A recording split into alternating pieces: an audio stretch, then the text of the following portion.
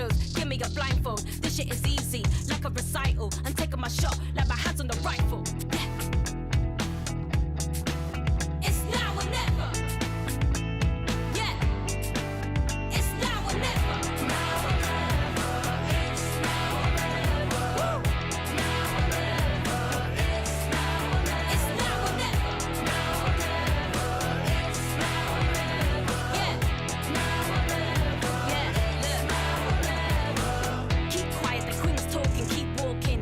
Couple of rings brought in, lines choking. Couple of reporters reporting. Firing line with the red dot, no recordings. Taking the title like there are no rivals. Doing the eyes closed, give me a blindfold. This shit is easy, like a recital. I'm taking my shot, like my hands on the rifle. Yeah.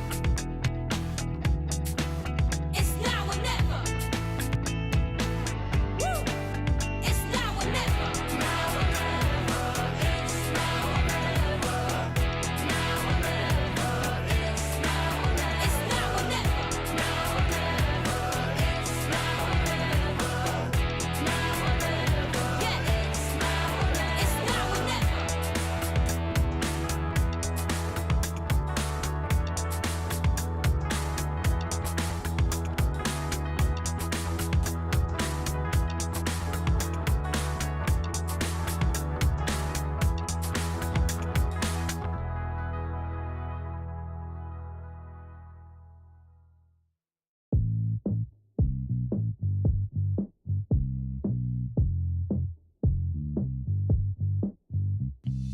Ooh, you love the fame, you are not the same. Girl, when I was with you, strung around the place, makeup on your face. Tell me what's your issue? What did I do? What did I try to make you happy? Thought that I proved, thought that you told me that you love me. But now you're in the spotlight and you're cruising.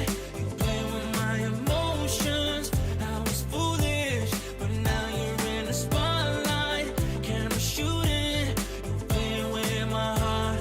You're playing with my heart. And now you're in the spotlight and you're cruising. You play with my emotions. I was foolish, playing with my. Now we know you fake. I just wanna say you've got tunnel vision. Enjoy with your mates, 'cause I'm on my way. You've made my decision. What did I do? What did I try to make you happy? Thought that I proved, thought that you told me that you love me. But now you're in the spotlight and you're cruising. You play with my emotions. I was foolish, but now you're in the spotlight. Camera shooting. You're playing with my heart. You're playing with my heart. But now you're in the spotlight and you're cruising. You play with my emotions. I was foolish, but now you're in the spotlight. Camera shooting. You're playing with my heart. You're playing with my heart.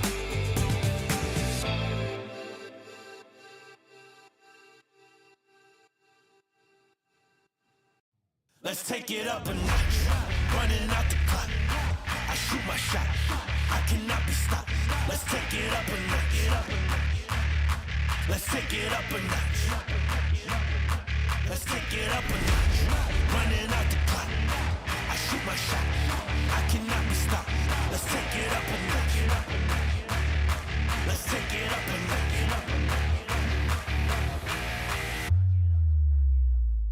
Let's take it up a notch.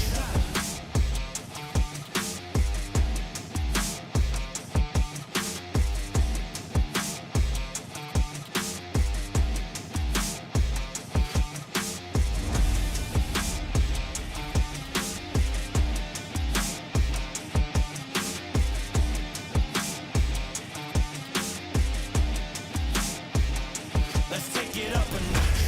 Running out the clock. I shoot my shot. I cannot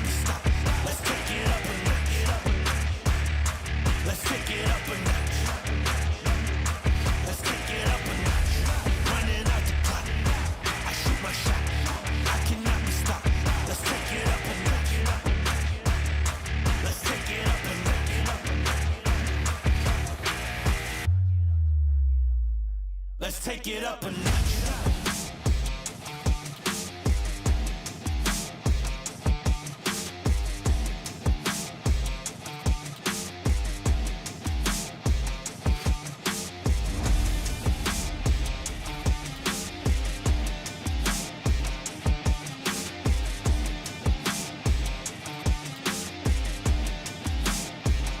Let's take it up a notch. Running out the clock. I shoot my shot. I cannot be stopped. Let's take it up a notch. Let's take it up a notch. Let's take it up a notch. Running out the clock. I shoot my shot. I cannot be stopped. Let's take it up a notch. Let's take it up a notch.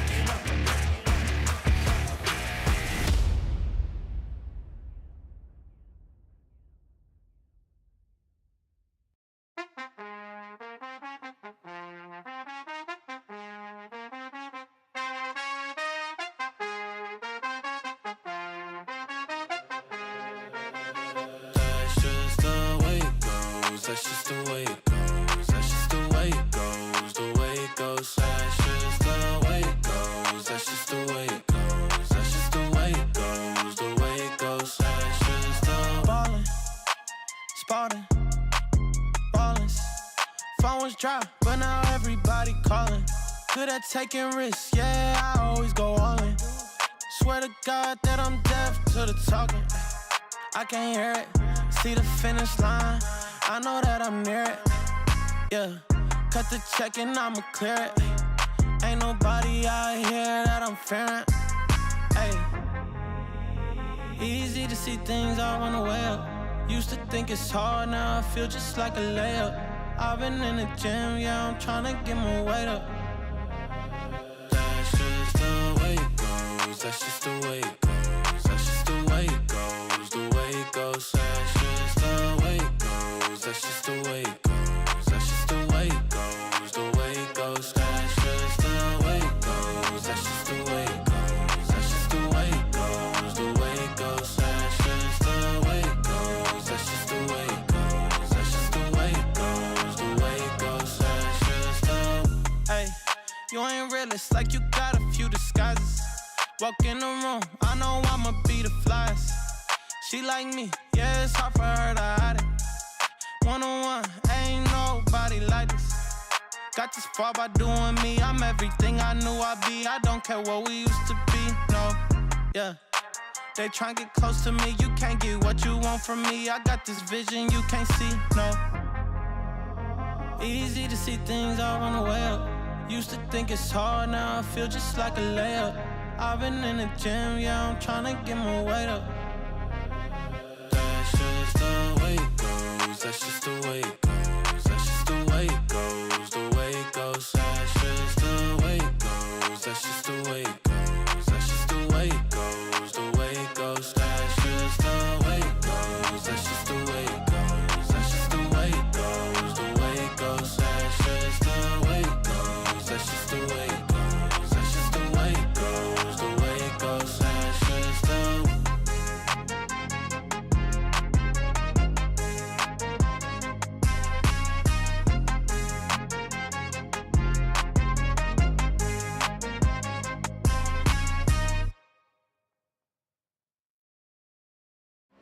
One time for your mind, get rockin'. One time for your mind, we poppin'. One time for your mind, no maybes. Just yes, yo, release the stress. In the place to be, we rhyme.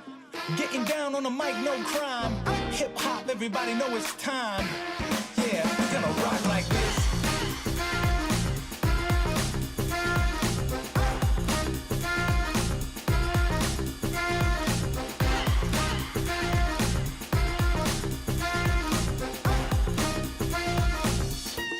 Yeah, we're gonna rock like this. Yeah, we're gonna rock like this. We're gonna rock like this. Yeah, we're gonna rock like this. We're gonna rock like this. I just can't stop. No, no. Yeah, you got me, yeah. Ooh, no, I just can't stop.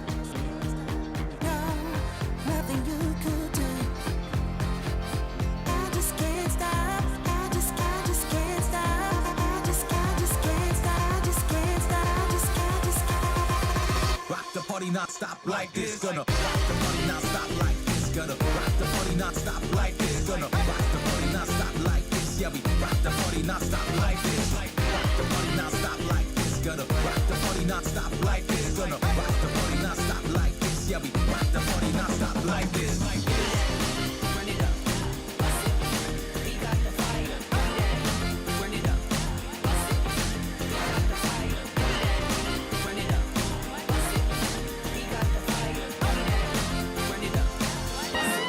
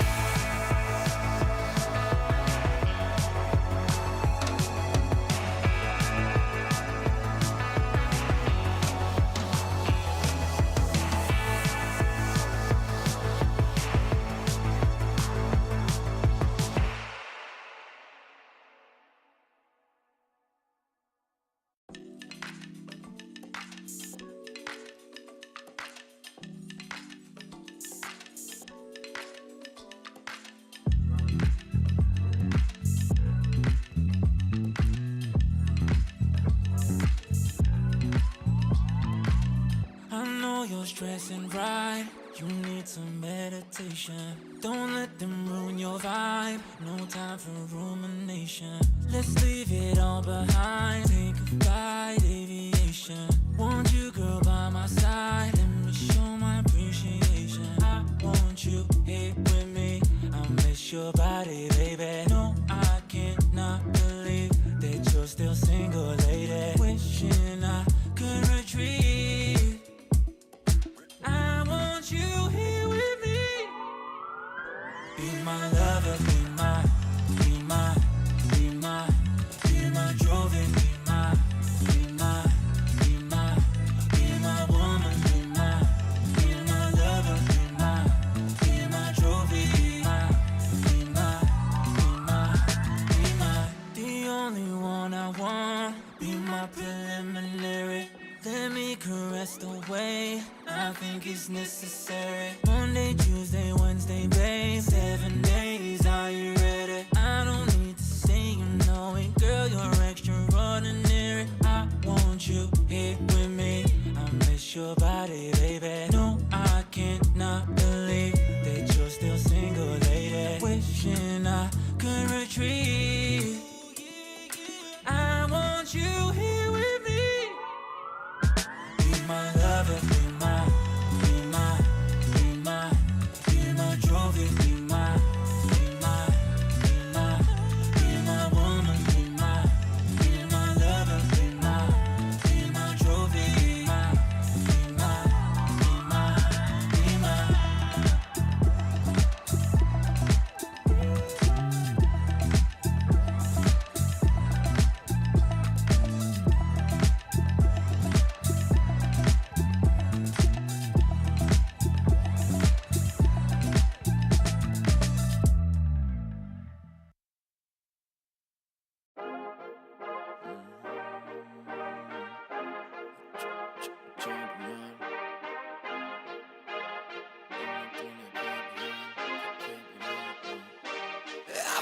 like a champion.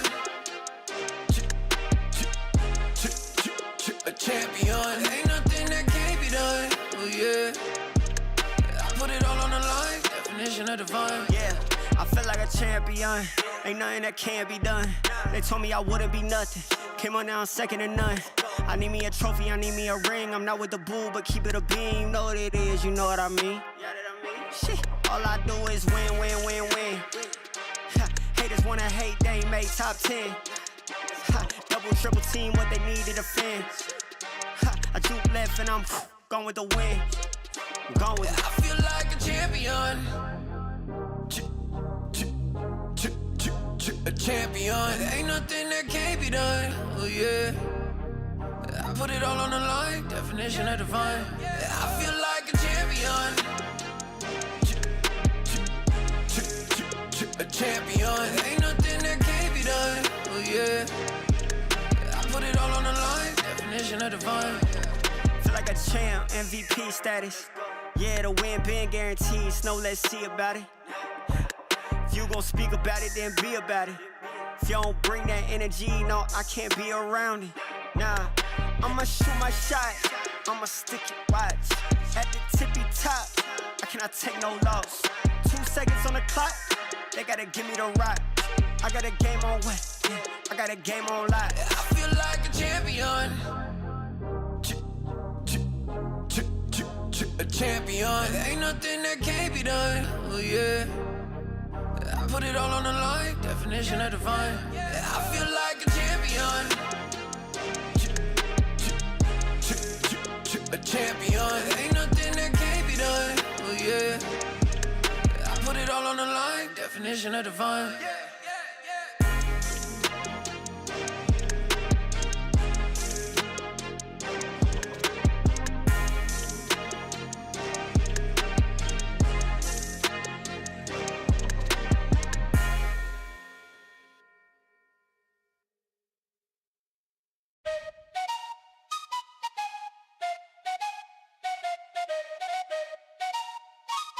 Let's go.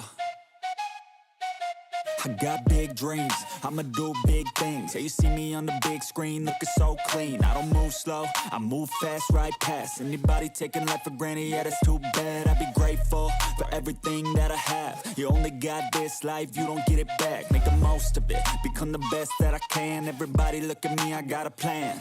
You gotta work hard, play hard, do it from the start. Cause how you do anything is everything you start. Stay consistent and do it every day. Don't let fatigue get in your way. Cause 10% of something is better than nothing. You better do something if you wanna be something. I can feel my stomach rumbling, I'm hungry. Big things coming, I ain't bluffing, yeah. No, I don't wanna stay the same, yeah. So I keep pushing through the pain, yeah. That's the only way to make a change, yeah. So I fight every day and train, yeah. It'll all be worth it. One day it'll all be worth it. So I keep pushing through the pain, yeah. That's the only way to make a change, yeah. I've had enough, I'm making my own luck. Adrenaline, my drug, I'm sick of feeling stuck. I got this, will not quit to the top, I promise. Cause I've had enough.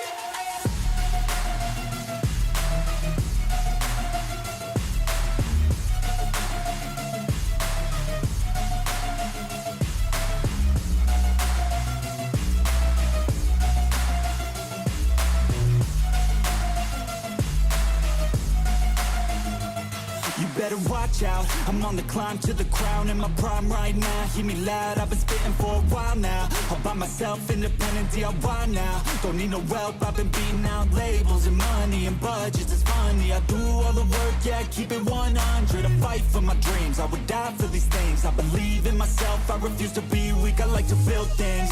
Empires out of buildings. I wanna leave a legacy of helping others find they feel things, of motivating and killing depression, exhaustion. We need some healing. I work through the pain. I like seeing gains. I keep my head down, buried, walk through the flames. Yeah, I do this every day, even when I feel drained. A true man pushes through. You don't hear complaints.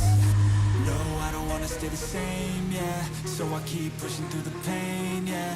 That's the only way to make a change, yeah. So I fight every day and train, yeah. It'll all be worth it. One day it'll all be worth it.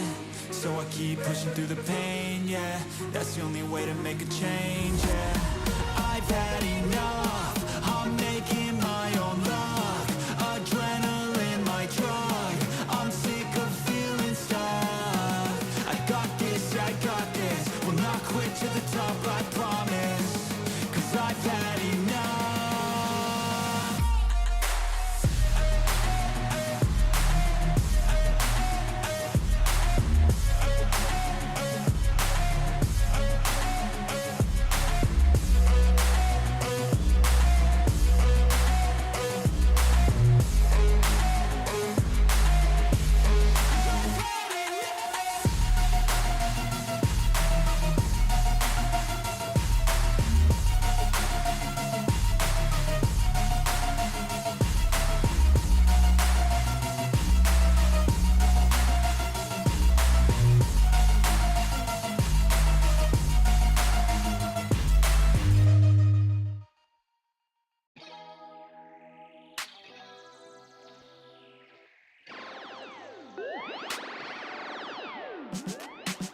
Feeling good, feeling great on my time. Won't let a hater block my shine. I'm just living my life. Too busy chasing good vibes. Chasing good vibes. Chasing good vibes. Chasing good vibes. Too busy chasing good vibes. I'm feeling good, feeling great now. A hater can't play with my day now. Get that negativity out of my face now. In my city, I'm the man of my state now. Yeah, I'm living life to the fullest. Baby girl, you're talking to the realest. Energy and joy, you can't steal it. Good vibes all around. Baby, tell me, can you feel it? I woke up, so I'm blessed. Just another chapter in the test. I know I'm doing better than the rest. Got a smile on my face, showing teeth for the crest. It's no sweat, I'm a vibe in my own right. Go time in the sun, yes, I'm gon' shine. So fine, got a baddie on my phone line. Feeling good, feeling great, chasing these good vibes. Feeling good, feeling great on my time. Won't let a hater block my shine. I'm just living my life. Too busy chasing good vibes. Chasing good vibes. Chasing good vibes. Chasing good vibes. Too busy chasing good vibes.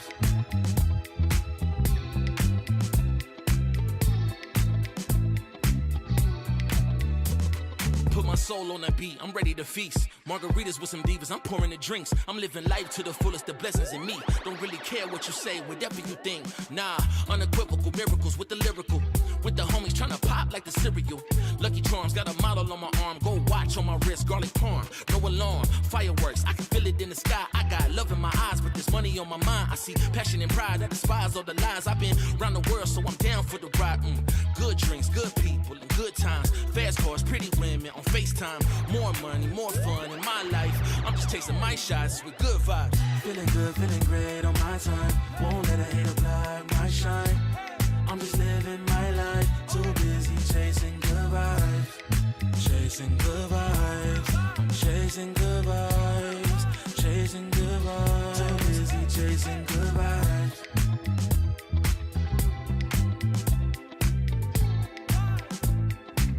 Too busy chasing good vibes.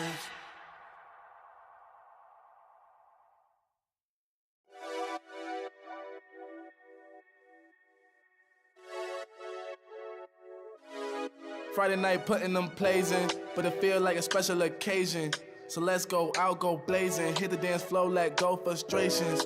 I might have a hidden agenda, but my intention's pure. I'll give you all that I got, and I hope that you don't need more. It's okay, just take my hand now. Damn near sweating your hair out. You got me creasing my sneakers. That's usually something I care about. Couldn't see the path, but it's clear now. You was in my dreams, but you here now. And I just want a little dance and a reason to change my plans. All I want is for you to dance with me, with your hands in the air.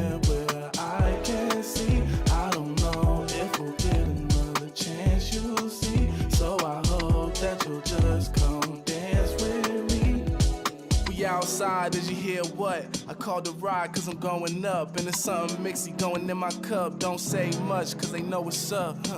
You know it get cold on the late night. We getting all close like it's day night.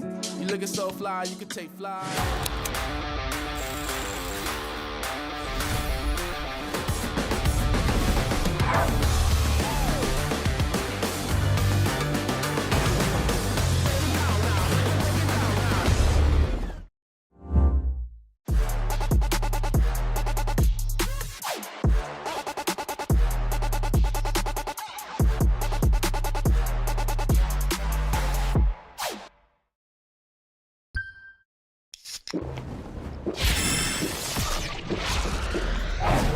Red Bull gives you wings.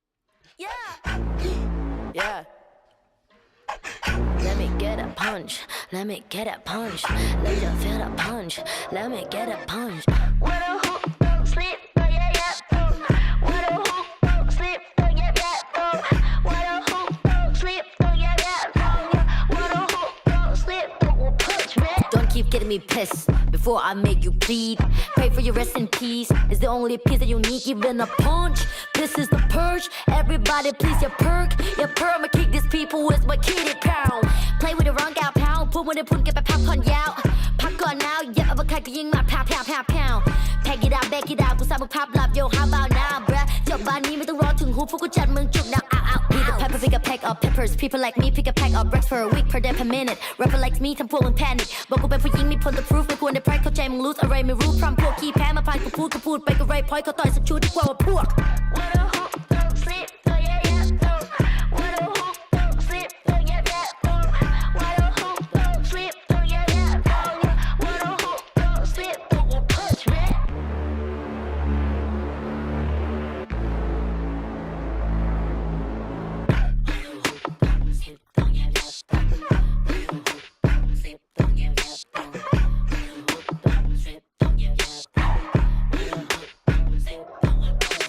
All problems are proved in one punch. All battles are beat in one punch. For you to sleep with this one punch. ไม่สะเทือนกูสักนิดกูขอสกิด one punch. ชีวิตที่กูโดนมามากกว่า one punch. วันนั้นที่กูเจอกูสักคนมา one punch. One day, one life, one dream, one punch. If you have one shot, better have one punch. Eminem said, Millie Rabbit, and the road short. You just catfish. Kevin said, พ่อแม่คือความจริง Summer and phone ที่คือ passion ผลลัพธ์คือ I'm the best, bruh. What a hoop, don't sleep, oh yeah yeah, oh. What a hoop, don't sleep, oh yeah yeah, oh. What a hoop, don't sleep, oh yeah yeah, oh. What a hoop, don't sleep, don't punch me.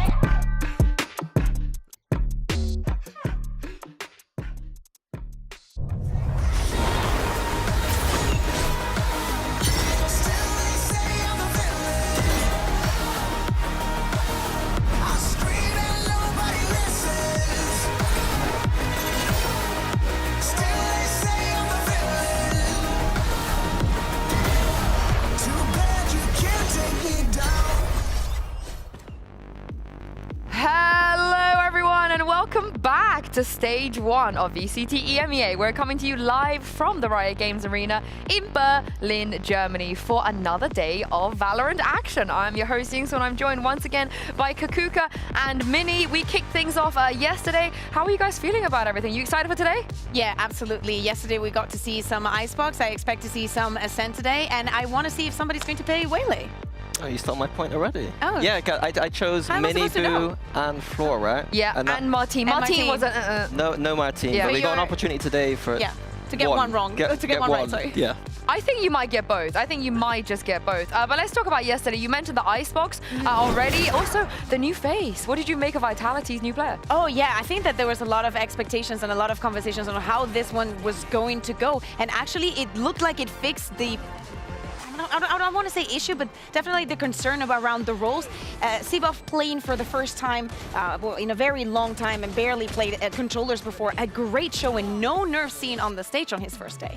Yeah, I think that he played brilliantly. And I think for me, I was a bit worried seeing a roster change from Vitality. You kind of put a question mark there, especially dropping a player like Trex, who's obviously phenomenal. But they've come back and looked like the same Vitality we saw in kickoff. And what did you make of Casey's comps yesterday? I mean, I've not been a fan of Casey's comps for a long time, so I think that I can't keep... The narrative continues. I can't keep hitting this dead horse, you know what I mean? So yeah, I'm a bit worried for them. For KC? For KC. Yeah, I mean, I think definitely after the bind is gone, now we see them peeking onto the icebox, and it was still too close to be for comfort, and BBL having that turnaround game. So, of course, they managed to get the first win. Of course, as we can see the group standings here right now, if you're Vitality, you are just full chilling. But also to remind you guys that if in the scenario of a tiebreaker, it will be dealt by head-to-head and then map difference and then round difference. But Kukuka, the round difference here is pretty stark in Group Alpha. Yeah, exactly. I mean, obviously in the BBL versus KC, we did go to that third map and whatnot, but starting off the league with a -15 for the side is Giant X, finishing on a 13-2. I believe that was on that second map on your pick on Lotus. It's not a good sign, you know, it's not done, but right now it doesn't look the best. It doesn't indeed, but hey, it's a long season, and we have more teams that's going to be in action today, starting with Heretics versus Apex, followed by Foot versus Koi as well. Do you have an alliance here? You know, are you Spain? Are you Turkey? Are you France? Like, what is it, Minnie? What is it? Because you know I'm Turkey, you know she's Spain, so... well, are you France then by default? No, I don't have alliances. You don't have an alliance? Okay. I want good Valorant. That's my alliance. We can win him over. We can win him over. We have plenty of time. And speaking of time, it is coming up to the 5-year anniversary of Valorant. So we're going to bring you guys some throwbacks every single Thursday. Look at this beautiful wall behind us. A lot of great memories. Minnie somehow making it into 3 of them. So well done. I don't think we've ever been in this back horse. So that's an achievement, Minnie. Well done. But today I had the chance to catch up with Avova and take a trip down memory lane. We can't possibly do a throwback Thursday without one of the veteran players in all of Valorant, especially here in VCT EMEA. Avova, welcome back to this cozy setting. Now, I don't know if you are aware, there's a lot of things happening today. There's a lot of anniversary we need to address. Of course, you will be playing Heretics a bit later. Yep. But it is the 3-year anniversary of you qualifying to Masters Reykjavik in 2022, pretty much to the day. Yeah. Do you remember who you beat to qualify? I don't remember, actually. You don't remember who you beat to qualify? Luckily, we have some footage I want to show you, and maybe you can tell me if this brings up any memory, good memories or not. If you take your eyes over to that screen. Do you remember now? Liquid? Mm-hmm. Honestly. Oh, yeah, now I remember. yes. Yeah, what happened? I mean, I feel like we were kind of underdogs at this point, like with the new roster, with Meta and Hoodie. I don't know, a lot of stuff has been happening, and I just remember being so happy winning with this roster. Yeah, because you beat Liquid, and then you had to play Fnatic next, and that was like a really big rivalry back in the day, right? G2 Fnatic, that was a big deal. And then you got to play FPX in the grand final. Unfortunately, you didn't win that final. Yeah, I remember their icebox. Like, we had the best icebox at that point. Yeah. I remember FPX just went with their new comp, some KO, I remember. And we just got destroyed, I remember that. Was that the Pipson icebox? It was Pipson, right? I mean, we had Pipson, yeah. Yeah. It was when you win like 13, 12 rounds in a row. Yeah, over and over. We had a really good icebox. I think we had, maybe I forgot, but it was like 14-0 or something like that. It was And we did good. pretty good. Like, we had a long win streak, and people couldn't figure it out, and then FPX destroyed us on this one. Everyone's copying you too, I remember. They were copying what you were doing. Could you tell me a little bit about the difference between G2 then and G2 now? Because a lot of people watching might not remember the G2 then. I mean, the G2 then, I don't know, it was just vibes. Especially the first month, it was just full vibes. Like, we have Cold Mensa and Kalox with us. I don't know, we just had so much fun.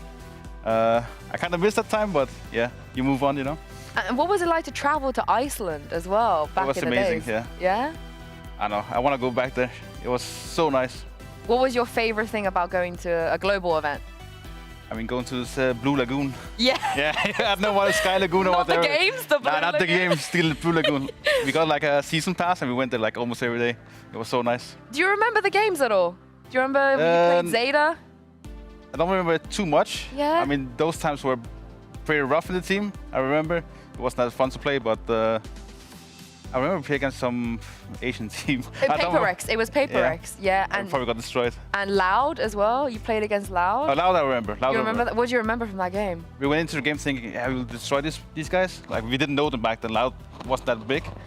And then we got absolutely destroyed, I remember. Yeah. And lastly, before I let you go, what are you looking forward to the next 5 years of Valorant? It's been a long 5 years already. New controller agents, please. I'm so tired of playing Omen like most of the maps and then one Astro map on Pearl, let's say, and yeah. All right, I'll call my play people. something new. I want to play something new. I'll call my people. Yeah. I'll sort that out for you. I'll sort that out for you. Thank you very much, Avova, and I really hope to see you win more tournaments in the next 5 years. Thank you so much. And of course, for Avova, it's G2 Avova, then Heretics, then G2, then Heretics. Now he gets to play against Heretics. A lot of things going on. So let's talk about Team Heretics, because Kakuka, Boo had some words to say. So what do you make about his takes on Twitter, his tweet? Yeah, exactly. We know that there's been some mix and match here with the teams. Some players coming in from other regions, some players from some teams going into other teams. And Boo went on Twitter and said something, I think pretty generally, after seeing just after kickoff that teams were already making changes about what is it about not staying together instead of chasing instant results. And I wanted to ask Mini about this take, actually, because to me is a bit brave, but I want to have your thoughts on Mini, this. is EMEA in shambles? Yes. Because of I this? think that there's a balance here. Journalism. Yesterday on the post plan, Yampi said that teams that made changes at this point of the season messed up their off-season. I agree with that take, but on some level that if it's not going well, you've got to make a change. Unfortunately for Boo, his team last year did phenomenally all year, so you never have to think about that. And I think this is a bit of a... If I was a coach for his team right now who's not doing so well for the first time, you know, if they don't do well this stage, like, you do have to start thinking about these things. So it's a luxurious spot they're in your opinion. But this is the thing, they didn't make any roster changes, but perhaps maybe role changes you think could be necessary? Yeah, I think that at the beginning of the year, we were expecting to see the Team Heretics that we saw throughout almost the entirety of 2024. Yes, getting a lot of second places, but always making it to those events and having very, very good showings. And yes, they managed to win their couple opening matches, and then kaboom, absolute silence. We saw them, and even at the beginning of kickoff, they were feeling sick, and they even had a better showing than in the games that mattered the most. Yeah, let's talk about the role changes, because we do have Miniboo and Vud, of course, and a lot of people feel like they can maybe both play the duelist, maybe one of them can play the duelist. Mini, where do you stay for this? If you're going to put Woot on a duelist, like my take on it is that like if you're going to put Woot on duelist in this team, then Miniboo has played duelist too and has a double duelist angle. That works. But I'm not hot on double duelist. Okay, you will keep with Miniboo. I would keep with Miniboo here. If Woot becomes a duelist, it means Miniboo's got to go. Oh wow, okay, that's okay, fair. Wow. Okay. I think that there were some questions that we have with the roles. We heard them say that Wood was not a fan of using lineups and whatnot. But of course, I think that the concern is about comfort, right? And Miniboo did not look comfortable in kickoff. Everybody thought that, well, at least their take was that Neon was not good anymore, and they removed her from many of their compositions, almost all of them. But now maybe after they've seen some things, and probably internationally, they've changed their minds. Well, this is the thing though. On the other side, Apex, they did make a change. I don't think Boo's tweet was aimed at this, you know. It felt more general about EMEA. But of course, for Apex, they bring an import all the way from VCT Pacific. We're gonna treat him good. We're gonna treat him well. Don't worry. None of that America's rubbish we're gonna do. We're gonna treat him well. Of course, Governor coming in to replace Hype. Mini, Governor's been around for so long. I'm sure you've watched him play many times, right? At this point. I haven't watched Governor play that often, to be honest with you. Oh, I'm going to tell Heck badly here. I'm telling Frosted. I'm running and telling Frosted instantly. I'm an Americas and EMEA enjoyer. I don't watch Apex. He played in Americas. But he played in Tier 2 in Americas a lot. I'm excited for him to come. Yeah. But like, you know, I haven't watched him that much. His former coach, though, gave him a big vouch. And Kakuka, we know Hector. Yes. He likes to talk, but I believe him.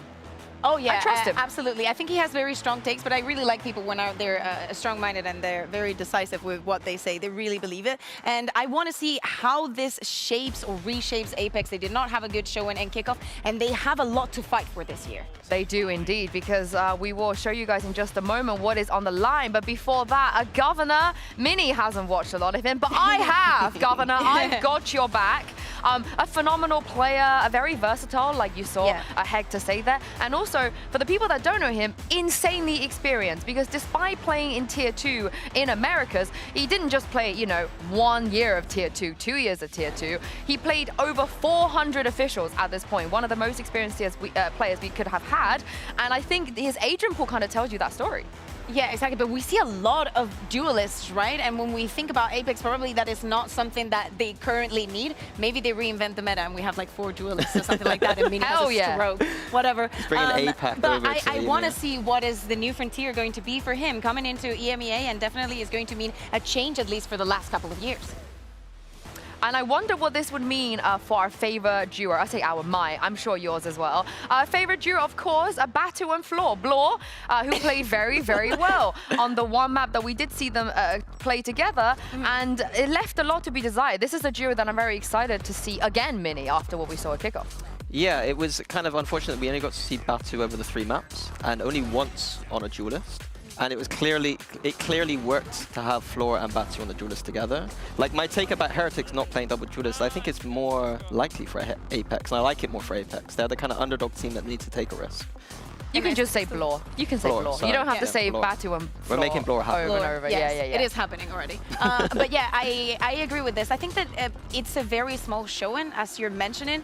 Apex only played a couple of matches, and in one of them, Batu wasn't even there. And what you're saying, we did not see the double duelist at its full extent. But if there is something that we need to be hyped about this time around, I see what you did. is actually seeing how they can use the double duelist. And now they have all the tools that they need. Even if there's a duelist they don't feel like having, they also have a governor to fill in if needed. Yeah, and I also want to confirm, because I've seen a lot of whispers about who is going to be IGLing for this team. It will be Mosey, governor. He has a lot of experience in that department. Maybe he can contribute down the line. But from speaking to the players on Apex, it will be Mosey leading the team in stage 1 at least. You mentioned the stakes earlier, Kukuka, because it is pretty scary if you're an Apex fan. Yeah, exactly. So as you know, the 2 teams that ascended to VCT EMEA are also at stake of losing their spot this year. For them, making champs is the best that could happen. If you make champs, you have your slot secured.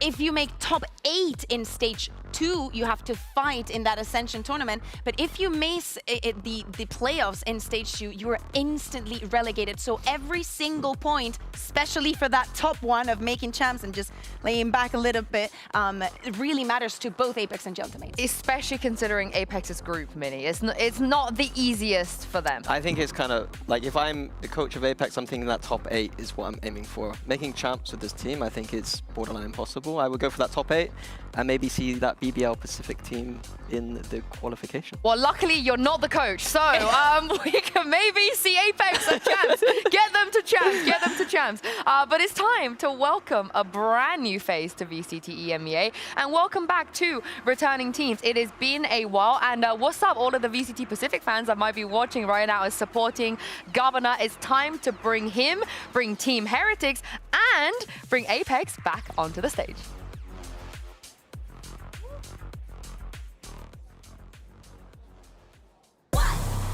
Check my pedigree, I got legacy in my pop. You playing hopscotch, I'm at top notch on the block. Shouldn't slide like me, nah. Spice it up with a sauce. Yeah, my Lord said don't do it, I said bop, bop, bop.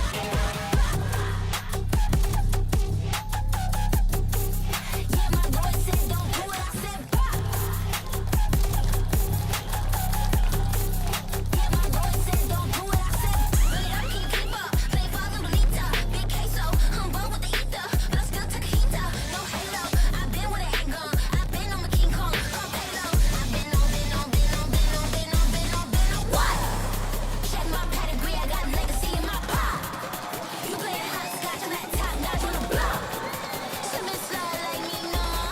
Spice it up with a sauce. Yeah, my Lord said don't do it. I said what? Check my pedigree. I got legacy in my pop. You playing hopscotch, I'm at top notch on the block. Shouldn't slide like me, nah. Cholula with the sauce. Yeah, my Lord said don't do it. I said what? Welcome to EMEA, Governor, and welcome back, Heretics and Apex. I think the one question on everybody's minds is what new things can we expect from both of these teams, and how it could work, especially with the map vetoes. Yeah, exactly, because now that Ascent is back, Split? Wait, what? Split? Team, I was going to make the point that Team Heretics spent the entirety of last year banning this Ascent is somewhere that they did not want to go, and both of the teams during kickoff were banning that Split. Yeah, they both banned Split. Like you said, Heretics were dodging that Ascent harder than I dodge my X. And Mini, at this point, it feels like they must be bringing out some nice things, right? There must be something new. Yeah, I think I want to make the point here that this kind of map veto for Heretics is setting them up for like a good run. Like I think they banning the Pro, which is both teams' good map, signifies one of two things. Either they're very confident in their 7-map pool, or they know that Apex isn't a challenge here, and they want to make their Ascent and Icebox look good for a deeper run. Oh wow, that's a risk though, no? We're in such a good place right here because with Heretics not banning the splits, they might think that Apex was going to double down and that they were something that maybe they didn't have to worry, or a map that even if it was not banned, it was not going to be picked by either of the two, and that might have been a twist there. But also Ascent and the Waylay conversation that we were having, if we think about maps where she could be used, I think that Ascent will be one of them. I also want to say, because of what I'm saying about Heretics taking that risk, this is a very nice veto for Apex. I think if you're coming into a split and you've got 2 fresh maps coming in your first match, that's a perfect opportunity to, you know, go close. I completely agree with you, especially when, like you said, it's an Ascent that Heretics, there were things they were amazing at, you know, the Sunset, here and there, all of the other maps they could do something them to with. The Icebox. Yeah, me too. I was also expecting maybe they would go towards the Icebox. Icebox will be map 3. If the world is, like you said, Mini, they want to test their things, they want to get reps, they want to solidify their game plan, I think it's a little bit risky to do against Apex. I feel like the biggest risk you can take is underestimating these group of players. And let's not forget, despite their result, Floor was insane. Yeah. Floor was absolutely phenomenal, and I would not be surprised if we see a Waylay instantly. And congratulations, you got something right. I got one right. I am very happy. Not only that, we're also going to see Multi going on the Deadlock. Remember, the changes that we've seen on the Agent makes it even more viable. So going in for the double Sentinel on this one for Apex, I absolutely love it. Yeah, it's that tier 2 NA that we've been talking about coming in from Apex. And Heretics have a very standard approach though. No Teo at all on both sides. That's a bit surprising to me. No Vice. Bit of a surprise, but the Deadlock I love here. I like seeing Woods on the KO. I think that is comfort for him. We're also mentioning him. I think that the big breakthrough has to be for them too. We know that Rians is going to have a good game. Boo's also on a comfort role. Benji for the same. But it's them two, is Miniboo and Woods, that we were discussing of, and that we need to see breakthrough today because it's one of the biggest strengths that this team has. I think specifically about the KO, it's a very good agent against the double Sentinel. Like the Deadlock's there trying to find net traps to like trap into either of the mains. If the KO can just knife the Deadlock out, it's a pretty good counter. Are you surprised that neither of the teams have gone for the tickle? Yes, I think that Teo is very good on this map. What would you, if you were to put it, for example, in the Heretics composition, what would you take out? What would I take out? Do you remove the drone? Sova. Do you remove the Sova. The drone? Yeah. Yeah, I mean, But the problem is that Rians hasn't played Teo at all, so it looks like they're not going to lean into that kind of idea. Well, we'll have to see the rest of the maps, right? Because Ascent has been around for such a long time. I think that it is more that first impression of kickoff and the maps that we had there that probably have seen the bigger effect of Tickle. Yeah, and I just want to quickly mention the fact that it's Batu playing Cypher. For me, I think that's the last role that we would have expected him to be shifting it on. Floor, of course, has played Yoru plenty of times before, even on this map too. So it does feel like they must have some kind of priority there. Batu could be on his Alpha Year arc. I see them as very similar players in a sense that they could do these things. They could frag. And I'm excited to see the synergy here because I'm assuming they will do the, you know, the Ratty, Deadlock, Cypher stuff together. Maybe Batu and Mosey playing on the same side. They're starting on the defense as well. So there's a lot we can expect from this comp. Yeah, absolutely. Yeah, the head-to-head between Floor and Miniboo. Floor on that Yoru, and we know what she can do with the operator, how well and self-sufficient she is. So seeing also Miniboo with that Waylay, I want to see how she deals with the situation. I can't wait to see it, honestly. I'm just so glad that Mini was right. Mini called it off the bat. Yesterday with Martin, a little bit unlucky, but we have the Waylay on Miniboo. I'm sure at some point we'll see the Waylay on Floor as well, but this Miniboo versus Floor head-to-head is interesting because I firmly believe Floor really has what it takes to and thrives under potentially, pressure. you know, to potentially diff Miniboo here as well. Yeah, absolutely. They know the Team Heretics are one of the titans of EMEA, regardless of what happened in kickoff. What happened in 2024 is what must not be forgotten. And this is the kind of team that will find what they need to bounce back. And I like that Boo is on Omen. You know, we didn't even have time to really talk about the other things they were experimenting because this is comfort Mini. This is maybe what we want to see from Team Heretics. Yeah, Wood seemed pretty good on Astra in kickoff, but I think that putting the IGL on the smokes is the correct decision in my opinion. I'm a big IGL smokes guy, so I think that makes sense. You're going after Molsey? That's what you're saying? Molsey's never really been a smokes player. Yeah, so. but also Avova's on your team, you know? You can't be nicking that off of... but make no sense. I was off of going after Avova. him. I also want to quickly mention Benji too, because this was a player that Mini was one of, if not the best player in his role, and at kickoff, he struggled a little bit. Yeah, he didn't have a... I think even himself, he will know that his kickoff wasn't a fantastic one. And I do wonder if part of this Cypher pick is because of his maybe lack of comfort around the Vi, so maybe he's just going to play into comfort more.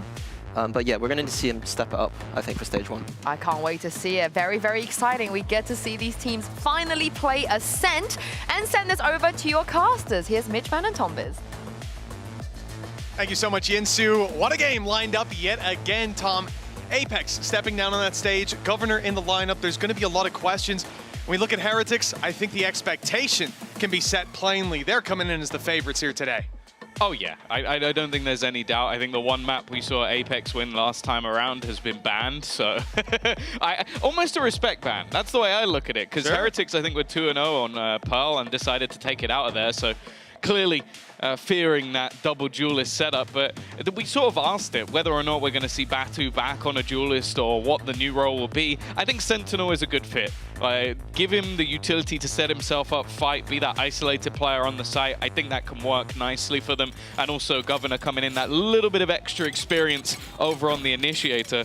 The main excitement, though, is the agent that, unfortunately, you can't see, but that is the Waylay. The Waylay is in play. Yeah, it's caught the graphics department by surprise. Of course, little bit of a bug on that HUD, and we'll work on it as we get through the game. We didn't want to keep the game from you folks at home, though, so we'll dive in anyways. But, of course, Miniboo playing the new agent Apex on the defensive side. And there's a challenge already. The paranoia is going to be used up, and we see the refract. This is Waylay's teleport to go back into middle where he's ready for the fight. Miniboo with the double keeps this in Heretics court. They have lost the spike, but I don't think that space is going to be easy for Apex to hold on to, and indeed they concede it.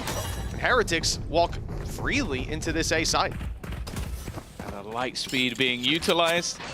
I'm just excited to get to cast a Waylay, honestly. I think we've seen a lot of difference of opinions, but when Jorgamo tells me that it's better than Jet, I believe it's better than Jet. Benji, well placed, already going to take one, does so much damage, they don't even know. They don't know a second player's there, a 1-2 punch, a little bit of depth to that little corner, and Heretics going to start things off strong with a pistol. Yeah, very strong start indeed, and getting to show off Waylay's utility belt like that as well. Of course, the dash that we saw, but that refract just as Miniboo comes out of that teleport, he's ready to fight, and you even notice dodging the net that had been thrown out as well.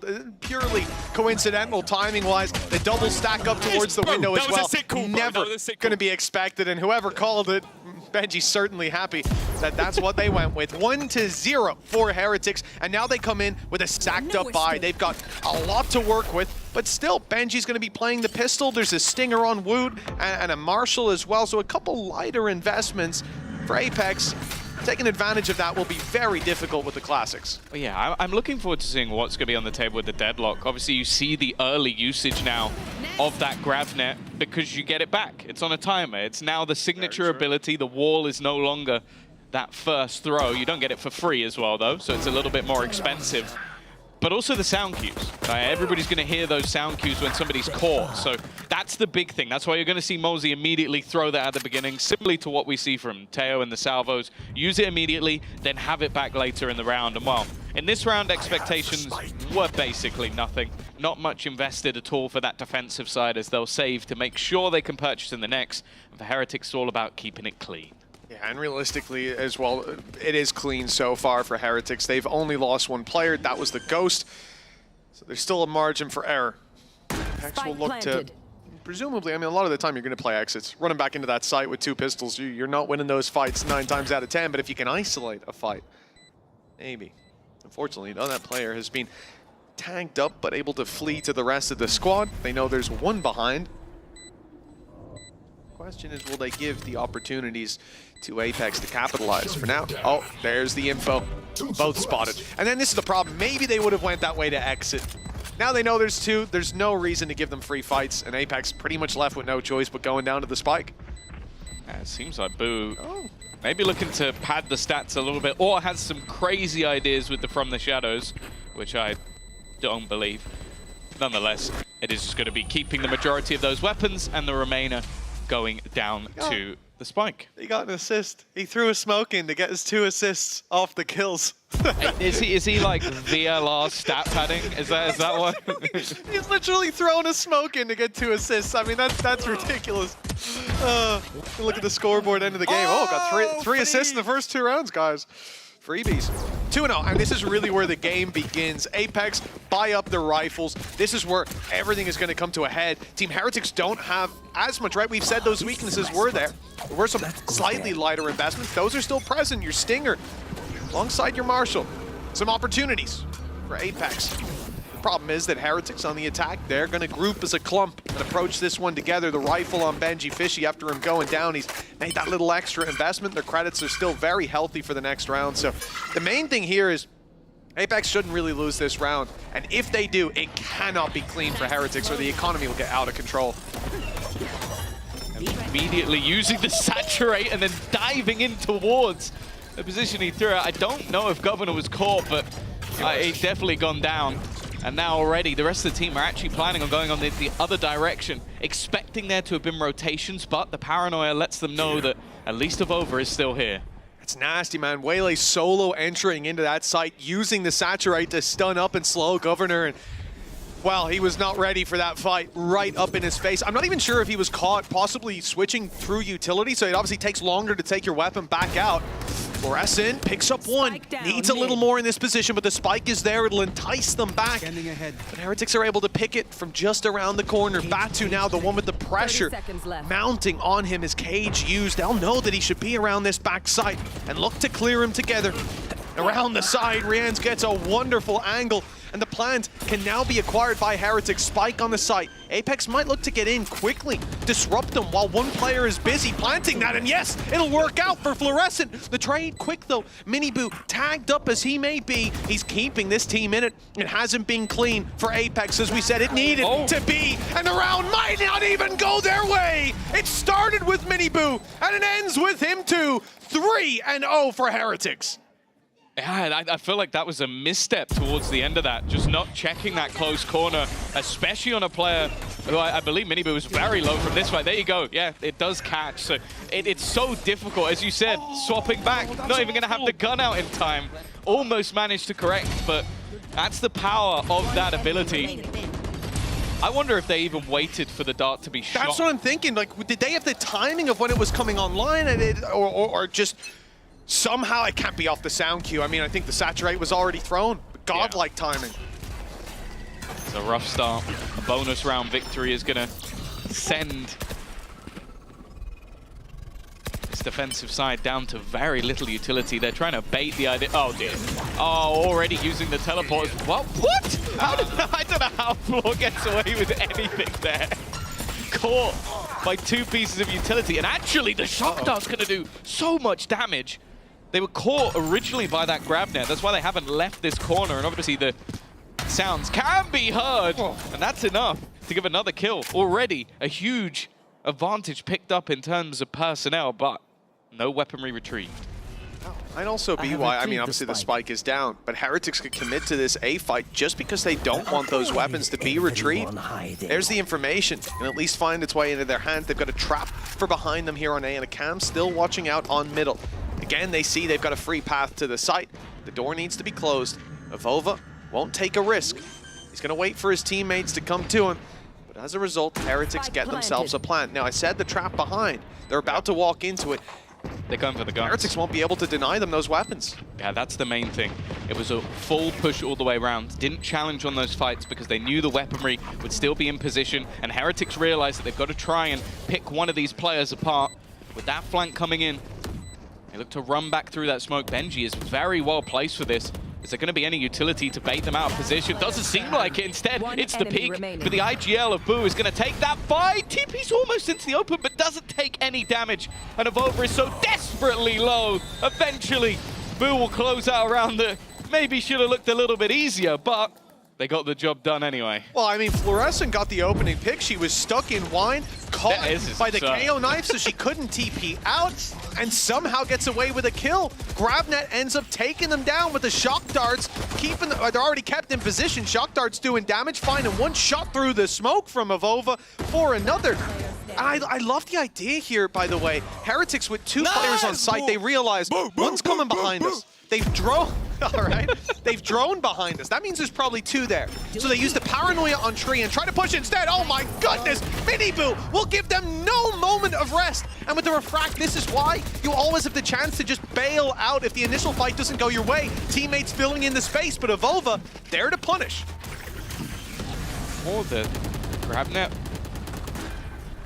Actually, I think that was the sensor. It's caused them some issues, but managing to get out without too many problems. The convergence path ready. Potential to stun up, but I love that. GrabNet used as a counter. They hear that it's connected, try and spam, but don't manage to get the damage. And now they're going to try and swing back in. However, things are turning all the way back. Avova with a quick double, though. And it falls apart, left onto one man standing once again. A second attempt at a triple. Actually, the time is ticking. They need to get someone onto this spike relatively soon. I think they're good. It looks like it. Big round from Avova, holding strong. I think we saw some good play in the round where they just had a Sheriff, but now that he's got a rifle in his hand, able to deal the damage right back into his opponents. And it is, the refract got them out of the initial engagement. They filled in the space on the back of it, and it looked like sight should be lost, but Avova steps up for one, and again denies this aggression. So I said last round, they used that paranoia. It landed on Avova, and he instantly repositioned, avoiding any sort of a punishment on that. And that gave them a real chance in the late round. This time, well, he took those chances by the horns. 4-1. Apex really needed that win early on as well. The good thing as well is with the 4-0, normally you'd expect a crazy amount of credits after losing a single round, but because it was only one surviving on the prior, this is pretty much everything there is for that Heretic side going into the next. Drone used over top to at least get some info, and actually, no, Governor immediately going to try and pop that Hunter's Fury and has managed to avoid them like the plague. That is unlucky. Especially when they're caught in such a narrow alleyway. But yeah, they've just about managed to dodge every burst of that ultimate. Early aggression from Apex with ults put in, get nothing. They're playing for the from the shadows. That's what it is. Boo can basically just rotate around the map, and if they find an opener, he can TP back to where his team is. This is something you can't normally do with the spike. There is a little bit of a worry that maybe someone pushes. I'm looking at Fluorescent with deep control in B. It does seem like at least the initial plan was to sell an idea over to that A site. And it hasn't worked too well. Still 2 players towards B. Miniboo goes down, no boots on the ground, no response from the side of Heretics, and alarm bells are ringing. Apex realize this might not be the commitment, and now they've seen players move into market. They know that it's a B hit, but Fluorescent is still ready and waiting. Batu with another, that's off the reveal, straight through the wall to Benji Fishy, and Governor emerges from the shadows to close out the round. Apex, they were trailing, and it was looking like Heretics may run away with it, but there's still some fight left in that other side. 2 rounds already, and as I said, that's now the economy reset. The one thing that is going to be available, or at least coming online, is Heretics ults. Other than obviously what we saw earlier with the Waylay ult, the convergence path has already been utilized, but everything else is either online or one away. That is a nice clean round though from Apex. This will keep their economy in a decent spot. Operator's still going to be in hand. By the looks of it, going to invest a little bit more than expected. In fact, Miniboo and Riens are going to come in with rifles. The same for Woot. It's definitely not the prettiest of vibes, but always potential with this squad. Shrouded steps being heard outside A. They have to worry about wine position being taken.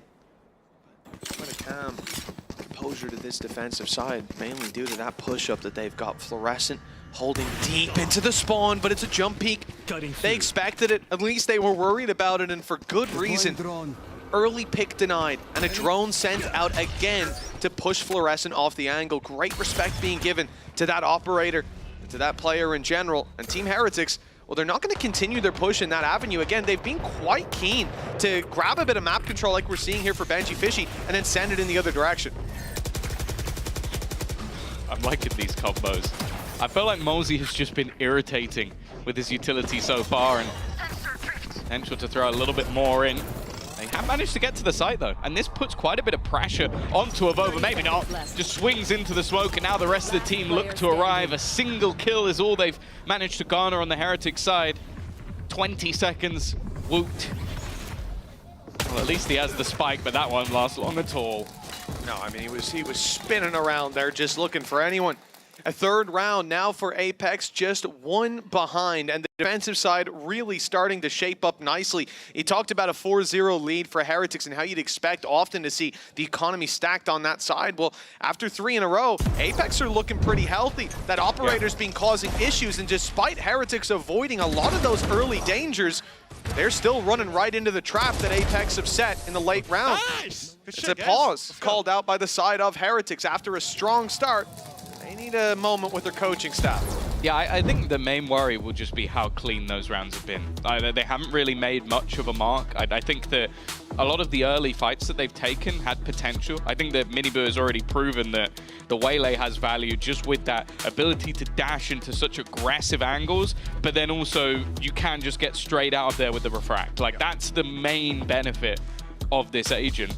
The problem, though, is, well, firstly, getting into that A side has been tough because Avova has been fantastic. Like, this has always been the thing with Avova. It's like, I feel like when he's in form, he's one of those players who is a bit like a Sentinel in the fact that he's just unkillable. Like, he's always in the right position. He's very good at giving up ground when it seems impossible. But then also, if there's a spot on the map that the team needs to hold for a retake, he's going to stay and hold that spot. Like, he was completely stuck on his own underneath the balcony in the last round. I believe he survived the whole round. So that's an Avova special. I don't think we've seen it as much in recent times, but if he can get back to what was peak Avova, which definitely feels like a while ago, this team now becomes a lot more dangerous than what we were expecting coming in. There's always a special place in my heart for an Avova Omen. Ninja Diffuse. You had the word Ninja Diffuse. Oh. There's been about 15 of them. It really does just have a different identity. Every game he plays on it. And indeed, here, there's been good decision-making. There's been big individual performances. Fluorescent not going to find the opening pick, but Benji's down to 5 HP. Might be a little consolation as the push comes in towards this A site. Lots of players from Apex here and ready to go. Malzy's got his utilities ultimate online as well, with 3 players on the site outside of him. This is not going to be an easy push. The smoke buys Avova. No. They haven't seen it, but eventually he will be spotted and taken down. They know the spike is here, though. Everybody's on their way from Apex to reinforce this A site, but that's a lot of targets for Riens, and he will pick up one. A 4v3 and a plant secured for Heretics. I don't know how Benji's alive. They used a neural theft, and he was under the balk on 5 HP, and somehow has managed to dance his way out of there. Evening things back up, and there we go. It was bound to happen eventually. Turning things back into an even spot. Annihilation thrown through, which will grasp another. Malzy has been fantastic, catches them, but they always seem tough to clear out Boo. Eventually the job is done. The ult will close out the round. Malzy from the grave. A Governor is going to bring things level. Governor's looking pretty good with that Odin as well. I got to say, I'm liking what I'm seeing. Should have listened to Frost. 4-4. They're tied up, and Apex, well, they've got a couple of heroes. Avova's had some good decision-making and big individual rounds. Governor's showing up. Fluorescent has just been a nightmare in those early fights. Always applying the pressure. Still, though, despite Benji going down to 5, he ends up being the one dealing with Avova. He ends up surviving down below and buying that little bit of extra time. It's impressive. But it's not enough. Beautiful. Beautiful. Neck and neck.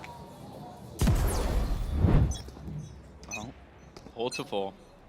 Flashbang. Expectation has been there for a while that the defense is where you expect them to thrive. Well, Miniboo, it doesn't matter if you can rewind time, you have to be alive to do it. And unfortunately, the last few rounds, that has been anything but the case. These very direct rounds just seem to really play into Fluorescent's hands. If you're going to try and run into angles with maybe a single flash, she will avoid it, and she will take you down. I think they've seen that Fluorescent was pushing aggressively in B main and just hoped that they could catch them while they're setting up for that control, but clearly not the case. With a different stance from Apex, they're ready to receive the blows from Heretics and deal back that little bit more. Now, the attacking side, 3 pistols left alongside Rienz's rifle, seem to be looking for a bit of space towards the A site. They've left a lurk outside of B, and the whole round, Benji's been looking for opportunities on A main. Ultimately, Apex aren't giving any. A very passive hold, and now with the wall going in from Deadlock and the op keeping B main control, it's very difficult for Heretics to find any space that isn't locked down by that defensive side. Oh, they are just running one by one into Fluorescent's operator. Finally, they'll take her down, but it seems too little too late, although it does get a little bit more interesting. If they can clear Batu, maybe they have a chance, but he's been sitting pretty at the back. I believe that was a dink through the wall. In fact, the shots are doing a lot of damage, but they're revealed to help. And Molsey there to make sure it doesn't get out of control. After a 4-0 deficit, Apex, they have the lead. Yeah, even got their op back as well, so economy going to be bolstered even further without that big investment. They're looking good, not just 5 rounds in a row, but big economy control, opening picks looking good, and Heretics maybe running out of answers. We've already seen them call 1 timeout, and things have not improved since then. But that last round was a lighter investment. They had the rifle on Rienz, but pistols backing it up. That's why they went for the more direct approach on B main, overwhelmed with numbers. But Apex, again, they were not falling for that. They weren't stepping into the trap. Now, though, rifles come out. Yeah, I think the worry as well is, I think now Miniboo hasn't had a kill for quite a few rounds. Those openers have been going completely against him. Again, they go for this direct approach, though. The rest of the map has been cleared by Fluorescent, but already, as the rotations attempt to come in, they have been slaughtered. A quick double opener for the side of Heretics, and maybe they're hoping for a little bit of Fluorescent magic to get them back into the round. I'm also just looking at the position of Benji Fishy. In the spawn. It's not the usual spot you'll see being held. I mean, I suppose it has the potential to really catch you off guard and leave you scratching your head. Apex have split up as well. Oh, well, never mind catching you off guard. I think they know that Benji's pretty close at this point. It's whether Apex are going to go for this. I mean, they've got credits and even a Vova coming close to max, but the fact that they're split into different avenues, they're not being given picks. They've now lost Fluorescent as well, and time is ticking. This is turning into just exits. They're going to try to wall them in. They're going to try to keep them inside of main and make them go down to the spike. That's gorgeous. That's nasty. That's gorgeous. Oh, man, take the round, but we'll take your economy. That's got to be so infuriating. Just forcing them to try and run through the tiny gap that they broke, and if they do, they actually end up dying to Molsey, which you don't want to feed the annihilation. So that's really rough at the end, but the double opener was fantastic. Like, this was the thing, the swing from Batu and the timing, if it was off by a millisecond. But yeah, this was the thing. It was a combination of the grab net as well, and there really wasn't any space for them to run away. Oh, interestingly, Apex are going to be the ones to take a pause here. After winning 5 rounds in a row, losing 1 to what was basically just a very fast double opener from the players that ran towards the B site. That's enough for them to try and cool things down, maybe noticing a couple of players being a bit over-aggressive, because you do have to bear in mind, they are on the defense. If this comes 6-6 or even 7-5 in Heretics' favor, even though there was a streak of rounds, they are not going to care. I think you especially have to be aware of the fact that in those first couple big rounds, it was Heretics finding quick opening kills. It was being Apex being caught off guard by the Waylay utility and how quickly they could close in that distance. And I think now you look at the previous round, same sort of early sign, getting blitzed, losing it in a flash. And so it's a good idea to take a step back and make sure in the next 2 rounds, that's not going to be the case. They had 5 in a row on that defensive side. Still room for this to be a decent lead moving into the next half, but well, I'm quietly optimistic that we'll see something nasty coming out of Heretics in these next 2 rounds. Rifles up, Miniboo and the squad mostly around this choke point. We could see a very direct hit from Miniboo. Oh, they're going to try and do another combo. That was an attempt with the grab net. I don't believe it connected, but it doesn't matter. Governor's got the opener and connected onto Miniboo. That's a lot of early damage. We mentioned those picks at the beginning of rounds, seemingly incredibly important for either of these sides. I don't think we've seen many rounds turn back on their head from that opening point. And once again, they're just running into a trap every single time. Even still, though, there has been a catch onto Avova. That's been a rarity. It's a big pick. Pressure might be on for Batu to find him. Oh, the cross! Never mind! Fluorescence there with the op. The collat puts them well ahead at 2v3 for Heretics with the plant coming in. And Apex all together walking out of heaven. Abu couldn't even come out to trade. He was caught by the grav net. And now as they go for the defuse, it's a high-low setup. Governor down below and Batu up top. Clean stuff from Apex. And the advantage is now theirs. This feels like another one of those games where people will go to the end of the game looking at, as like a scoreboard warrior and go like, why is Malsey even on this team? He has caused someone with a crab net. I don't even want to say once a round. I think every single round it's a multi-catch with that recurring utility. And every single time it's been an irritation, be it wiping half the squad. Like he's 5-9 and 5. You go, no, he's not really playing that well, is he? He's been fantastic. And I do think a lot of it has just been general irritation. Like, oh, I want to swing with my I'm stuck. Oh, I want to get out of this, I'm stuck. Like, it's just frustration. And while that'll be Apex now taking the lead after that slow start. Riens will have the Hunter's Fury, the same for the Convergence path as well. The problem is the guns. I think the main thing is that disruption Malsey's been bringing, but now the ultimate is online for final round. Someone from Heretics is probably getting put into a cocoon. We shall see. The A side is currently the target. Fluorescent not here with the operator for the early pick. Wind out. Governor very much ready to go. The ult put through by Miniboo, diving in at light speed. It's an easy opener, and a Saturate catches one.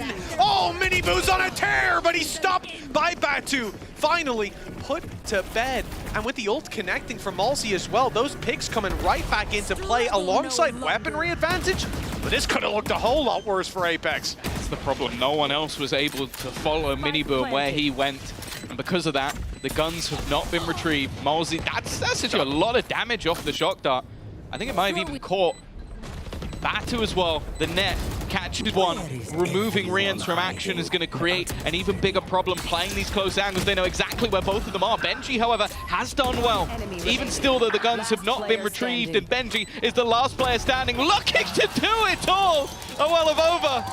As we mentioned, he is a man known for his style. He'll close it out with the shorty. Well, it's his own smoke that gets him both those kills. Off the reveal, he can spam through for one, and, well, the jumping shorty is a little bit of a different flavor. 7-5 after a strong start from Heretics. They put 4-0 up, but struggled to get off that starting block. We'll see how the second half goes after the break. One enemy remaining. Last player standing.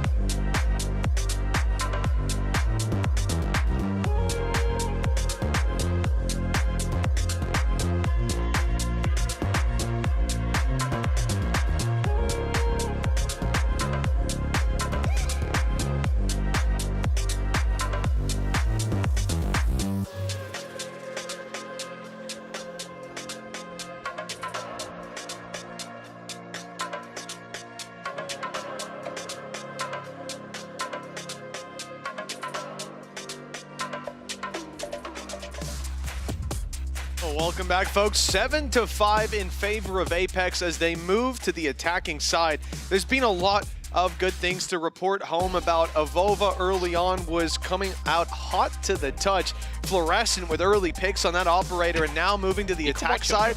I can't wait to see it. And then Governor, well, he's certainly impressed here on the EMEA stage, but plenty more work to be done. This is, after all, Heretics map pick, and that means Apex chose to start the defense. They found their 7 rounds. Now it's time to put their attack to the test. Yeah, that will always be the more interesting thing. I think there's still a lot you can do with the deadlock, with early aggression, denial, and especially when your opponent is running a waylay, which can basically get up in your face for free. I think the potential there is massive. Speaking of that, already this is going to be a brawl, and well, that's not gone great for the side of Heretics, although, well, Rienz has made it palatable. It's not the end of the world. Spike moving in the other direction. Should be an easy 3-hit coming out from Apex. Batu down to 13 health. Stray bullet could take him down, but it will be Benji Fishy who has to deliver those shots. Has the cam still, has himself a safe trap as well, so they can't get close without him knowing about it. Here. But that could be the difference. A Benji Cypher setup. If he doesn't get 2, I'm disappointed. Like, that's how good my expectation of this guy is. Knows that trap's covering his left, so he's only looking at the right, and Tommy's got 2. Let's see if he can find that third. Avova knows where the other player is now.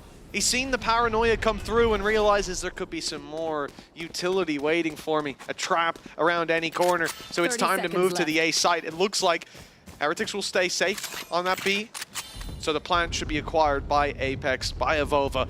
He's had a pretty damn strong start to the previous half. And he loves the A site as well. So that's the thing. This now shifts. You're walking into Benji's setup. I'm all for Benji. You put Avova in a clutch. I'm not going to be the man to doubt him.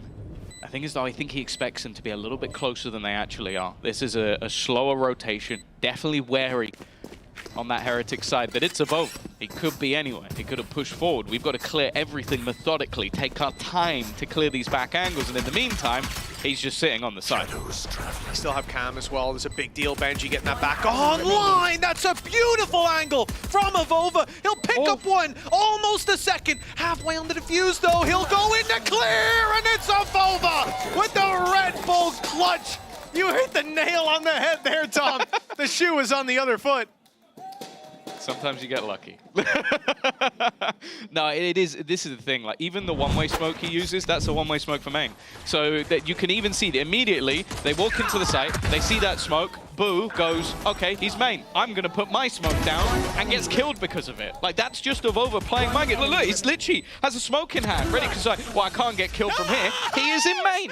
Like this is just, he's such an intelligent player in the way he gets into clutches. Amar Governor is learning the Avova way to play the game. It's like you put him in those moments. I'll also say, I love you, Benji, but you're trying to ninja defuse versus Avova. Like it might be the last player on the planet that I would attempt to do that against, guy, because pal. He is the guy that does that to you. I love that. Governor, first time at an Avova clutch. Oh, we've been here before. Oh, but that's a beautiful reaction. Pausa Technica down on the stage. League officials investigating. Hopefully we'll have the game back underway any moment now. But coming off the back of that pistol, Apex got to be in high spirits. The fact that, again, you know, like I said, first half, Avova showed up in the early rounds. Not that he quieted down too much. My guy's 13-5 at the moment. He was barely seen by the enemy team, except when he was putting them down. Well, the reason he slowed down was because there was maybe 2 or 3 rounds in a row where people just ran into floors up. So it's like, oh, sorry guys, I'm not killing them on A because they're all dead on B. And if they got past Fluorescent, they were in Batu's setup, which was very similar in a lot of rounds. It's like, I'm in the back of the site, come get me. I have Turkish aim, good luck. I'll say, top fragging with half the deaths or close to of anyone else on the servers. When they went A, he didn't die. He was showing up. A big clutch from him. And again, you know, I think today is a day of favorites. It's a day where Heretics and Foot, if you ask the majority of fans out there, it's expected to be a 2-0, expected, maybe not blowouts, there could be competition, but Apex already showing up more than most people might expect. On Heretics map pick as well, and that pistol could be so valuable. We know when the rifles come out, it's going to be a different face to Heretics, but this is a real chance for that attacking side to be leading 9-5 before that happens. And then, well, it's a much closer game than anyone thought coming into today. Oh, for sure. Like, I think even taking a map would have been optimistic, like especially when you maybe ignoring kickoff, although like Heretics still managed to get like one game away, but it's more so, okay, who were they last year? Okay, Champions finalists, a Masters finalist while playing with a standard. So this is a squad that has been so ridiculously close to greatness. This round though, well, it's a ruse. It's a pretty hefty ruse. They've thrown quite a lot in it, and I'll be honest, I think that was at least one player having a gun. Yeah. Oh no, both players had a gun. That's a weird ruse. Yeah, I'm gonna be left scratching my head. Maybe we can commission Mini on the desk to do a little telestrator on the deeper thought behind that, but we can see the result. Or he'll do his classic hand motion. Yes.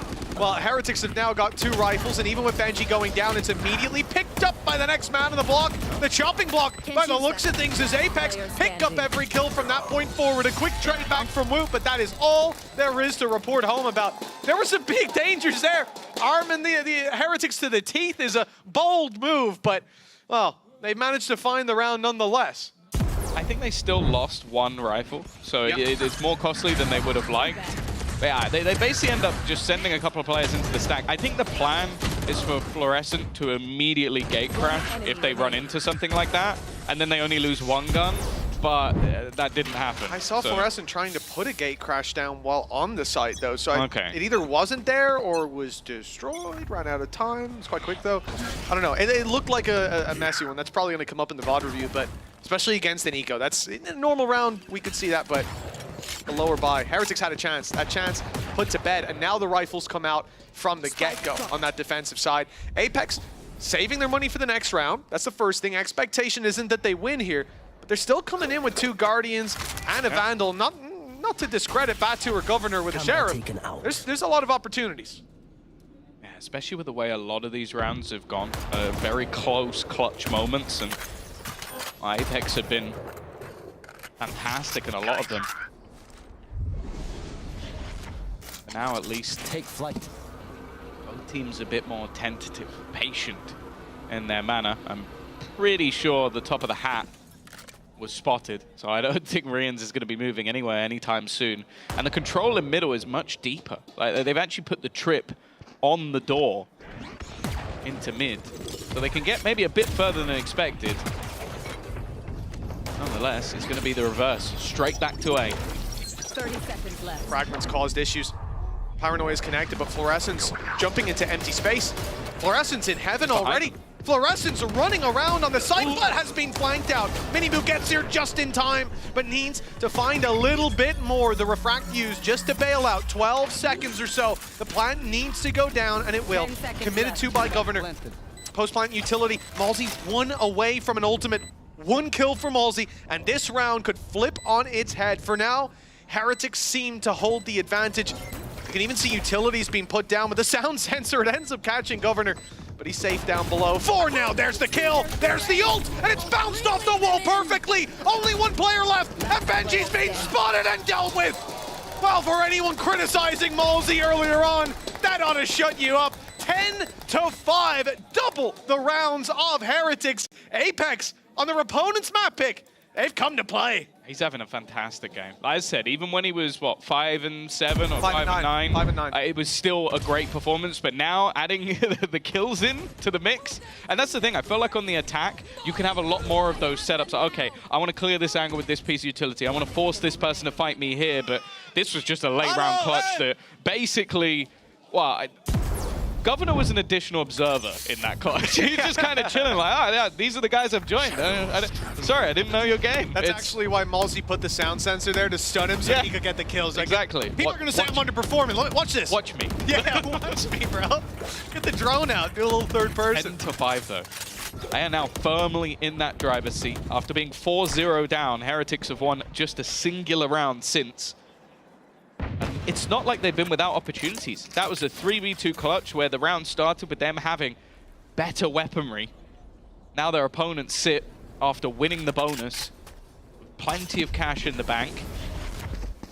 In fact, even the ult economy after using one is still further in their favor than the other way around. Can Heretics pull something out of the bag here? There's going to be an aggressive push into mid. But you can see that the way Apex are playing, they're just grouping up, wanting to make sure that if anybody does catch them, it's likely to only be a trade. It's a very deep setup from Batu. I don't think I've seen a trap there ever, really. The cam as well backing him up. So much control for Apex in the late round. But the problem is, yeah, it's not the back they need to be worried about. They're running straight into the pistols. And Team Heretics are ready to fight already, claiming 3 kills. It might be going back and forth, but Governor's left on 6, and there's still a player on site. But the shots missed from Boo, and that could be a missed opportunity. One that Heretics would do well to claim at this point. It has to be Woot to make it happen. And oh, information. Both on the site. Look how quickly Governor's repositioning after being caught towards the back of the site. Now he looks to catch him off guard, and well, the timing will be everything. Woot has an idea, had an idea. The pistol's out. He's cleared it. 1 shot needed, and he'll find it. Now down to just Avova. Just Avova, right? In a clutch scenario, but it's Woot. The rifle, but no idea where his opponent has gotten off to. There's the spot from Avova. He knows exactly where Woot is, and his 4th kill of the round. What a game this has been. From Apex on Ascent, from Avova as well. He is 19. The guy's died 6 times so far. How has he only died 1 time since we brought this up before? I'll say as well, I need to see if there's any correlation for who gets to have like a chill hangout with Yinsu in the early parts of the day and how well they play in game. I wonder if it was just like he was so zen coming into the match. Too powerful, too powerful. I don't know. I think we need to test that. Maybe people will start investing money into getting to hang out with Sue for the start of the show. I won, but could be. Maybe You're not gonna. No. Our cast gone down the drain. Just like that, playing your hand against us.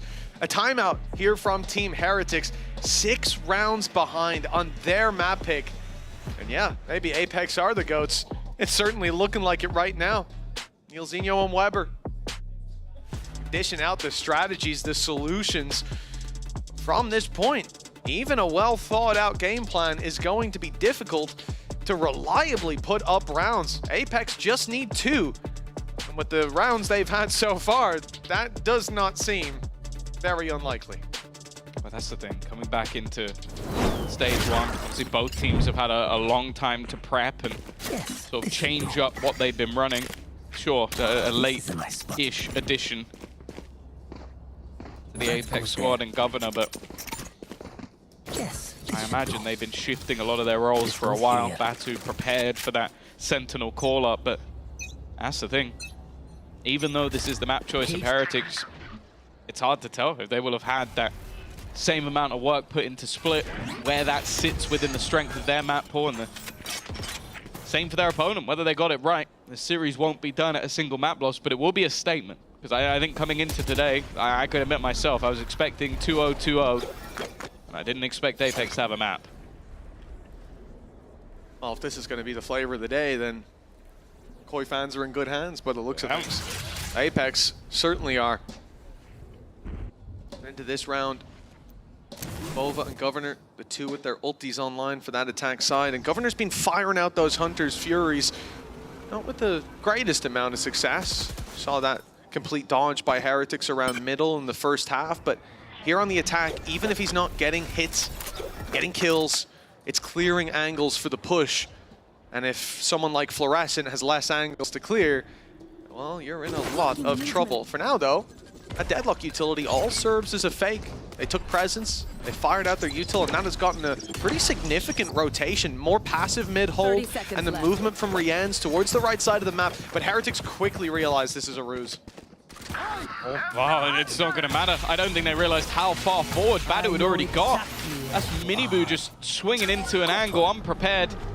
They walk back into the Benji Fishy setup once again. 13 seconds, and he needs to try and hold the line as long as possible. Spike being planted will swing into Molesy and meets the same demise as his teammates. Woot can't find anything, and while Boot, it comes down to a point of just holding on to the guns. A relatively clean take of that B site right at the depths. Oh, wow. Seems like Apex, at least at this stage of the map, have got it in the bag. As said, since they got their first round on the board, there's only been one round on the board for Heretics. The 4-0 start for Team Heretics. Like, it really felt like they had full control. The Waylay was catching Apex off guard in the same way it did our graphics department. And I think that for Heretics to slow down like that, it seems so out of character. It's very unusual to see, and I think you can only sing the praises of Apex for being able to deliver these death blows every round. Even here, like we say, the read was there from Heretics. They realized, oh, this was all a ruse. They shifted back to their old setup, but the small gap that they left had been filled in, and Batu was waiting.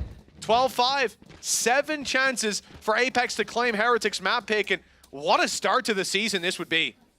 Oh, yeah, and then you look at the purchases coming up for Heretics to try and defend this one. They need to win 7 rounds in a row, and it's starting off while only having 2 primary rifles in hand.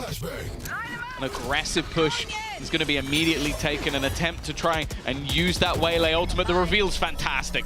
That setup couldn't have gone much better, and to be honest, the player they've taken out has been the bane of their lives. Getting rid of Molesy with how much setup he's had for that squad, that's not bad.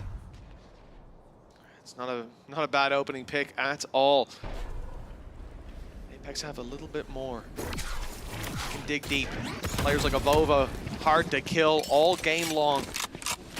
B-side under threat this time around. It'll be Avova lurking out on A, and the spike isn't committed just yet. You know, Apex haven't been hyper direct. Even if we do see that ult from Fluorescent, it could serve as just a piece of information, a drone almost. Zavova looks to find that space on this side of the map, but now they have an idea that he's here, that the surprise won't be there. Let's see if that affects the outcome. They're playing this one very slow indeed. 40 seconds left on the clock. Batu not only taking space, but this will give a lot of information if they were to run on those rotations, but instead Heretics are walking their way through. Holding that ground as Batu looks to try and make that pressure into mid. A kill onto Miniboot could be everything. Spore is going to be able to almost completely clear the site. It's the timing on that swing though, and in fact they swing it together. It looks all but done. It's only going to be Boo standing other side of the map. Spike will eventually go down, and well, it's up to the IGL of Heretics to try and bring them out of what seems like an impossible scenario. It seemed like Apex were fighting against the odds, but now it's Boo who finds himself in that position. Creeping his way through heaven, well, quite loudly breaking the trap, and the players he's fighting, they're phantoms, they're disappearing. And now his vision's gone, and look who's right back in. It's Fluorescent with the 3K to close this one out. 13-5 from 4-0 down. This was utter domination from Apex. Well, I think most of us will have come into today expecting a Heretics 2-0. The fact is that script is out the window. We'll be back after the break to break this one down.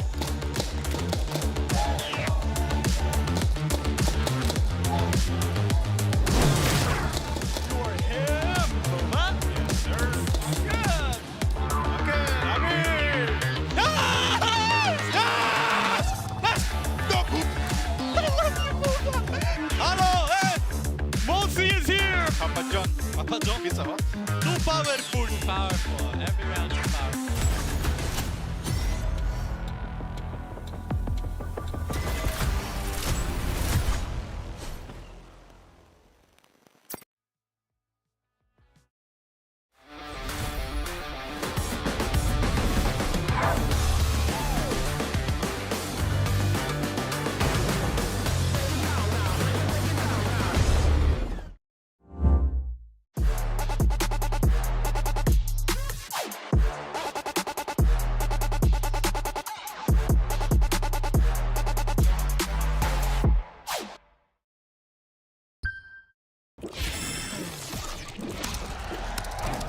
Red Bull gives you wings.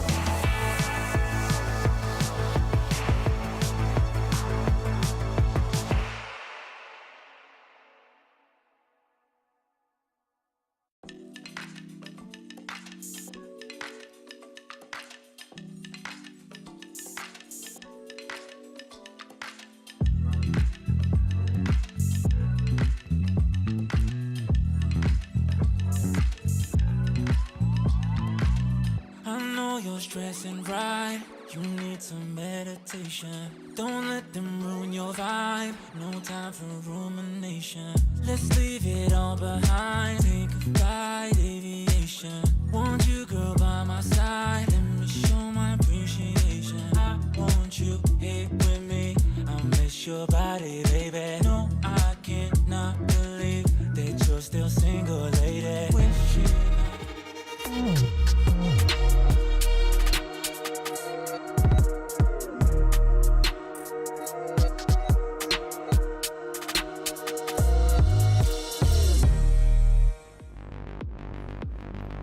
Apex fans, rejoice! Floor enjoyers, this one was for you guys. Apex have taken map 1 against Team Heretics of all teams. I think this is the upset that nobody saw coming. We talked about the maps and everything already, but this is the thing. Billy, this was never supposed to happen. This is not in the script. This is not in the script. How did it happen? Honestly, I said this during kickoff too, though. I was like, Team Heretics, hello? What happened? What's going on? And it's the same going into this. Apex, I'm like, what happened? Not Team Heretics, Apex, what happened? Because that was a crazy performance from Apex. I'm a bit stunned. You're a bit stunned? I'm a bit stunned, I'm a bit shocked. At what point did you believe that this was going to go to Apex? Like, at what point of the game? Yeah, like towards the end of the first half, I had a lot of doubts. For Heretics? Yeah, they weren't playing, like at the end of kickoff, the point was they weren't playing like they did in 2024, and it's the same.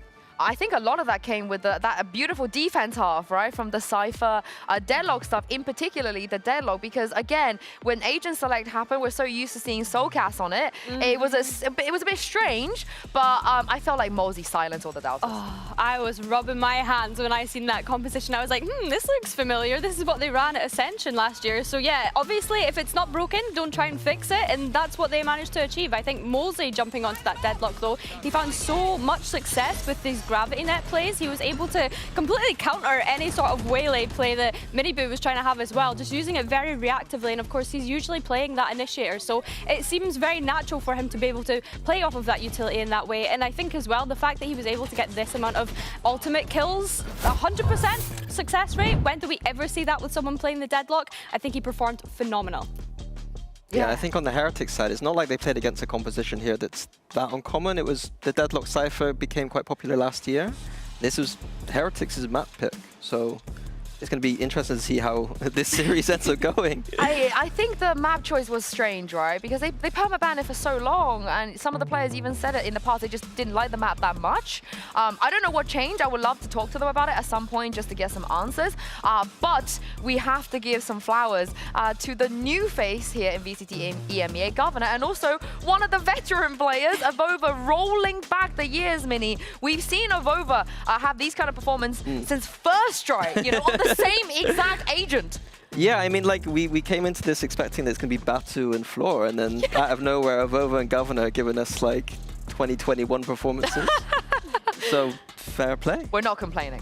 I mean, he asked for a new controller agent in that interview at the start of the show, right? But I think he's doing just fine on the Omen. You can see the comfortability that he has on this and the amount of value that he was able to get even from things like Paranoia to kind of slow that push despite Apex still choosing to have the double Sentinel. And I think it's really disappointing for Team Heretics because they weren't able to get a single round when they switched sides. So it's just kind of like, where do you start pointing the fingers? And as we go on to Apex's map pick, yeah, there's a lot of question marks being raised. I mean, when was the last time we saw Heretics not win a single retake on a map? I don't think it's ever happened. I really, in my mind at least, I don't even remember any time that's happened to them. And this is where things get even more peculiar because Split is next, and Split is yet another map that this year at least, Billy, Heretics were completely avoiding at kickoff. Yeah, completely avoiding. We've not seen them play it in a long, long time. However, I do want to be like a little bit optimistic because as soon as we go to Split, you know, we are potentially going to see that sort of double duelist composition, potentially on both sides, right? Apex have 3 duelists that they could choose from now.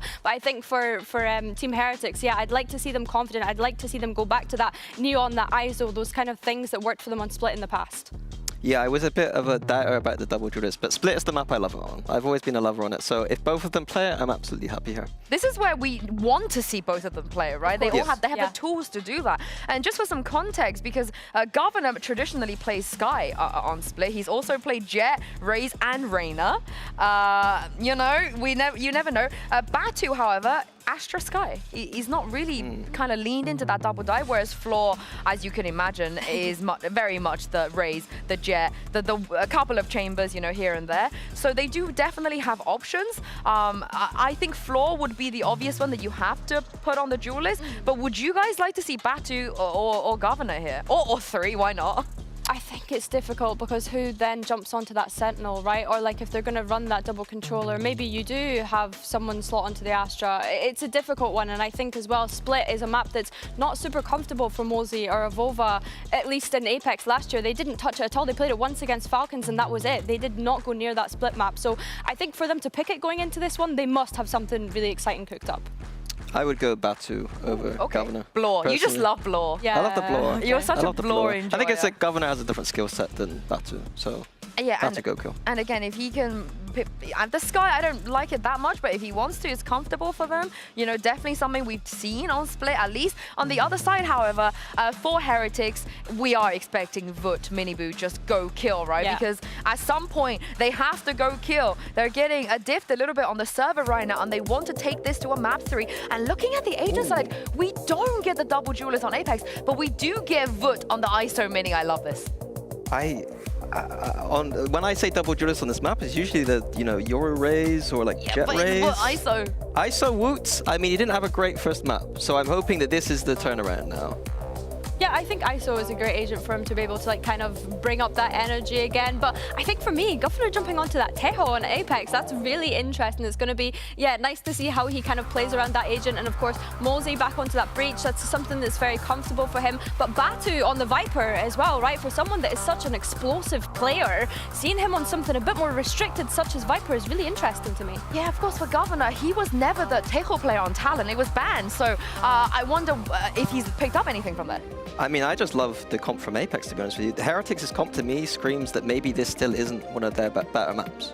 Oh. So I'm a bit worried that they're exposing their map pool here at this series. Well, I'm full bias out here because Apex are on the cusp of pulling up one of the biggest upsets we have ever seen in VCT EMEA. Mitch and Tom, let's see what's going to happen on Split.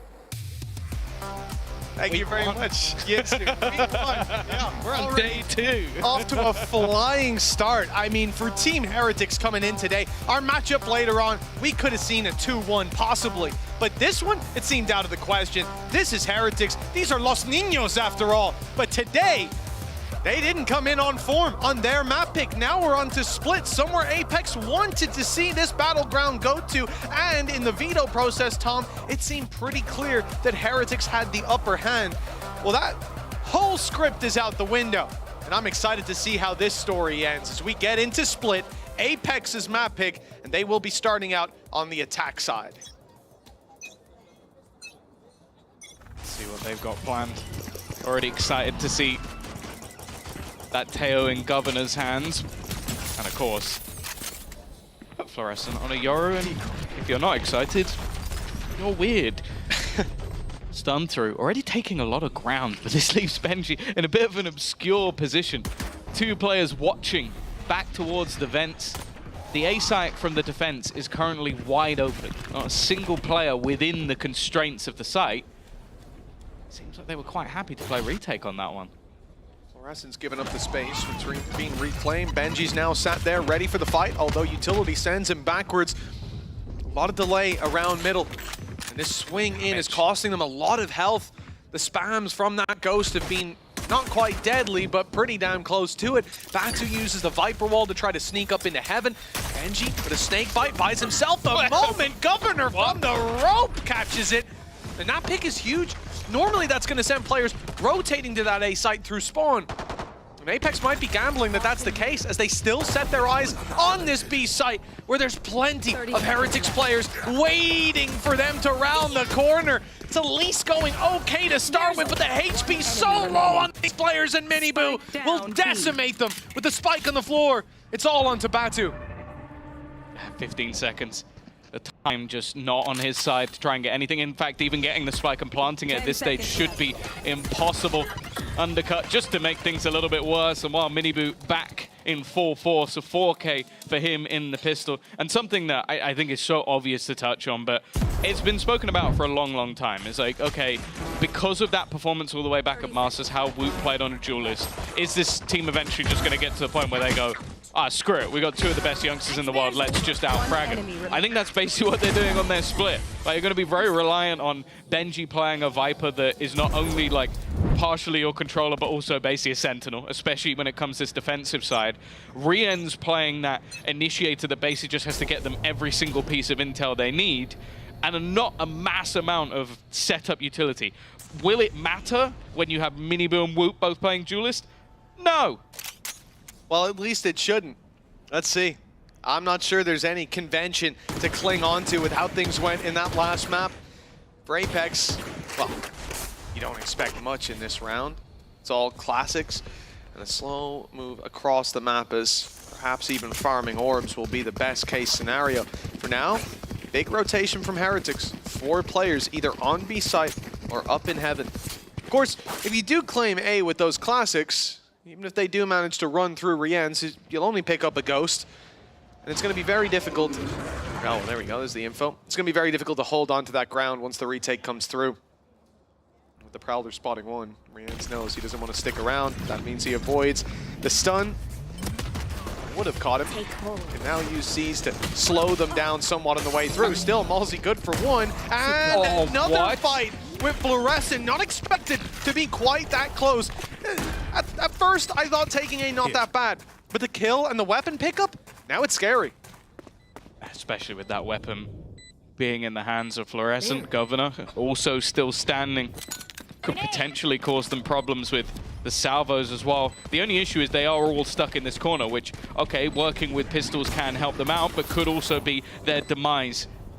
The connection onto the fake out is going to leave them blinded, but okay, Miniboo, that might just be the end of it.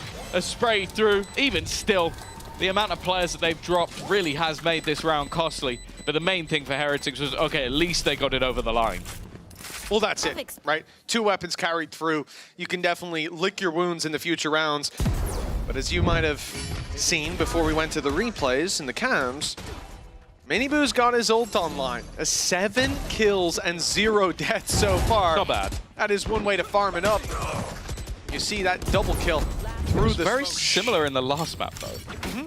Very, very hot start. Slowed down for a few rounds, and that was when Apex started coming back. And we really didn't see much from the likes of someone like Woot, who's normally, well, if not second in command, normally the best player in the server. So I want to see if now onto an agent that does become a lot more reliant on just him winning Angels, if he's going to step up to the plate. And as said, gut feeling, yes.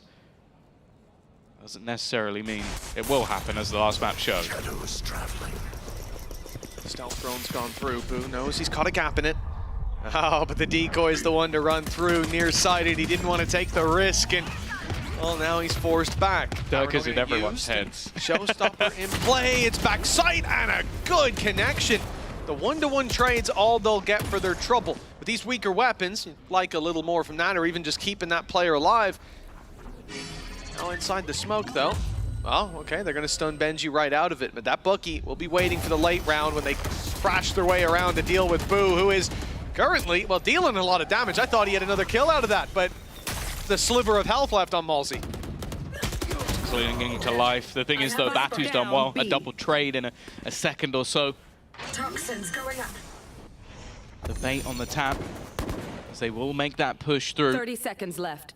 The vulnerable thrown out, already utilized. They know exactly where Avova is. In fact, they should have a decent idea of where both players are. And that's the thing for Heretics. Maybe just hoping to buy a little bit of extra time as they reposition. They move back around. 12 seconds left, and now that spike has to be committed. And the fact is, the defensive side haven't got a clue as to where they are. The timing, though, from Avova couldn't have been any better.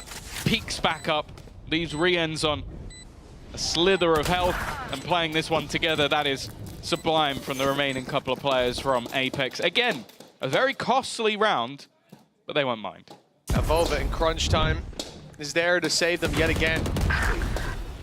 I'm just looking back at last map, it was 19 kills, 6 deaths, and 16 assists that he ended up walking out with. Of course, the smokes will help you out. We saw the assist on the spike kills. Yeah.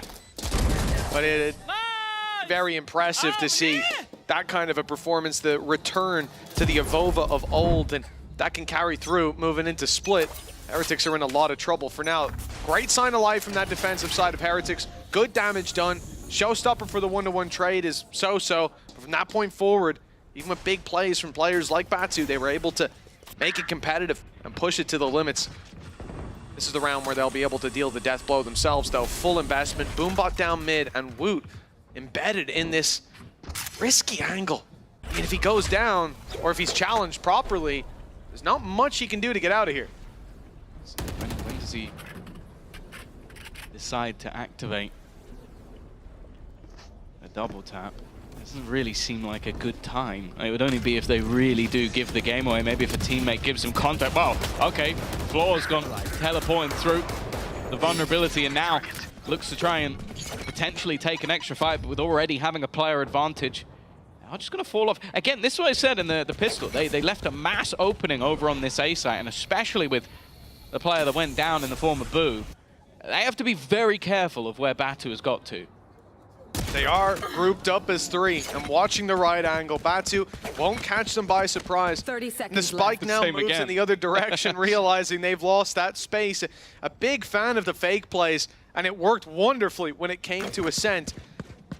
The plant will be acquired as a result, and again, a 2v4 clutch needed. A clutch in which Malzy, after a pretty hot map on the deadlock, but also Avova is present. Spike planted. The thing is, though, what they're doing is just grouping up as 3. Like, at any stage, they should be able to at least trade one of those kills, and then it's the patience from Benji just to make sure that nobody can sneak around behind them and reclaim heaven control. The whole idea is for just him to stop anybody pushing any further, and from Malzy just sat at the back of that site. Paranoia also will have caught a couple of players, but getting out of here seems tough, and that was the kill they were waiting for. Waiting for that move from Benji. Perfectly placed. Malzy does manage to, though. But thankfully, Benji's there as the safe pair of hands. An immediate response from Heretics. They'll convert that lead a little further. Do like as well, though, seeing Avova pop his TP and instantly looks behind. He had a read on Benji's flank, but couldn't connect the kill. This early aggression down middle, though, ambitious as hell from Woot. Manages to connect the kill onto Fluorescent. Pops out the vulnerable to slow them down, send them in the other direction, and the double tap most certainly. The second you hear that shield pop up and online, you are not looking to challenge. You just want that timer to run out. And they fled, and from there, playing the numbers on the defense always works out. It's been very interesting, because I think the 2 players that the community have been very critical of going into this match were Miniboo and Malzy. I think Malzy was nigh on perfect on map 1. Mini was currently up there with 10 kills after 4 rounds, so it definitely seems like they have been in the lab working. And my guess when Heretics don't succeed, it's always difficult to find the point to blame, and they have so many fantastic players within this roster. Already, though, a more direct approach, and well, they've walked right into the crosshair of Woot, and they haven't walked away. The opening is strong, and well, now at least for Apex, they can wait out that double tap. It's not going to get much easier from that point. All these weaker weapons. There. Well, Heretics are ready and waiting. A nice passive play. They're even conceding. So the big problem here is they've lost a lot of access. The mid push can easily come through. So instead, the push up from Heretics into B main, taking that angle and isolating the positions they can be flanked out from. Woot up close on this smoke. He doesn't know just how many players are right around the corner, and now isolated by the salvos. Boo has to take the fight. He wins one, somehow getting out of there with a kill, but it's Apex with the upgrades. They'll be feeling like they're in a better spot. Rolling Thunder leaves Rian's in the open. He's still alive. Eventually will be dropped. But with that, the rifle retrieved, the plant secured, and Governor has his ult online. The Rolling Thunder got them the sight. Perhaps the Armageddon can get them the round. This would be one hell of a round for them to lose. Opening pick, barely any weaponry, but now Governor also has that rifle in hand. That's big though. Taking that gun out of play. Molesy needs to try and catch someone off guard, trying to re-grasp, but there's only so many places that he really could be. Isolated back towards the site, needs an immediate connection because there really isn't anywhere for him to go. Trying to bait him into that fight, and while the second he looks to try and use that aftershock, it is all she wrote. Again though, another round where I sort of look at this from the side of Apex and go, from the side of Heretics, it felt like there were just some unnecessary risks, especially playing that close to the smoke. When you know you have a huge weaponry advantage, I don't really see the benefit. Yeah, and you saw as well the fact that on the other side, the salvos were used just in time from Apex. It stops Boo from backing off, and that's not just one kill, that's 2 kills. And why is Boo there? Well, because Woot's there. You can't just leave him close to that smoke in his own. So, yeah, it definitely does read as a little bit of a gap or an unnecessary risk. A timeout called here by Apex. They were 4-0 down in the previous map, ended up winning it 13-5. So there is no room for Team Heretics to take their foot off the gas. And keep in mind, with this being Apex's map choice, this is the half that Heretics decided to start on, so a good showing is necessary. Well, I say as well, if you think back to the Ascension run made from Apex, something we always spoke about was Danito pauses. Like, this was something that was brought up time and time and time again, the amount that this guy adds in tactical pauses. And I think we've seen already the sort of imagination that's coming in from this roster in terms of the way they're going to play the game. It is definitely not just standardized. They have a lot of cool setups. So I think that him just taking that moment early in games and going, okay, this is what I think can be changed. Because I don't think he's just sat there giving them a motivational speech. I think this guy always comes in with a plan. Well, I would certainly hope so. 4-1, and a plan for Apex could be dangerous with a Viper's Pit, Armageddon, and a Yoru ulti online as well. They can take this to another dimension and see if Heretics can battle with them there. As the barriers are about to go up, a lot of presence from Apex towards this B side of the map. They've got a Viper wall down there as well, and it will be late round lurks from Batu. Immediate ult from Fluorescent. Playing this as a drone normally. Stun goes through though. It's commitment! And Fluorescent's got one! Salvos making a big problem for players on the side, and here comes Armageddon right into Fluorescent's arms. That's where they have to play. The picks are huge, and Heretics get the sight for free as a result. And look at the lurk from Batu. It's perfect. Miniboo clears that angle, but really, do you ever expect someone to be there? Oh, well, you mentioned the Danito pause. I don't think this could have gone any better. I want to know, I need to know if he called this setup. Like, if this was something like, okay, we're going to have this plan, you're going to, like, obviously try and find someone, we're going to pick off that, and then we're going to use that ult, or if that was just something in the moment. Because if this was something red, then that is ridiculous. Because that was so meticulous in the setup, to finding the first kill off the back of a stun, to making sure the player up in heaven had nowhere to go. It looked so easy with those couple of ults thrown into play. And well, a great response from Apex after a couple of tough rounds. That was really clean. It absolutely was. Gets you back on the board. The ult used from Yoru, of course, alongside Tejo. It's a big investment. And if they don't get a reward for it, it could leave you stranded a little bit in terms of that ult economy, but they have worked this one out wonderfully. Still, the connections needed. And Team Heretics will now come in with some advantages of their own. Viper's Pit on either side, close to a showstopper on Miniboo, but take a look at Woot. He can pull you right into a 1v1, and he might not have, I think he's 3 and 5 at the moment. But I don't think that fight with a double tap online inside the ulti is going to be very easy for anyone on Apex to deal with. Already going to be under some serious pressure. The stuns combined with that salvo. One of the 2 rifles, it's the Boo brothers looking to try and take home the round. He's done well there. Sure, it's not the prettiest of fight, and I imagine the gun's going to go into new hands, but if they can keep that up, it's not bad. Yeah, whether the Viper's Pit will be used up against so many pistols or not, we'll never know. Governor picking up Miniboo though, that's huge. Who's been given the gun? Only rifle. He's gone for it now. Looking for the fight with the double tap online, and just a single shot from Woot is enough. Fluorescent out of the round. And now the pressure really on. Benji's managed to recover a rifle. It's a Phantom, and Viper's Pit's there. If they can get to the side, it could be used. If there's anyone left, they need a couple kills, and it's a Volva on the other side, picking up 3. The round was under threat, but they forgot about this man, showing his face in the same form as map number 1. He's starting to heat up again. Yeah, I like it as well. You constantly see those sort of interplay between Malzy and Avova, and this round is no different. Trying to make their way back into the site. The stun catches both players. The second the stun goes off, Avova's there to swing, and it almost looks too easy once again. After a 4-1 deficit, it seems like the streak is starting once more with some stellar play from the side of Apex. And that's the thing. This was a round that only started with a couple of guns. Definitely came a bit closer, but those post plants have looked great. Big fight for Boo. Not sure he'd want to take that if he knew what was on the other side. Fluorescent picks up the kill in the Viper's Pit inside of mid. They gotta stay in it. Benji wants that control late into the round, but it means on the site there's only 1 player, and stunned up, caught by the Tejo drone as well. Miniboo had nothing to do or say about that play. Now a 5v3. Viper's Pit dropped in mid, but Benji's still waiting for that lurk. Batu's timing though is good. He is really running the clock down, keeping the control, keeping their back safe as rotations come around now. Malzy making his way towards the spawn, in fact. He's on the walkabouts. They're looking to hunt them down, assuming Heretics are saving.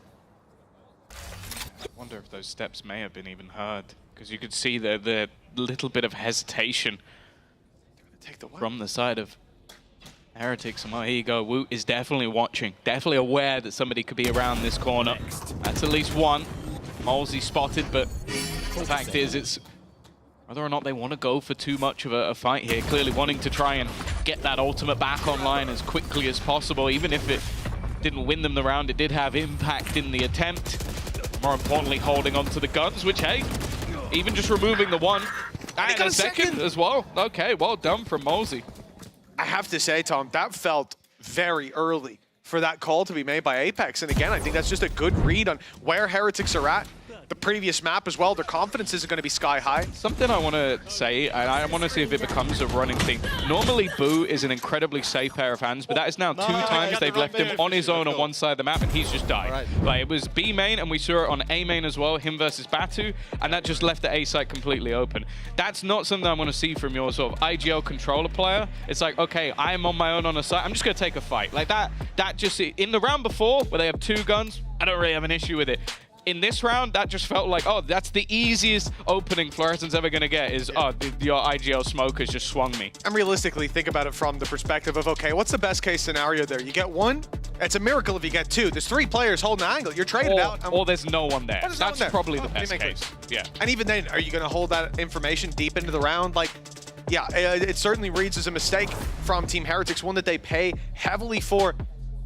They're on that 4-round block. They got it here before, the previous map, and then Apex swept it away. It's been 3 in a row now for that attacking side.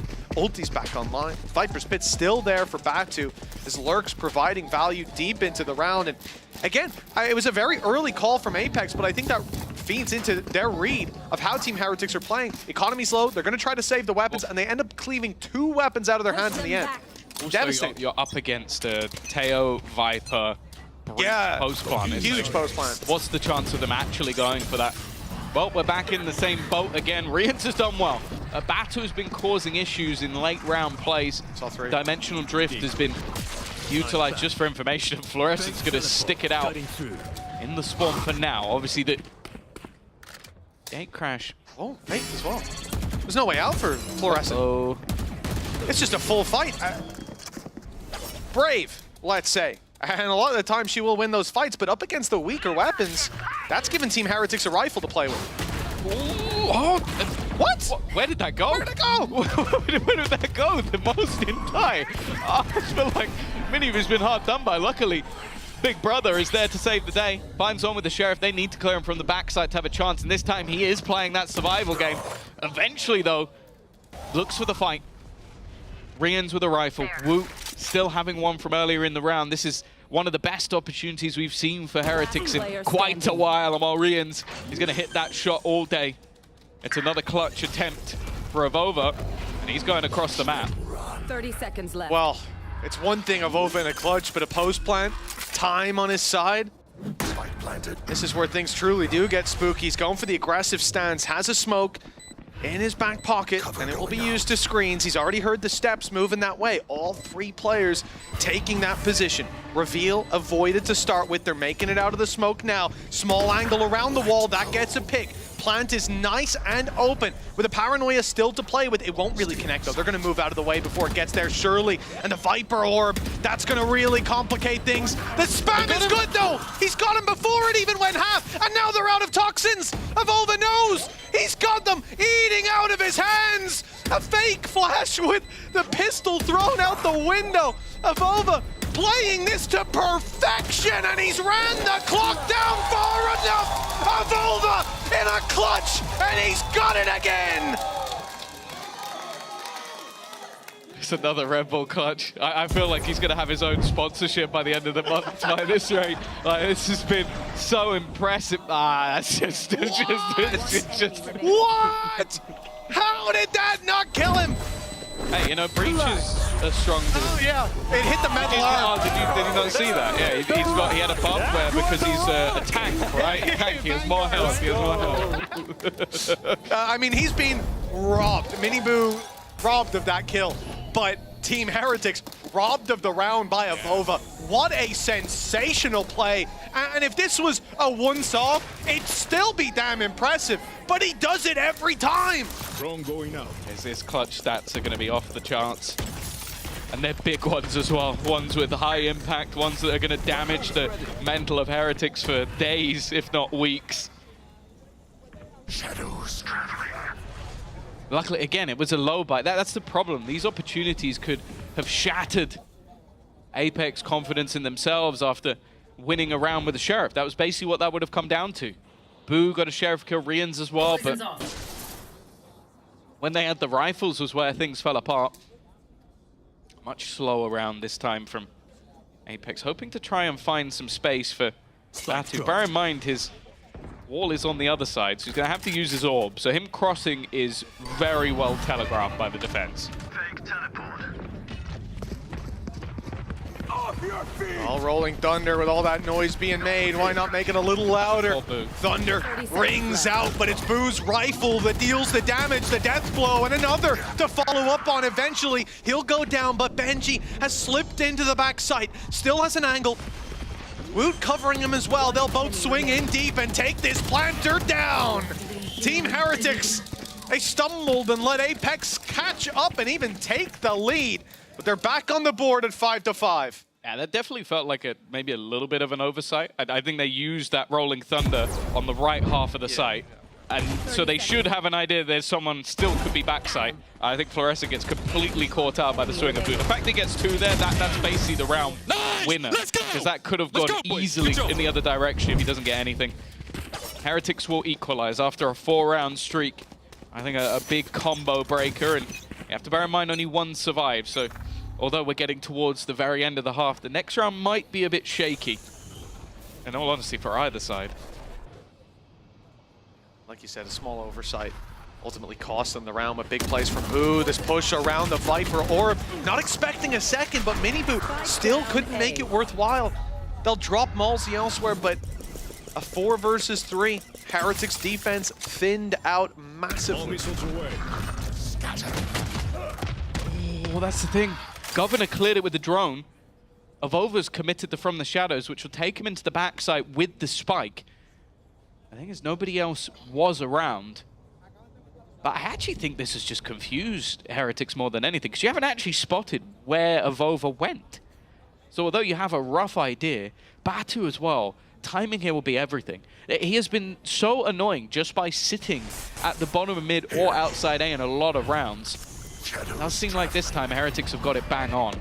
Well, his flank window opened about 3 seconds ago, maybe 5 at this point, and he's now capitalizing on it. That's a great read. Just as the push is coming in on the site, he could be here right on time to save the squad. And yeah, they are. They're making noise, they're posturing, but they're not executing fully until Batu is here. And now, here comes the cavalry. A full swing around backside and Avova to bring Apex back into the lead. A chance to lead at the half as well. After a strong start from Heretics, it's slipping out of their grasp slowly again. I'm getting deja vu, there's no doubt about that. I think as well, this is just an example of just fantastic communication from the side of Apex. Because a lot of times you'll see teams sort of rush into things, maybe the spikes get lost, but that is clearly just Batu going, okay, give me some time. Give me a few seconds just to get into that backline. Well, he is the major impact in that round. 6-5. The purchase, that's what I was talking about. It's not the best. 3 rifles, a Stinger, and a Sheriff for Boo. What was a hot early start for Miniboo? It is similarly to the last map, has slowed down. Hasn't been able to keep up that same sort of momentum. Still been decent. But this sort of spot, I don't know if decent will cut it. Oh, I like that bait. They know the drone's being going towards B every time the hit comes there. So it's a classic that breaks it. Leaving Miniboo flying under the radar. But again, it seems Apex are aware of that danger. Player playing up close. Coming through the wall this time instead of hiding. They know something's up. And they're not confident with the lack of information there. Move towards mid instead. Try to work that control, but Benji's waiting. Stun comes in, but Orb buys him time. And he doesn't even need to use the snake bite, saving that for deeper into the round. Also, Benji just 2 away from the Viper's pit with that kill. Same can be said for Governor though. Time to jump. But also for Batu. He's lost the pit now. 30 Going seconds down. left. Time is starting to tick. Apex, seems like the commitment will be towards this A site. Wu has left them vulnerable. That's where the value of that Stinger really can be. And they've got to go scurrying back. This needs to be a very quick move. Miniboo hasn't seen. Miniboo hasn't seen. But you're going to wait. Eventually, he's going to realize, and this now just becomes a shooting gallery. Avova was the one real danger in this round. And well, Malsey will try as he might, but we will go into the half level. A patience rewarded by Miniboo, or for Miniboo there in the end. He was stood on that spot the whole round, but it was almost awkward. 6-6, neck and neck. But someone has got to win split. We'll find out who after the break.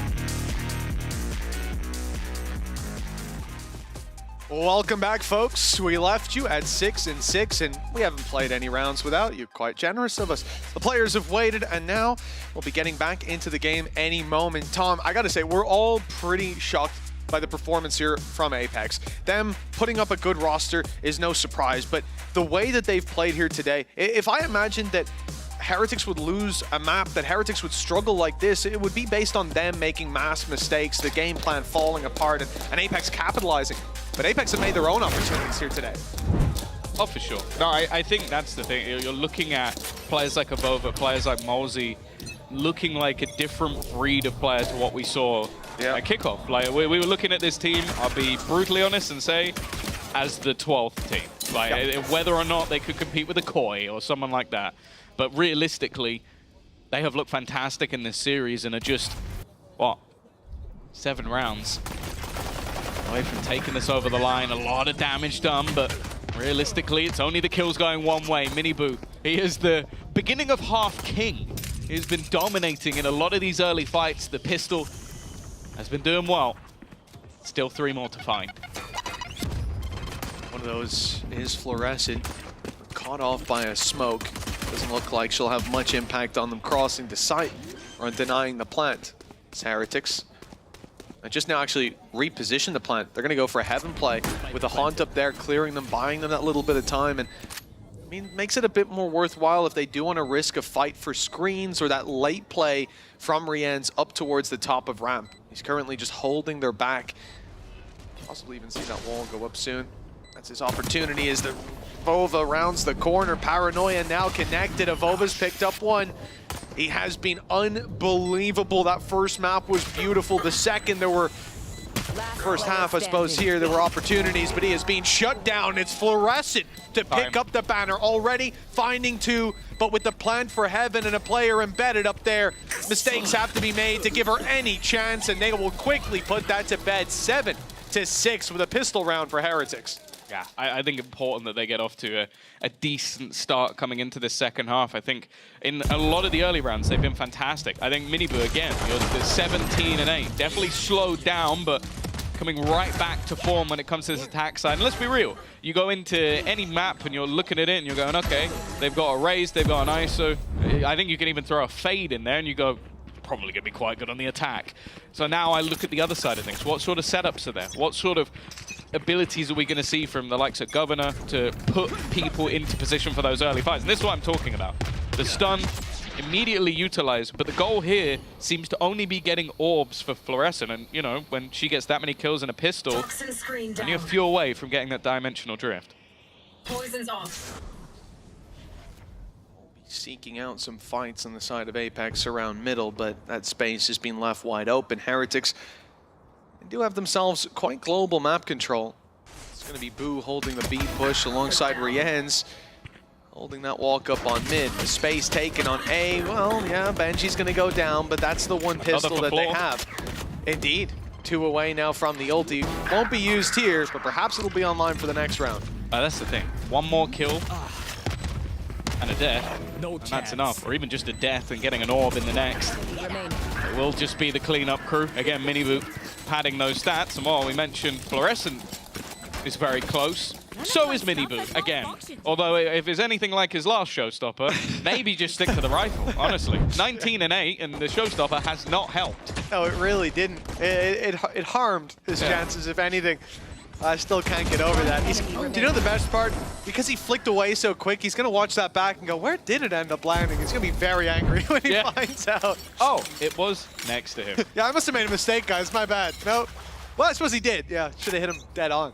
8-6, 2 rounds in it, but it's Heretics back in the lead. A strong performance in the early half has been there across the board, but now Benji down, ult online for Fluorescent with that kill. They wanted the orb, and they've got it with a TP. The gate crashed towards the B site. Fluorescent is here and ready for the push if this is where it comes down. Something we noted yesterday. The passive nature of teams playing against this Agent of Taeum. Yeah. You sit back further because you're likely going to get stunned and wrecked by those salvos. Fact is, that's exactly what's happened to Benji in this round. Nonetheless, was it going to be forced back? Quite a lot of space already garnered towards the heavens, seemingly being given up. Well, that's not quite enough from Avova this time around. Anyone else? 22 HP. The ult not even thought about. She's holding her ground against this onslaught, regardless of how easy it would be to take her down. Just one bullet needed, but none landed in that last fight. And now a 4 versus 1 Boo, the one to try it, and even he will fail. Fluorescent with her best Neo impression. I was about It's to say, 8-7. She doesn't have health. She doesn't have shields. Maybe she just flashes, has nothing. aura. That's why it just walks out and goes, oh my god! I don't know what just happened. Like, I think it was from this point onwards. She was just incredibly low, but still managed to win the fight versus Rienz. And then, yeah, you feel like with Boo, she had to be dead to rights. But not the case. Come on, bro. Here we go, though. This is where that kill contract online for Woot, likely to try and take someone out of play fairly early in the round. Saying that, Miniboo's gone. Already a complete claim the control of Heaven. And similarly to what we've seen from the opposing squad, this is a one-player A-site defense, and it's Yoru. Yeah, it's Yoru, but that might seem odd, but it's Fluorescent, and now it all makes sense. Gate Crash set up to fall back to screens. Fluorescent wants a kill before that's popped, but it's denied, and the util coming behind. Beautiful bait, though. That Gate Crash has meant that Woot uses the ult on empty space. They'll walk into the site, but Heretics wanted an extra pick, an extra fight with a huge advantage. And the double tap will have faded away. They also used their paranoia for initial Heaven control, so there's a lot of important utility not there, while Apex have it all to work with. Benji is not aware that anybody could be this far behind. That's a couple of times now. He's been completely caught out. It is that dimensional drift utilized, stun in combination, but still we see Heretics with an advantage. Woot from the heavens. Just looking to try and reclaim some space, wary that maybe someone could have got close. Instead, he drops down and he finds both kills. Big round from Woot, even with that ultimate missing. Well done for Woot, indeed. The side of Heretics on the push through, being baited out by the Gate Crash, using up the ult, losing their double tap as well. It looked like that could have been a problem, but Woot, you know, they saw 3 players with Fluorescence ultimate. The one that went unaccounted for was Woot up in heaven. He gets a surprise kill. The punish was there as well. You know, Fluorescent came out of the ultimate on site because of the breach stun, and we saw great success from that earlier on in the first half. But this time, Heretics were ready. That 2-round lead maintained, and a big push from Miniboo again. This time, it's not a solo hold from Fluorescent. There's salvos waiting for that. There's a stun coming through, and even the showstopper used this time to good effect. Governor's not quite as lucky. Well, it seems like neither was Fluorescent. Luckily, Mosey is there to trade, but Miniboo's job has already been done. The rest of the team can get into that post plant. Benji this time much deeper with the squad. In fact, it's Boo just hard watching towards that site. Not really a little careful, though. Because he's setting up smokes from afar, but Batu can thread the needle. It seems like the rest of the team are well aware that there was a gap. In fact, it is being watched completely by Woot, but doesn't win the fight. It's now becoming at least a little bit awkward, but luckily Rienz was there to save the day. Yeah, worst case, Boo was rounding the corner to get the trade, so that setup, that deeper play from Boo, and just Woot being aware of that push-up, even though he didn't get the kill. It's the early info. It's 4-1. In position. 4-1. Yes. Oh, this is where it gets a little dangerous. I mean, the reality is, though, Apex, this round was a big investment from them, so their economy's not going to be in that healthy of a spot. So yes, previously, let's go. Heretics kept 4.5, and it falls apart. This time, I'm confident it's going to be a little bit different, and I'm worried that I'll regret saying that. Yeah, me too. Me too. I'm seeing Batu with a judge, and somehow that fills me with more fear than anything else. Fluorescent as well, just walking towards mid, obviously looking for someone other than Woot, and finds Miniboo. It will be the immediate trade, but even still, losing one of the heavy hitters from Heretics, who has been having a fantastic map. In fact, to be honest, Miniboo was decent in the last map as well. Waylay, I don't think it filled me with mass amounts of hope for the Jet replacement, but he still looked all right on it. Fortunate as well that The play around in that corner wasn't the one with the double tap, right? Miniboo's the one clearing that while Woot's watching up towards a deeper play from stairs or from vent. That ends up biting him with Miniboo down. And 45 seconds left. I mean, this is really, we're running that clock down low on the side of Heretics. Where they decide to go, well, I mean, they've gotten lucky here. Batu's avoided. Armu just moved out of heaven. He's right behind them with a judge! A madman! He gave up the position, but he went right back into it. Still, it keeps it into a 3v3. And they know Governor's down below. He's still good for one. This is getting scary. And eventually, well, it looks like things are getting better till Malsey picks up a rifle, comes in from heaven, no one's watching, and they do just in time. Rienz looked to the horizon. Found Malsey before that got a little bit too spooky. 11-7.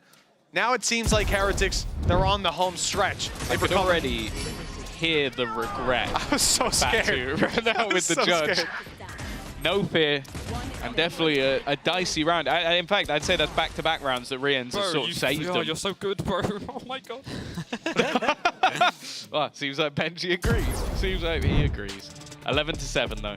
Mentioned it before. In fact, that was the turnaround in the last half. It was a Danito pause that came in with a set play that was off the back of the dimensional drift and that Armageddon. Well, one of those is not available, but they do have a Rolling Thunder instead. And that's the thing. I feel like this is where we see that value out from the coaching staff of Apex.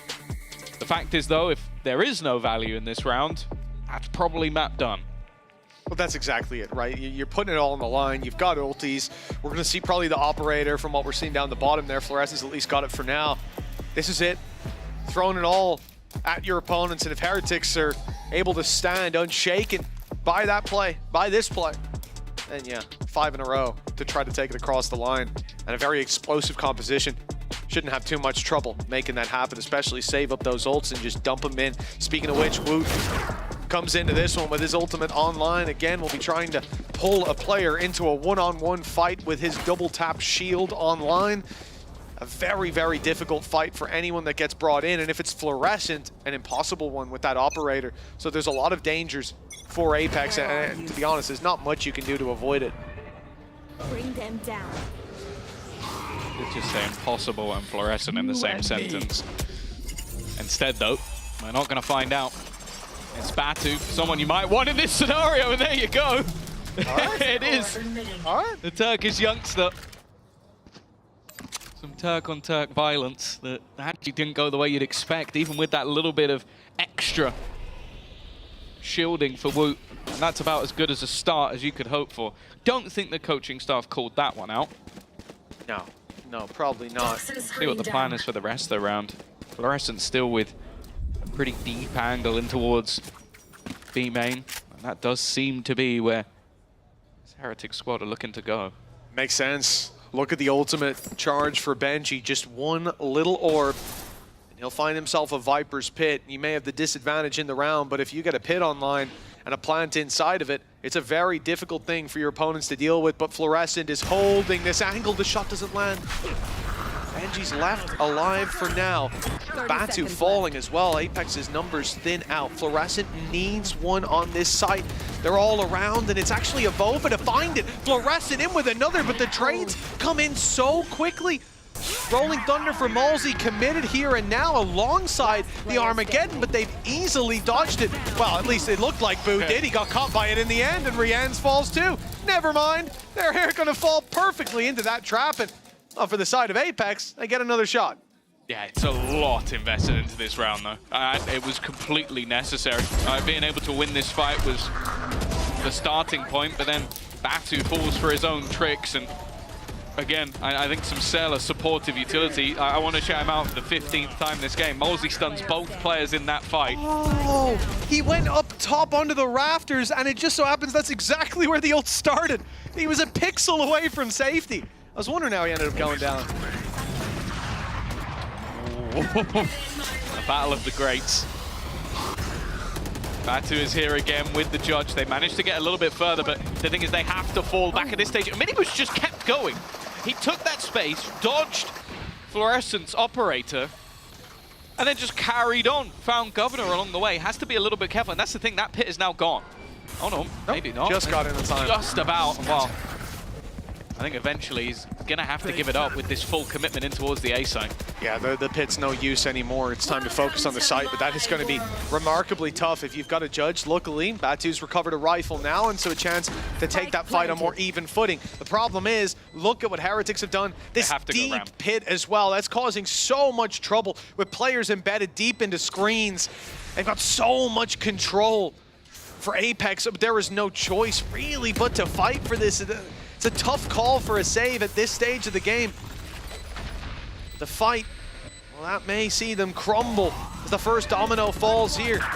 It's Benji Fishy onto Avova, up top, claim the kill. It's a risk, and one that comes back to bite them. A kill for Batu, but it quickly falls apart as the rest of Heretics close it out at 12-8. 4 chances to claim this map and bring us all the way to Icebox. But that's the thing, it was a gap that Rien sort of left that ended up with Batu being able to get behind. But then because of that, they didn't know that Rians was still outside of the pit and wasn't ready for him to be clear, because they actually flashed through the screen to get to Rians and no one checked it. So that was just the mistake, but it kind of also got rid of the pit. So it was like a little bit unlucky and lucky at the same time. Nonetheless, we now sit 12-8. Weaponry, not great. Ultimates dissipated all but one for either side, but I'm looking at a potential showstopper and Nightfall that could be online. Well, Miniboo is wasting no time getting in there. Dodges the stun, but not the flash. And it's Boo and Benji. Woo, even showing up for the kills. Governor and Fluorescent, the last 2 alive. The ultimate used here by Fluorescent for information, but Governor is going to have to be hella clean with taking these kills. And indeed, he's caught before anything can be done. Fluorescent against the entirety of Heretics minus Miniboo. Caught by the ultimate, blocked out by the snake bite. Time is going to keep on ticking. As that spike gets ever closer to an explosion, Fluorescent is forced to swing into a triple stack. A high, high, low setup. And that's it done. 13-8, a gap of 5, and a recovery for Heretics on their opponent's map pick. Yeah, a stellar attack side in the end from this Heretic squad, finally showing the caliber of players that we've seen, but there is still one more to go. We'll decide this after the break.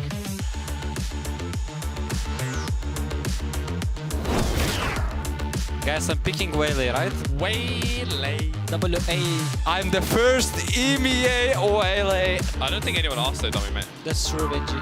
That's true, Benji. I'm just disappointed because my teammates are flaming me. The way you react to it is up to you. It's a myth if you're offended. Oh!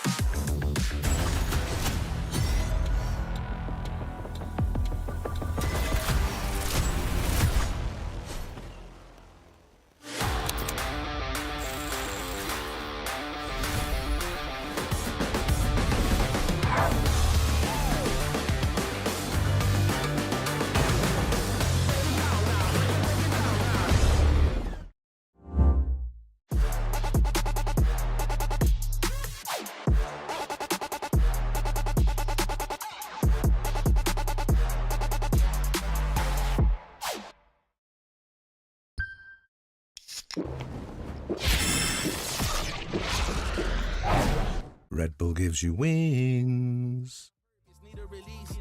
My life's a beach, I'm lost in the breeze. Do this with ease, don't play with my dreams. Yeah, it's so together, it's not what it seems. Heart of a tiger, life of a king. Yeah, chasing my bag, my feet in the cream. Running these laps, not losing my steam. I'm feeling good, it's like what I need. Don't intervene with my energy. Yeah, I'm in her scope like Jimmy Iovine. Yeah, no Superman, but I'm feeling supreme. This not a movie, but I'm making a scene.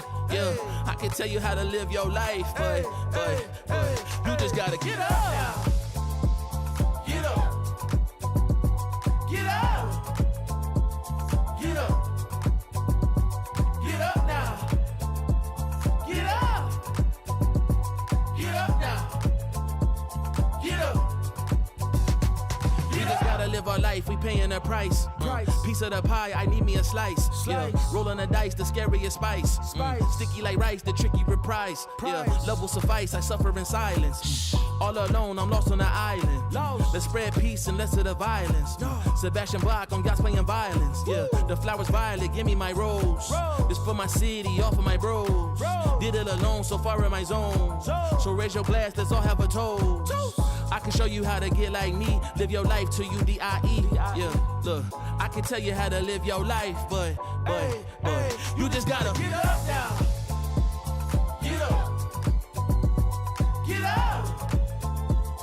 Get up. Get up now. Get up. Get up now. Get up. Get up.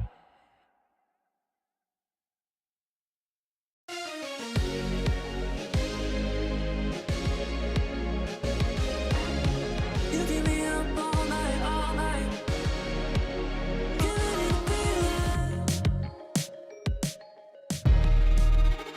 Giving it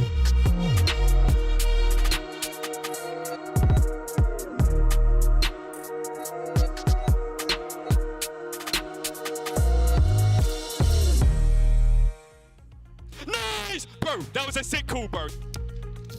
Bang! Boom, boom, boom, boom, boom, boom, boom, boom. No, it's my 4K, I beefed. You got a 3K, you're the GOAT, let's go. Enes, you're so sexy, bro. Let's go! I like your phantom skin. Bro, you're so good, bro. Oh my god.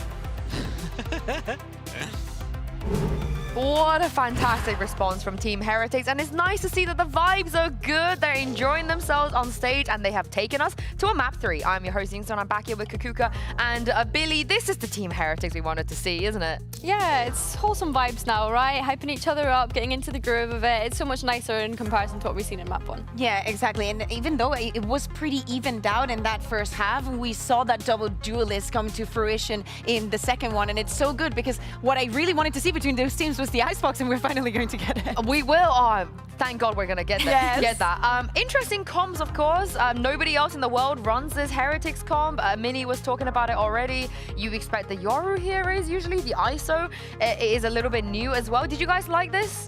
You like the ideas Heretics brought? Oh, yeah. I mean, I understand something that I think Minnie was saying, that when you think about the double duelist, and especially in this map, you think about something that is very explosive, right? Something that they can get under their heads, that has a lot of mobility. But I really like how Woods was using the ISO, trying to create those situations, going for more risky picks, and also using now the undercut to actually stop those executes when they matter the most. Yeah, definitely. I think the suppression on the ISO now is so useful and really, yeah, helps them kind of isolate fights like you're saying. And I think as well they had to be more methodical, right? They couldn't just run into sight and just take things down. I think they had to like really think about how and when they were using their utility. Yeah, and one of the things that we need to highlight, we were speaking about him before this match started, was Miniboo. First map he gave us the Waylay, and the performance that he's given up now on Raze, paired up with Wood, took us to the map number 3, because as I said, first half very evened out on that 6-6, but those executes, those entrances, that aggression that we were seeing at the beginning of the rounds was definitely very helpful to give Team Heretics some room to work with. Yeah, we've seen this in the past. Miniboo, who's an emotional player. He is one of the emotional ones, you know. He takes it really hard on himself when his team isn't doing well, but it's good to see the confidence is back. I mean, this is the first map the Heretics has won in like 7 maps, you know. They didn't win a lot towards the end of kickoff, and hopefully, Billy, this is going to maybe snowball them into a very important win. Yeah, you'd like to think so. I want it to be the bounce back for Heretics, because I don't think they were expecting to get defeated initially on that first map. We said that this probably would have been one of the biggest upsets that we've ever seen, right? So I think, yeah, they really need to come back into this one and kind of reframe their mindset. I think that they're looking positive already, so that's a really good start. But as we go to Icebox, I think there's a couple of like things that I'm puzzling in my mind, and I look at Apex's roles, right? I don't think Batu looked particularly comfortable on that Viper, and of course, this is an agent that we see time and time again on Icebox. So I think my questions go more towards Apex side versus Team Heretics side at this point. I mean, if it helps, Batu has never played Viper on Icebox, so he's always he's been a bit of a duelist player. Yeah, exactly. Do you not remember? It was during kickoff where he played his first Viper. Yeah, We're all like, oh my God, he's coming in, and now he's playing the Viper. So I think you have a very fair point there, and also what they're doing with the compositions in general. We already saw it on Split, and one of the reasons why we were highlighting Miniboo and Woods is also because they, on the side of Heretics, they had a lot to deal with on the other side. We're seeing a Mulsi that is connected. We saw it first with the deadlock, and then with this breach Tejo, something that Gibson was saying to us yesterday on that quote, you have to disrespect a lot of things, and it was on these two, on the players that we were speaking about before the match, and also right now, to kind of and deal with that and actually be the ones to disrespect the other. They're warming back into it, you know, they're warming back into it, and Rian's, he just came alive towards the end there for his team. This is the vintage Team Heretics we're used to. This is a team that, you know, Boo was talking about, that we don't make roster changes. We're going to stick together and we're going to improve as a team. But the Icebox is going to be very interesting. We spoke a little bit about Apex already. What would you like to see on the side of Team Heretics? I would like to see the Neon. I'm thinking about Smurfette. I think about Smurfette a lot, actually. But I'm going back into the conversation of what to do with the agents here and there. My bigger question is, what is Wood going to be doing? Are we going to see maybe some Chamber? Because I expect like the usual suspects, right? Like you can put Rians on Soba, Benji on Killjoy, Boo on Viper. Are we going to see a Woods that is going to dive into maybe a double controller playing the Omen? Like how much freedom are we going to give him, or what role is he going to have in this Icebox? Yeah, I wonder even if we're going to see a Tejo on the Icebox, right? Because of course this is something that or we just still have KO. to consider. Or a boring KO, yeah. But like, yeah, I want to see what both of these teams have cooked up. I think for Team Heretics, there is a likelihood that they go to comfort roles here, right? We've seen Wood kind of playing that double smokes in kickoff, and we kind of like worried a little bit about comfortability of a lot of the players. Yeah, and the other side, Governor's pretty much played every agent under the sun at this point on Icebox. The Sova, the Jet, the Viper, the Sage, the Reyna, the KO, the Chamber, the Neon, the Clove. You know, he's done it all. So they have a lot of flexibility. Floor, once upon a time, has her one KO, one Gecko, one and done. I don't know why you would do that to Floor, but it feels like teams are moving away from the Sage, moving away from the Gecko. So I want to see if Please maybe no Harbor. these teams bring it back. And it's a Floor Waylay. Let's go, Mini was right, 2 for 2. Yeah, exactly. Oh, Benji is actually going to move away from that Killjoy. It's been a hot minute since we've seen the Icebox without the Killjoy into the Vice, and Wood is going to go back to that Tejo. It wasn't brilliant when we saw it, but we're going to give him a second chance. As you're saying, Governor back on that, they're doubling down on that, on the breach and the Tejo. And as you're saying, Fluorescent just heard Miniboo saying, oh, I'm the first Waylay in EMEA. And she was like, are you? Yeah, no, I love that. I can't wait to see how Fluorescent gets on the Waylay. But I think as well, the Benji on Vice is a big one, right? Because I think as well, the more that we're seeing teams kind of implement that Tejo, players are not wanting to jump on the Killjoy. It's just too much. The utility that Tejo can offer kind of takes away a lot of Killjoy's kit. So I think it's a nice change for Team Heretics. Yeah, a breach on Icebox. I'm here for it. And also Batu, first time on the Killjoy. Can't wait to see how that's going to go. And send this back to your casters. Take it away, Mitch and Tom. Thank you so much, Yinsu. A bit of a treat for us here today. Not just a map 3 in this series, which is something we weren't sure we'd get to see, but now Waylay twice with Fluorescent picking it up for the second time in EMEA. Not her second time, the second time. And getting to see this agent here on Icebox, I think is going to be a real treat. Somewhere that we've seen Raze before, we've seen Jet dominate, and with so much high ground to play with, I think her dash is going to be very interesting with all the options it's going to give you. I'm just glad that it seems like the default comp is finally dead. Yes! Because that was the thing. I hated coming into this map every single week, and it's the same two comps playing against each other. Sure, even before we had Team Heretics running a Neon and a Gecko, like they weren't in that bracket of just the same thing, but thank God we don't just see a Sage anymore. There is still a wall though, just not quite used the same. You can't set off your own wall to plant. Oh well, the high ground's already taken! Fluorescent wasting no time using light speed to get up in Heretics' faces. But it's only one kill to start us off. Look at the space taken by Apex though. Malsey, your INGL here, middle of the row. He's pushed down, middle indeed, meeting up with Governor and boxing in Team Heretics to this A hit. Seems like Batu be spotted. Some attempted denial of space, basically cutting out one of those default plant spots. And well, Minibu didn't go quick enough. He's been caught. Numbers thinned out for Heretics as they go for the plant. The stun comes in.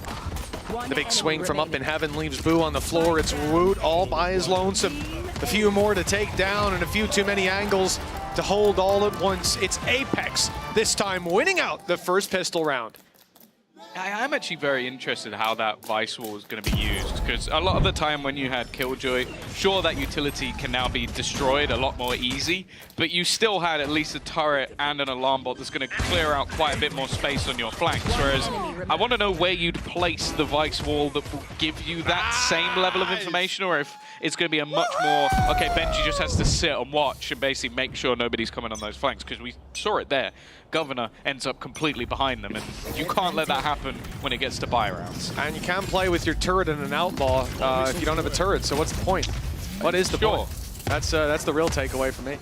For Apex, 1-0 start, but now a lot of pistols moving up towards this A site. They've gotten deep, they've gotten past the defensive line, and it's Governor who gets caught trying to slipstream them. This is a bit of a problem now. A rifle recovered and a plant secured. Team Heretics, they've really sunk their teeth into this eco round. And although one kill is found by Fluorescent, okay, we needed more. Well, Malsey certainly has stepped up to the plate, and a chance for this to not be economically devastating if they can avoid losing anyone else. Malsey's leading by example with a 4-piece pickup. And a good amount of work done towards that Rolling Thunder for future rounds. That's a 2-0 start for Apex. It seems like Malsey, he's still putting up numbers at times, but he really is just putting himself in the pocket of some of those superstars on the squad. Like, applying the breach on this map has never really been a common thing, but you look back, even in the last map that they didn't win, the amount of times that there were fights where players were just completely stunned up or left in awkward positions, I don't mind seeing it. And well, he's going to go 5-0 in the first 2 rounds.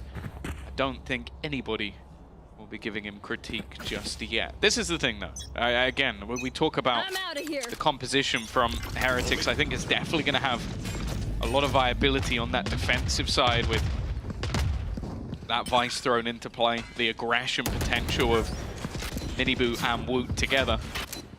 The same can be said for those two coming into the attack. A lot of angles that can be cleared, but I'm looking at Apex. 4 players right now within a very tiny angle. They're going to push. Heretics are waiting. That flash doesn't even stop Minibu. He's picked up a second, gotten out, and Rien swaps places with him. That's a wonderful start. The attacking side having all the cards now. They can take this where they want. They know that Governor's here. With 2 players, 1 hit to that outlaw. They have to be careful. Salvo sent in to slow them. But instead, it just sends them in the other direction. And a quick rotate for Minibu means he'll be here way before Governor can hope to have eyes on B. I think it was also a play just to get back to a rifle, because in that aggression was all of the rifles bar the sniper. So it basically left them in a spot where they didn't have any of the guns remaining. So fighting that with an outlaw and a pistol, not ideal. The problem though, this post plant, good luck. How do you even find a way back into this? It's all going to come down to how much damage can this outlaw achieve. Yeah, well, the Vice utility as well. Like, if you're not getting in there immediately, there's going to be problems, and you see it there. Steel vines all over the site. That will be a prickly push if you decide to go for it. Instead, Apex playing the exits. Try to make this as costly as they can with Governor, and in Batu's case, holding on to the weapon and flying under the radar might be the best case scenario. Don't know if he's going to have a choice, though, as Benji starts to clear out that position. Now they know just where Batu is. Doesn't even want to risk the run across to start with, but he'll get out in the end. Yeah, I think as well, you look at the other side of the coin for Heretics, they want to build up an early economy as much as possible, because the amount of rounds I feel like where, even in the last 2 maps where they start off 4-0, 4-1, they were never clean. They always had a huge amount of damage to their own economy as they were doing it, and then the second Apex found a breakback, they were right back to pistols again. There were so many rounds where they ended up on pistols, or like, okay, 2 rifles and pistols, or a bucky. Like, they don't want that going into this first half, so they're not going to risk hunting that man down. Again, though, this looks like an incredibly direct early position. Like, this is every single member queued up outside of A. They're denying that early orb as well with this fight. The reveal going up, but it's still taken by Apex. They didn't deny it. They claim the space as the drone rounds the corner just a little late. And they could have seen that high swing up on Belt for the duel, but indeed they were ready for it. This is all part of the plan for Apex. Great stuff with the Rolling Thunder, and it's Fluorescent in there at light speed for another. Refracting back to safety, and then Governor cleaning up the rest. Wonderful game plan from Apex. It looked like Heretics maybe on the back of, you know, Armageddon was one away for Wood. If they can take that orb, it's free site take. But Apex brought the fight to them. This is the thing, again, you just talk about the value that Molesy is bringing, the call to basically play off contact, Rolling Thunder, then he puts an Aftershock through, and well, it becomes so easy for Fluorescent to just land all of those remaining shots. They don't give up that space either. Continue to fight it, and well, already 3-1 in favor of Apex. Take flight. Again, those 4 rifles being kept was so important. They get slaughtered in this round, but they can at least buy back into it. You really can't understate the fact that I feel like most people would have Apex right down the bottom of the list when it comes to the teams that can go far coming into stage 1. This is a team with no expectations on their shoulders. Even claiming a map will catch people by surprise. But with the most to lose. That's the thing. They're one of the teams, the org itself, up for relegation. So a victory here versus Heretics could be absolutely everything going into those later positions towards the end of the year. Even seeding going into stage 2 could mean something to this squad, like things that other teams would laugh at. They have to be considering. Heretics came in expecting perhaps an easier match than they've gotten, but Apex have had their eyes on the prize from the first barriers going up. This is a full buy from that attacking side. They've already lost Rien's, lost some of their initiation utility, but they still have some in the form of the salvos. Miniboo's walking through them. They're not going to expect them to round that corner. It's a very ambitious play, but one that works out wonderfully. Boo, though, caught in middle, and the herd thins out again on the side of Heretics. Not ready for another Miniboo swing, but still, the trade comes in time. Look at the ult, though. It's set up ready. Armageddon first. It seems like Fluorescent has the same idea on the other side. Gonna try pushing, but Benji just waiting. He's gonna be the last man left to try and hold the line, try and bring this back, but has to swing eventually, and the patience of Apex is what takes this round home. A 4th on the board. They survive when Miniboo is thriving and when the ultimate of Teo comes online. And more interestingly here, I feel like, again, it's easy, even in week 1, to fall back into some of the stories. You've got ex-teammates in the form of Boo and Molesy. But I think, for me, the most exciting one is you have an Ascension winner facing off against a Champions finalist. And they might take it. Now, obviously, there's been roster moves. It's a different team, but that is still something that I think expectations never would have been there at the beginning of the year. No, not at all. What a performance it's been so far. Low buy from Heretics. Miniboo, and well, he's wasting 0 seconds of this round straight into a fight in their spawn. But the turret's the only thing that can evade his ire as Benji picks up one onto Fluorescent. This round is crumbling. Mozzie's weapon gets cancelled out, jammed up. Even though he took down the player, the ult remained, and Avova and Batu now left to pick up the pieces. Getting back in here should be impossible. Again, those salvos are going to start coming back online. The sniper now in Miniboo's hands with Boo, with a rifle of his own, and they are sitting back so passively. Almost just trying to bait out some of the utility that they know will be coming. Avova even going to try and cancel things out, but I say there doesn't look like there's much hope. That's not a bad start. The problem now is he's just got to almost try and stick this until the end. The remaining players not going to be over-facing, and with Miniboo in such a tight corner, even if he manages to get back onto this, Miniboo's going to be there. May have got him killed to the spike. That will still be a big round. In fact, a pay save card Thrifty for Heretics. Haven't gotten to say that at all today, have we? Is that our first pay save card Thrifty? Might be. It's been fairly clean rounds back and forth, and any of them that have come down to that have been off of clutches as well. But that's the thing, though. I feel like, yeah, it's either gone down to a clutch, or it would be like, oh, they've got it into a 3v1, and Avova's the last guy alive. It's like, well, yeah, okay, they failed the pay save card Thrifty, but they should have won it. They just didn't because he Red Bull clutched.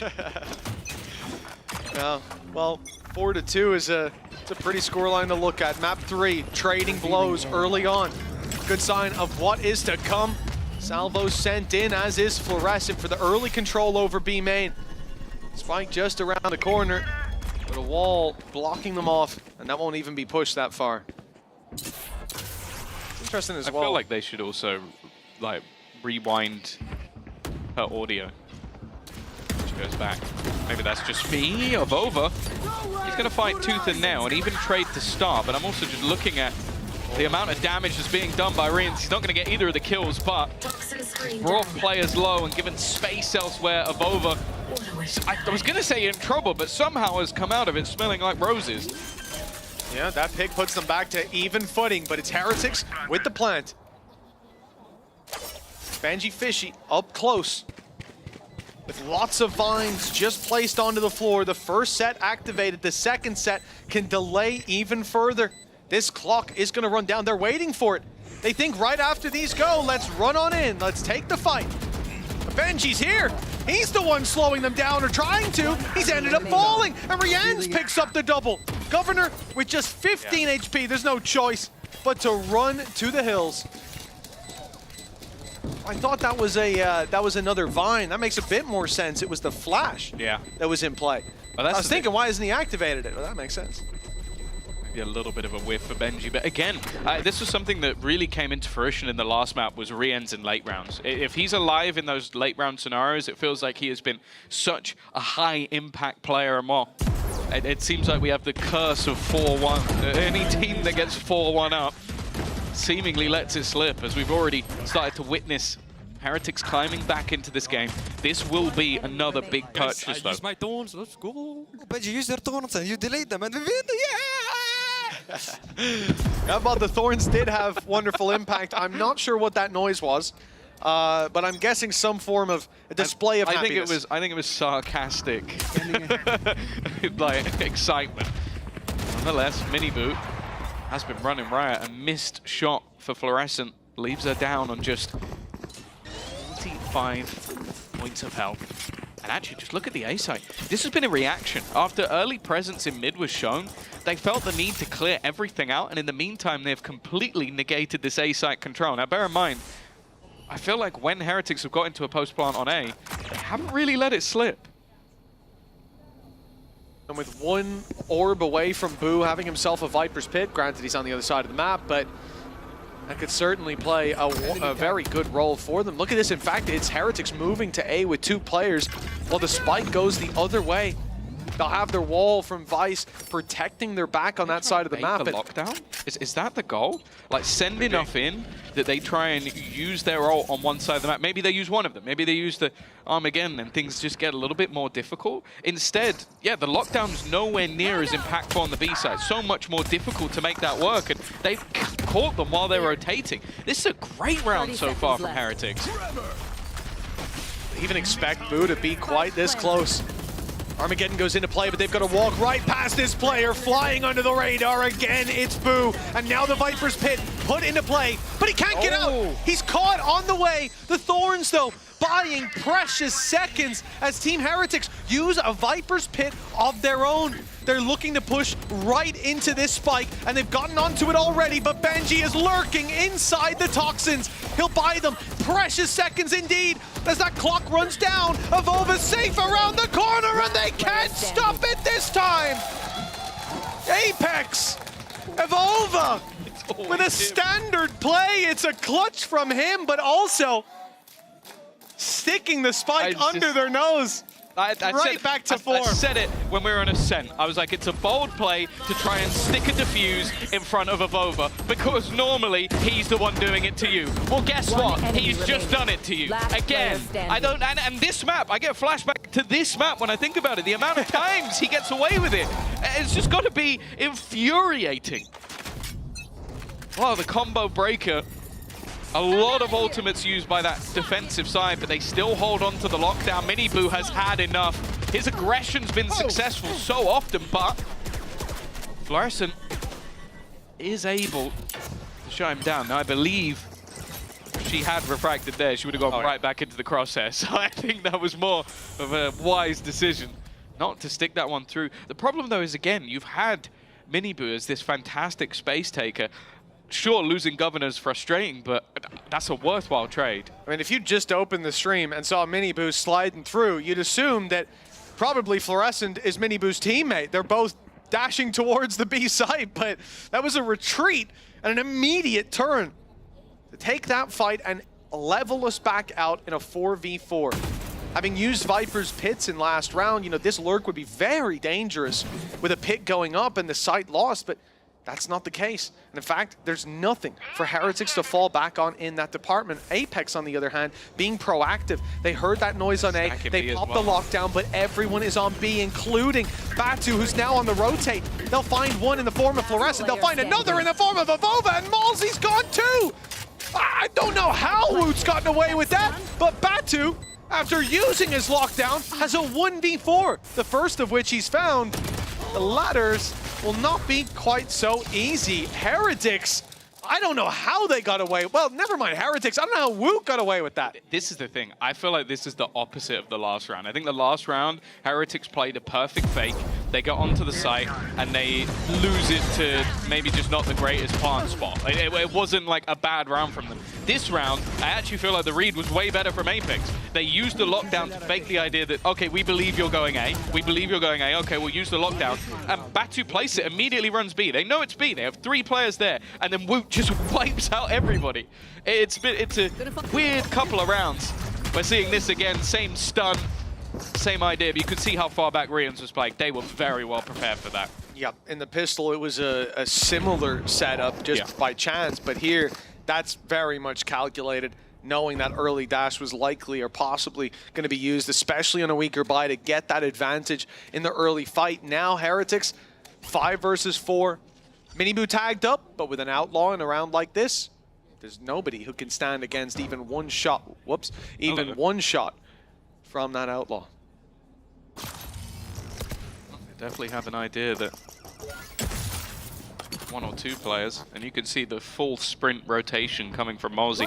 A single kill for him would get the Rolling Thunder, but I would say expectations are that it's not going to be utilized in this round unless they already have something that could pull them through to victory.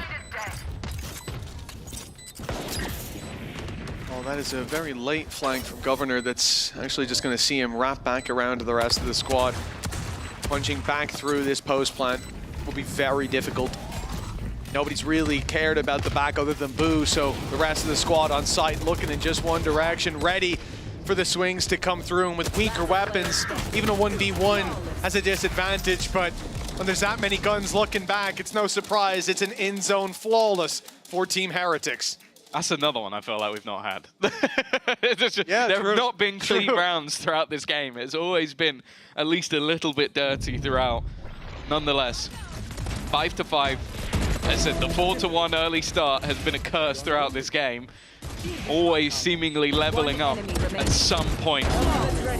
I think a big part of that has been the resurgence of Woot. I think having a very quiet map 1, a solid map 2 on the ISO, and then building into this one, potentially for a big finale, which if you're an Apex fan might be heartbreaking, because there's no doubt that they have been in this match.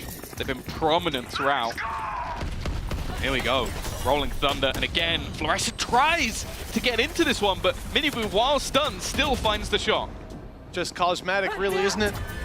And now a problem for Governor. He'll be left down to his secondary weapon, his primary jam for a moment, and caught from an angle that the shorty is not quite favored on that range. The barrel a little too short. Back to back. Malzy, the last one standing, and I don't think he's going to want to try this retake. Saving the weapon for the final round makes a lot more sense. But Heretics, as time ticks on, eventually they're going to realize we have a lot of credits. They don't. Let's go kill him. Oh, for sure. See, careful. They are slowly surrounding him on his position. There's so many places to hide as well. What a read. Who has made the realization? There you go, back-to-back in zone flawlesses. Clearly wanted to keep the sponsors happy with this one, and Heretics have delivered. And this is a great sign for them going forward. Like, the fact that they've had 2 clean rounds, the fact that the last time we saw this exact thing with a Rolling Thunder setup, they get blitzed by it. But I think that's now a couple of times where Miniboo's been way further forward than anybody over on Apex has expected to see him. And I'll say that is probably because a lot of people do not play Neon on this map. Like, there's a few here and there that will pick it up, but I think Heretics have always been the main one. Doing a thing. Well, they're still planning to look forward to, from the Duelist on the other side, Fluorescent playing the Waylay on attack will bring a lot of value. You're not talking about this. Well, I hadn't looked at the right side of the hood, evidently. 3 Outlaws. Damn. Obviously, they've got cash, so I'm assuming that, why would you want an op? Explain, why would you want an op? Actually, 3 players are 25, and you get 2 shots with quick movement. Outlaw's just a better weapon. I'll fight anyone who disagrees. Batu. All right, well, I'm not a man of my word, evidently. I was like, now what? But yeah, for Heretics, look, they've got Hunter's Fury moving into this round. They've got themselves the Outlaws, but they'll be quickly swapped over to the Rifles. And all they have to do is avoid some of these early fights. Saturate's good, and it's going to keep Governor in position. It was the ultimate from Waylay that managed that. And now, a 5v4 as a result. Hunter's Fury, though, tags him up. Woo, good for the kill on Malzy. See, normally you expect players to have dropped this gun and picked back up their rifle. It seems that Benji Fishy got so far forward, has decided he's almost had to keep it. Like, this is potentially a nasty surprise for Avova, although the man does seem to have eyes in the back of his head. I think firing out this utility might just be the end of him, and it will. That's an easy kill for Benji. And well, for the rest of the squad, they have no ground to get back into this position. It should be a free plant with no resistance. Yeah, Vova only had 25 shields, so it's a 1 shot, but I don't think a second shot would have been too hard to hit on a player that didn't know you're right above him and behind him. Now the post plant for Team Heretics. And a lot of utility already burned up, but a shock dart alongside a snake bite, nothing to turn your nose at. Salvo's used, Batu spotted 2 on back. Yellow! Good kills! A little more possibly, but a little too much to ask. 7-5 in favor of Team Heretics, closing out the first half.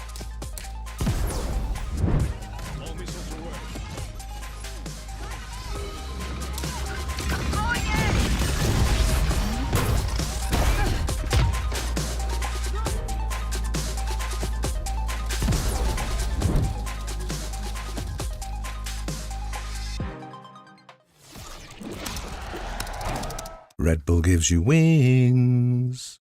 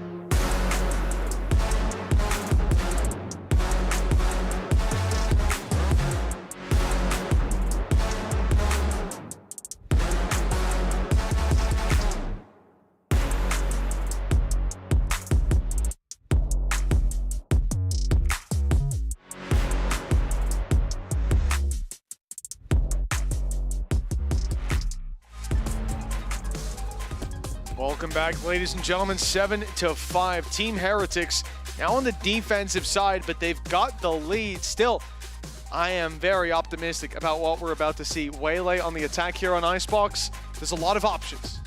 Yeah, my only worry is if they run out of steam. 6 of the last 7 rounds going the way of Heretics. So this was, again, it was another 4-1 start. It's something we've seen throughout the matchup so far is whoever starts off the map seems to let it slip away. And the thing is, you've seen the stars that you need. Like, everybody performing on the Heretic side. Woots look fantastic, and I think going into that Benji Fishy Vice defensive side is going to be difficult to break down. This guy is already fantastic with a Cypher. I think give him a Vice, and it could be nasty. Oh, the new agent already Using up, showing off some of those abilities. Your light speed dash across in mid, and the refractive pullback towards the spawn. He's going to get a drone out of Wu, which will be destroyed deep and not get a ton of information. They still have to be... Only saw Batu, I think. Yeah, indeed, and no clearance towards the tube, which is a gap that they'll have to be aware of as this clock runs down.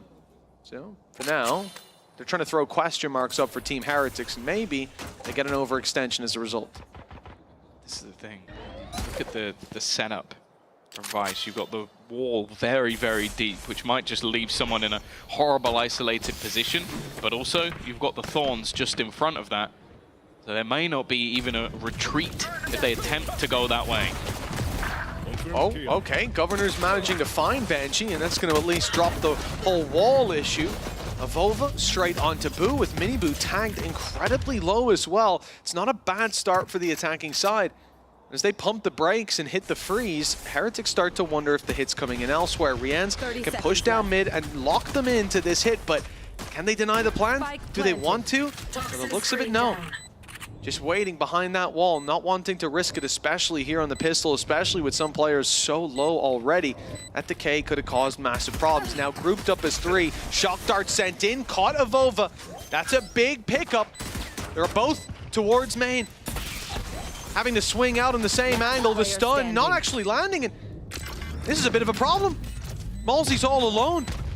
They're just now starting to defuse, still a bit of time to play with, and he's tagged up as well. I think one of those salvos might have caught him for a decent amount of damage. He's made it around the corner, buying so much time! A Red Bull clutch for Malzy from the jaws of defeat. What earth is that? Like, that genuinely seems like a scenario that was impossible. And when he got tagged, I was like, he's screwed. Absolutely screwed. Even had to swing out wide to kill Wu, who would have just got the defusal over the line if he went for anything else. And well, I feel like Rian's just not going to be happy with how that one ended. That's all we needed. Let's go. A big pistol round for Apex to take, and honestly, one that without their IGL, without their leader, there would have been no chance. Big one for Malzy. 7-6. Apex go right into Miniboo to start this one off. Fluorescent dropped, and they don't know about Boo flying under the radar. And it's a wonderful position! An even better result! He's wall-banged Avova with a classic after taking his head off with the first shot. Well, Governor and Batu, they have got their work cut out for them now. I feel like you're almost locked into playing B as well. You're against the Nico. They're going to get those weapons. You might as well defend him. And Batu's got to pick one up. He's only got a ghost. But that's the thing as well. He's had to retrieve his turret because it would have been out of range of it anyway. So they literally don't know what ground they've lost. So it has to be fighting forward at this stage. The only goal here is to try and buy as much time as humanly possible. Up and above. That first one's for free.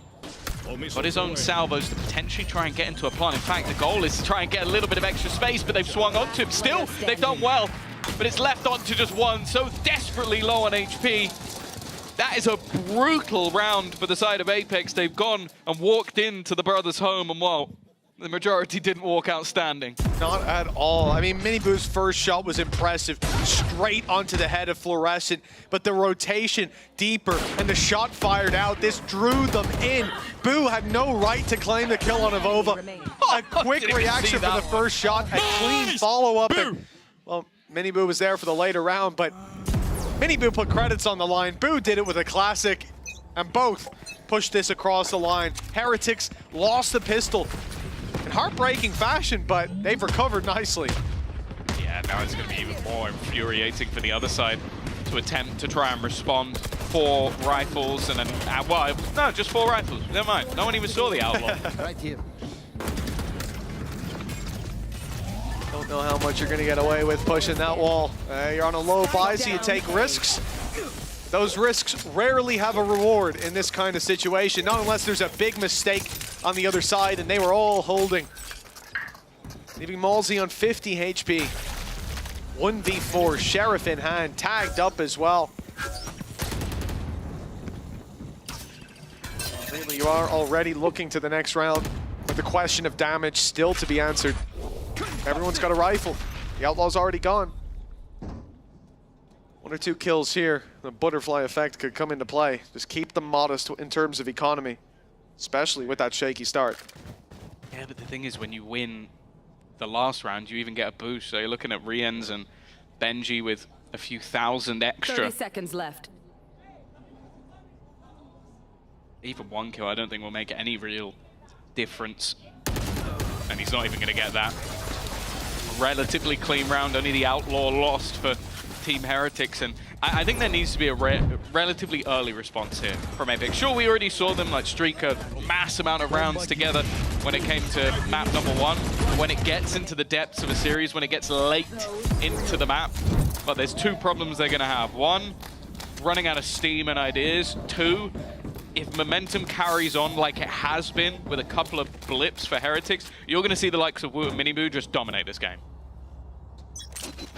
Well, that's what we have seen, at least in the last couple of rounds. Things are starting to shape up better and better for the side of Team Heretics. That defense. Locating targets. Very deep Thorns put into play. Thrown out from just outside of A. That's giving deep B control to the side of Heretics. They leave Boo just there to hold on, spot the info in the jump peak, and they can stack up heavy around mid, maybe even go for a bit of mid aggression. It depends. The drone not really seeing anything with Batu ducking. This is a, whether you want to call it a heavy stack, I'm not sure, but it is definitely a big lean. They'll have such a quick reaction to the A play thanks to that piece of utility from Benji Fisher. I'm curious if we can see later where he threw that from. Aggression into mid actually can come at a worse time. This is where the execution begins, but it does seem like Heretics have almost completely committed. They're just playing a retake at this point, stunned through onto the player on site. There's no way Governor gets out of there.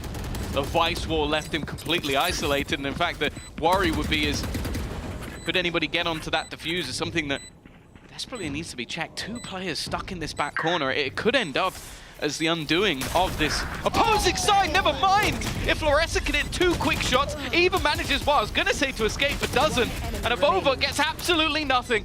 The first couple of shots were wonderful, but now only 1 man remains. It's Molesy. Needs to try and swing this. It's a deeper plant than he would have liked, and whoa, a wider angle for Boo. He will not miss that one.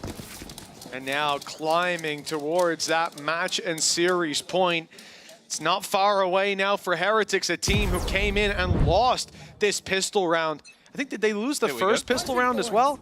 Oh, thank you very much to our observers for this and to our EVS team. And yeah, that utility ended up landing outside of B. There's 3 players on B at the start, so if you're there, you're going to be cut in half as a team. The 3 players will eliminate whoever's in front of the Thorns, and anyone behind him can forget about the round. But if there's no one there, great. Instant rotation. Boo holds map control, and you are beyond ready for the hit coming in on the other side. You know, I was curious about the ideas of Vice, and especially as you highlighted, Tom, losing out on that Killjoy utility. There's disadvantages to, or at least there's going to be adaptations that you have to make. Yeah. That one right there, that's a really nice idea and a wonderful result. There we go. Denito, Odorous once again put in the hot seat. I'd say for map number 1, definitely seemed like things worked out, and I think even going back to the early rounds in Split, we saw a beautiful combo of ults.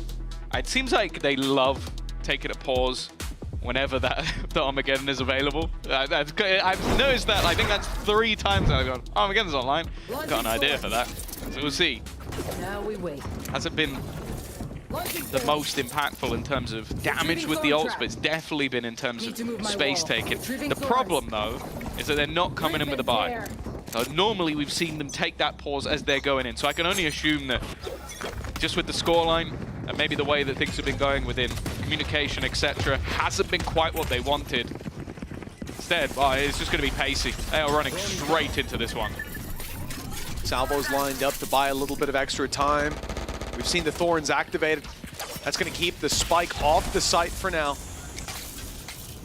As the clock runs down and the numbers of defenders towards this site increase gradually. They can't get any more now. All 5 Heretics members, the entirety of Los Niños, waiting Don't have plan. And just firing utility in to run the clock down further to deal more and more damage. Now here come the salvos and the fight on the back of it. It's so clean. They've got full control over the map. Their utility is keeping them back, and Heretics just with a clean sweep for so many of these fights.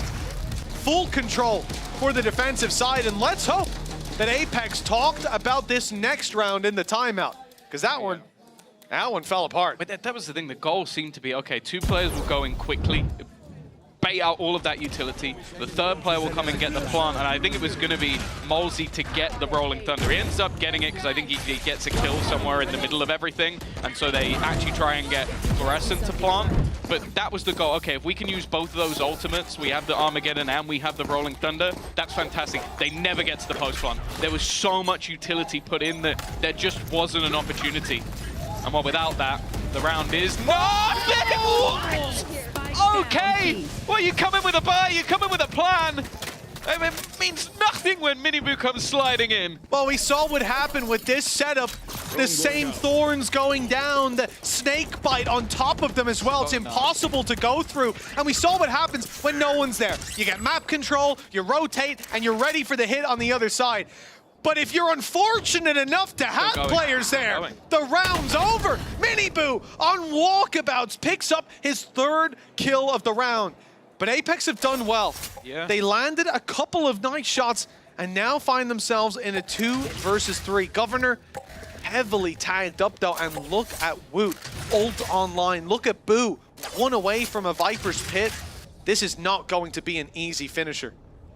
For sure. Utility still available. And you can almost see that I think they're well aware of where that wall is going to be. It's just trying to 30 seconds bait out anything that they can. It's going to be a little bit of Spike planted. delay, but nothing much more. It's great this keeps backside control for them as well. Now much more free, spotted both players too. All the information, a lockdown put into play, and they've been forced into the open. The flank will deal with the lockdown anyways, and this round, well, it ends up costing maybe more than expected for Apex as they were lulled into this false sense of security. I just noticed Boo's the one defusing as well. So now Viper's Pit will be online. In fact, every ultimate except for Armageddon, which was just like, that's it being used there. Every other ult is now online for Heretics, and they have 6 chances to close out this map. What? I don't know what that was. They're gonna wish that wasn't on replay. What just happened, Weber? I feel like it's always him caught in compromising situations on the camera. Our AVS team always on the lookout for either that or it's Milan. But anyway, 12-6. Another pause taken. The last one, no effect. They may have had an idea, had a plan, but it has been disrupted. And that's the thing. We're talking about the superstars on this Heretic side. I think in some of the recent matches, we'll talk about, okay, Minibu had a great map, Woot maybe had a great map, someone steps up. This is everyone. There is not a bad player currently performing on the Heretic side. And I'll tell you that I don't know if they're, especially if you go back to last year, if you go, every single Heretics player is playing well, it's like, oh, well, they've just won against any team in the world. Yeah. Like, it genuinely doesn't matter. So Apex have got to try and dig deep and find something. 6 rounds right now, it is not looking good. Fluorescent not having the time of her life of Vova, the superstar of the last couple of maps, has finally been silenced, even with the Ninja Defuse at the first. This is a problem now. Just feels like Waylay is cursed for these EMEA teams. That first map, Heretics picked Waylay, got decimated, and now Apex picked Waylay, and it's the same old story. A bit more work to be done there, but credit to Heretics, some great ideas. I said yesterday I'm a big fan of Vice, and I think so many maps that you don't have to have Vice, but she brings an undeniable amount of value. And here on Icebox, I wouldn't have picked this as one of the maps. I would have actually said it's one of the maps where you can't really play, or at least I can't justify it with the value you find elsewhere, but Heretics have a whole approach built around this. The wall defensively covering mid is great, but the main thing being that B main fight that they tried earlier and then successfully in the last round, it seems so difficult to deal with. I like as well that they consistently have Benji away from the majority of action, so that utility is always going to be online. The Thorns are always, well, in the side of the opponents. Now building into what looks like a B take once again. An aggressive position. Drone also being utilized. That Sova combination with Teo gives them a lot of info. Yeah, Benji. Dark Rose came back. He's looking to try and take some control. Batu is the only man not with the rest of the squad. Well, neither of them ends up going down. That Rolling Thunder has been utilized. A Hunter's Fury in combination and a Viper's Pit as well. Everything being thrown in here, but the fact is that first kill has still gone the way of this defensive side. Another for Minibu as he goes running into the site. Even looking to try and spam back in. Another comes up for Benji within it, and they still haven't planted. They still need to get that spike down. There's only 10 seconds left for them to deal with this, and they haven't dealt with the players within this Viper's Pit. It is done. It is dusted. The result will end as expected. You know things are getting desperate when you have to stick a plant inside your opponent's Viper's Pit. That is decimation from the side of Heretics. They came in here today, shaky footing to start it out. It was their map pick as well, That right? scoreboard is wild, by the way. The top 5 players in the server were all from Team Heretics. That doesn't happen often. No. But the fact is, that is the team that we saw in this last map. Map 1, it was a miss. It didn't seem like they had as much depth as maybe they wanted with the comp. Obviously, this is the first week. There's going to be adaptations. There's going to be adaptations from either side, in fact. The fact is, Apex put on a show. They came in probably a lot stronger than most, if not everyone, expected. The problem, though, is when you come up against one of these big teams, which you look at their group, that's going to be basically every week. It's not going to get any easier, and they need to try and find that extra level to get something over the line. Well, there was a moment here where Heretics were on the ropes, but they bounced back and looked incredible doing it here. A statement on the final map. They came in with a new identity, a new approach, a refreshed Icebox, and it looked wonderful. Any team will be scared to face this roster, but for Apex as well, impressive across the board. We expected this to be a blowout matchup. Heretics delivered 2 strong maps, but not before losing 1, and that at least shows us that there's foundations to build on for Apex's future. Yeah, especially when you consider that a lot of the critique would have been the players that ascended. Like, we're looking at the new players with excitement and going, okay, but will we see the best out of Mozzie? We did. I think his deadlock on map 1 was brilliant. I think anybody could go and watch that deadlock and go, okay, this is something I could take for like even my ranked games or something silly like that. Like, okay, but ultimately, they were not the victors. The victor is currently down on the stage. We're going to have the post-match interview with Minibu. Thank you very much, Mitch and Tom. I'm now joined by Minibu from Team Heretics. First of all, massive congratulations on that win. Very noisy fans over there. We'll get to them in just a bit. But big win for you guys today, considering how it started. How does it feel to be back on the stage and to have the positive energy going and to have the banter back and have the fun back in your game? I mean, I think it's all about the practice, and we are back to having fun in practice, and that's what we showed today, that we are having fun playing the game again. And I'm really proud of the boys that we are able to bring them back, you know, like the kids kind of power, you know, like we're just like enjoying the game and not worrying too much. Like, we are not trying to prove anything to anyone. We're just like playing the game, and that's it. Now, the last time we had this chat, you said, you know, you're just a duelist. There's a lot of questions you can't answer, but so I'm going to stick to the duelist questions. First of all, the Waylay, I know the result didn't really go your way, but did you like playing the Waylay? Whose idea was this? I liked Waylay. Yeah. I liked Waylay so much. Like, I think this agent has potential, and in the future, I would like to play more of Waylay. I play like Waylay a lot in ranked. I think this agent is good, and I think I'm doing really well on it. I'm just sad that we couldn't show it, but it's not because of the Waylay, it's because of our overall team play and other reasons in Ascent, you know? We like the ideas, we like the ideas. What did you think about Floor's Waylay and also their breach stuff with the Taeho on Icebox? What did you think of that? I mean, I think Waylay is a very good agent to capitalize on utility, and in the breach Taeho meta going kinda right now. Like, it's just really straightforward. Like, they throw utility and they play around the Waylay, they try to make traps, and... The Koi fans are here, the Koi fans here. Yeah. Sorry, carry on, carry on. And the Waylay is the best agent to carry on it, and I think like they had some nice ideas and some punishes. That was like interesting to play against. It's annoying, right? It was a bit annoying having to play against. Of course, congratulations on maintaining your Neon win rate. Do you know what your Neon win rate is? Yeah, no. You don't know?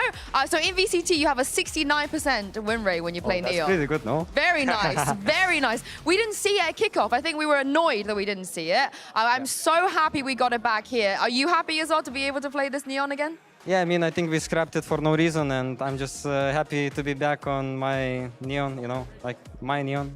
Yeah, it is yours. From Madrid, you know. Does it feel the same? Nothing's changed. It feels the same to you? Yeah, I mean, I think the Neon is stronger than it was in Madrid, and I played already in Madrid, so I think it's okay. Like, for me, it's okay, you know. All right, I do have to ask you just one question that isn't about the duelist, and it is going to be about the Ascent. That was your permaban for such a long time. I know you guys have all individually at one point mentioned maybe some of you don't like the Ascent, maybe it's a coach thing. Why is it back in your map pool? That was such a surprise for us. We thought you were going to keep banning it. I mean, I don't know, like, I think we have 5 players who are playing Ranked a lot, you know, and in Ranked we play Ascent so much, and like, we are all from old times, you know, so, I don't know, we just felt comfortable on Ascent at this point, and we just picked it, we just go for it. Yeah? Whatever is comfortable for us, we just like go for it, I don't know. Even after today, it's still okay? I don't know, like, I think we need to take a brief, you know, and just look back into it. Right now, I'm happy we won, and I'm just being happy. We're very happy that you're happy. Thank you so much for joining me, Miniboo, and we'll see you next week. You guys might have heard some of the fans. They're very, very loud because Koi will be taking the stage against Foot right after this.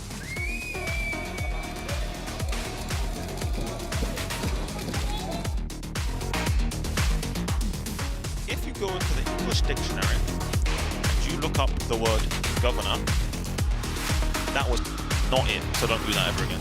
Okay. Okay. Wait, what? I don't know, bro. I don't know English. All right, governor. All right, governor.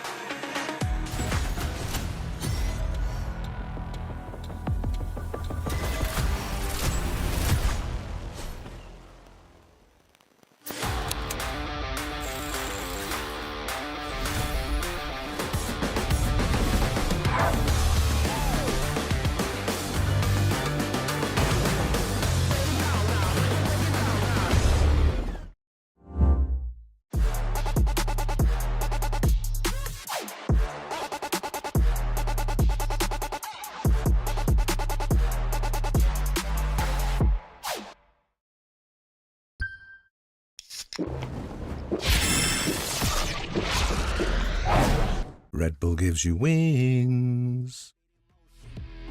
This is the moment. Gotta one up my opponent. Back then they ain't noticed me, now they know it's me. I'm the chosen. It's my time, yeah. I put that on Bible. No excuses, gotta get to the final. Take all of my idols and turn them to rivals. It's all or nothing, man. The trophy is vital. Game time, bet I'm coming in clutch. No hang time, man. They can't keep up. The game's on the line, seconds on the time. Who can't fight? It's gotta be us. Better under pressure, go ahead and let it fall on me. I'm destined for it all, you better call on me. They say what doesn't kill you make you stronger. All that pain, it done made me to a monster. They say what doesn't kill you make you stronger. All that pain, it done made me to a monster. Yeah, whole lot of times they doubted I wouldn't be who I am without it. Sleepless nights, I counted. It all paid off, it's really astounding. I had to keep the faith to elevate. Hope for better days, they were coming. Now we can celebrate, knowing every day is abundant. Yeah, it's my time, yeah, I put that on Bible. No excuses, gotta get to the final. Take all of my idols and turn them to rivals. It's all or nothing, man, the trophy is vital. Game time, bet I'm coming in clutch. No hang time, man, they can't keep up. The game's on the line, seconds on the time. Who can't fight? It's gotta be us. Better under pressure, go ahead and let it fall on me. I'm destined for it all, you better call on me. They say what doesn't kill you make you stronger. All that pain, it done made me to a monster. They say what doesn't kill you make you stronger. All that pain, it done made me to a monster. All that pain.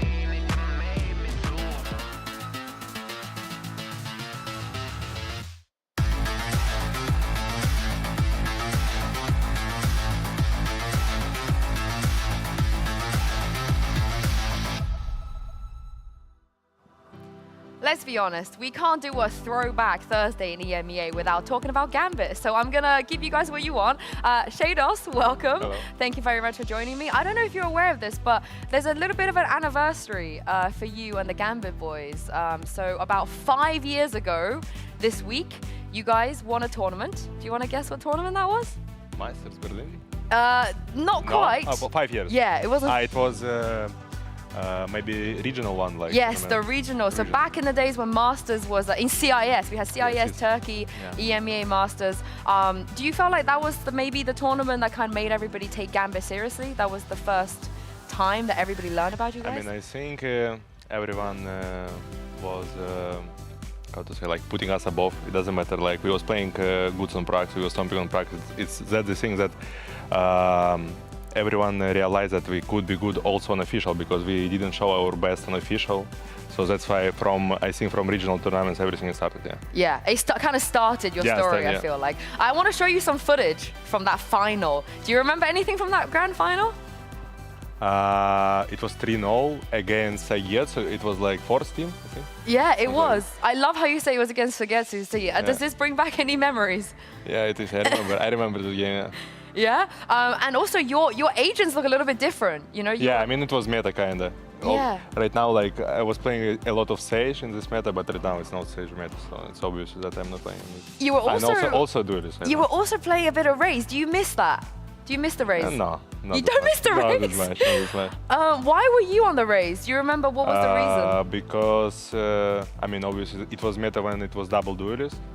So therefore, prefer to play Jet above Raze, and I played on Raze, you know. And obviously that my Jet is bad because I never played Jet, you know. Maybe I have like 2 games during like 5 years on Jet, so. Do you feel like being a part of that Gambit roster has kind of, you know, stayed with you even when you're on different teams? Do people ask you about Gambit? I mean, obvious, because it's gonna be until everyone from Gambit will reach level more. I mean, Chronicle kinda did it, but everyone else is kinda like didn't reach yet, you know. So when we're gonna reach it, I think.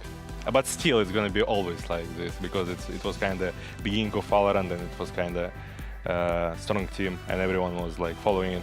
So everyone's favorite team. Yeah. I don't think you had any haters. Do you ever remember anyone haters not liking you? I feel like everyone loved Gambit, right? I mean, yeah, we was kind of kids, so we was good kids. You were great good kids. You were great. What about some of the newer players on your roster? When they come over to you, do they ever ask you about Gambit? Do they still recognize you from? Yeah, I mean, like the guy who came us from America, Xavier Flyer, he kind of watched all games and he know. Like, I think everyone knew Gambit, so obviously that.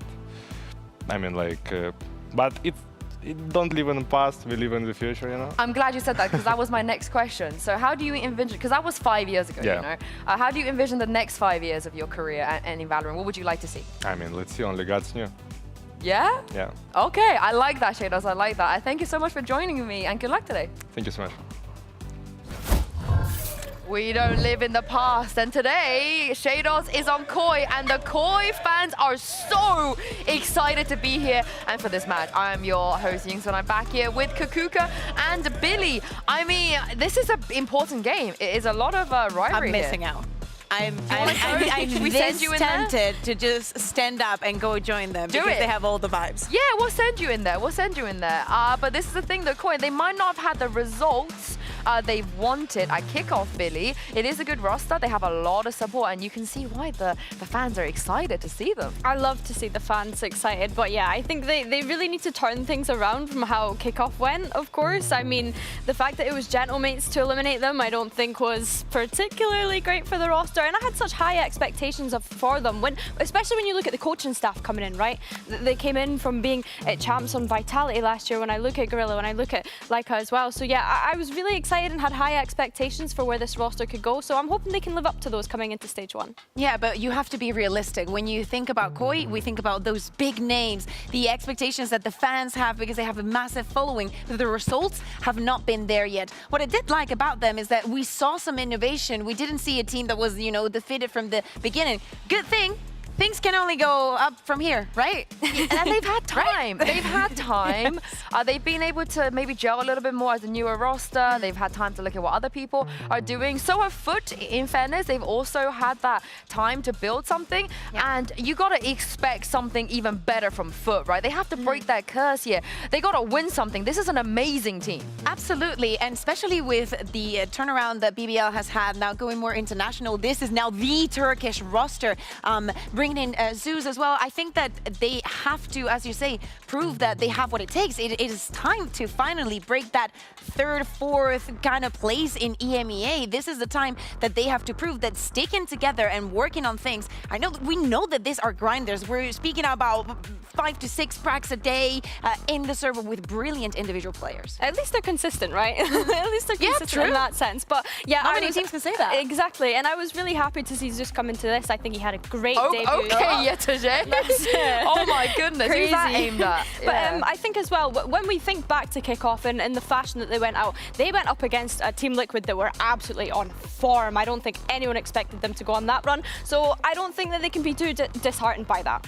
I'm going to say the opposite. I think they should be. I think they are the team that they had no business losing to Team Liquid at kickoff. They really didn't. It was an upset. They upgrade their roster. They're the ones that didn't change anything, really. They stick together. They're so good. And they had all the right pieces because they had the comfort picks, too, for their roles. Yeah, absolutely. But I think that there's some context missing in that. They did win against Liquid the first time around. It was the second one where where Liquid were bringing in new compositions and new changes. So it was a very different opponent from the first time. So the first part of the homework was like super good. Somehow that exam didn't go through. You had to repeat it. All the questions were different and you were like, oh, did I even study for this subject? I mean, I want them to study a little bit harder this time around. And if they have been doing their studying, Billy, then they would know some of the tendencies when it comes to the comps that Koi were running. Yeah, we know Koi seemed to enjoy a double sentinel competition, which I'm not too against, but I think as well we have to consider the kind of meta that we're in at the moment. I kind of hinted at that before. They're playing a lot of Killjoy, and of course we have a lot of teams bringing in the Taeho. So honestly, I would love to see perhaps a Deadlock with the changes that Deadlock has had, or even a Sage. I don't know if I completely agree with the Killjoy going into this stage.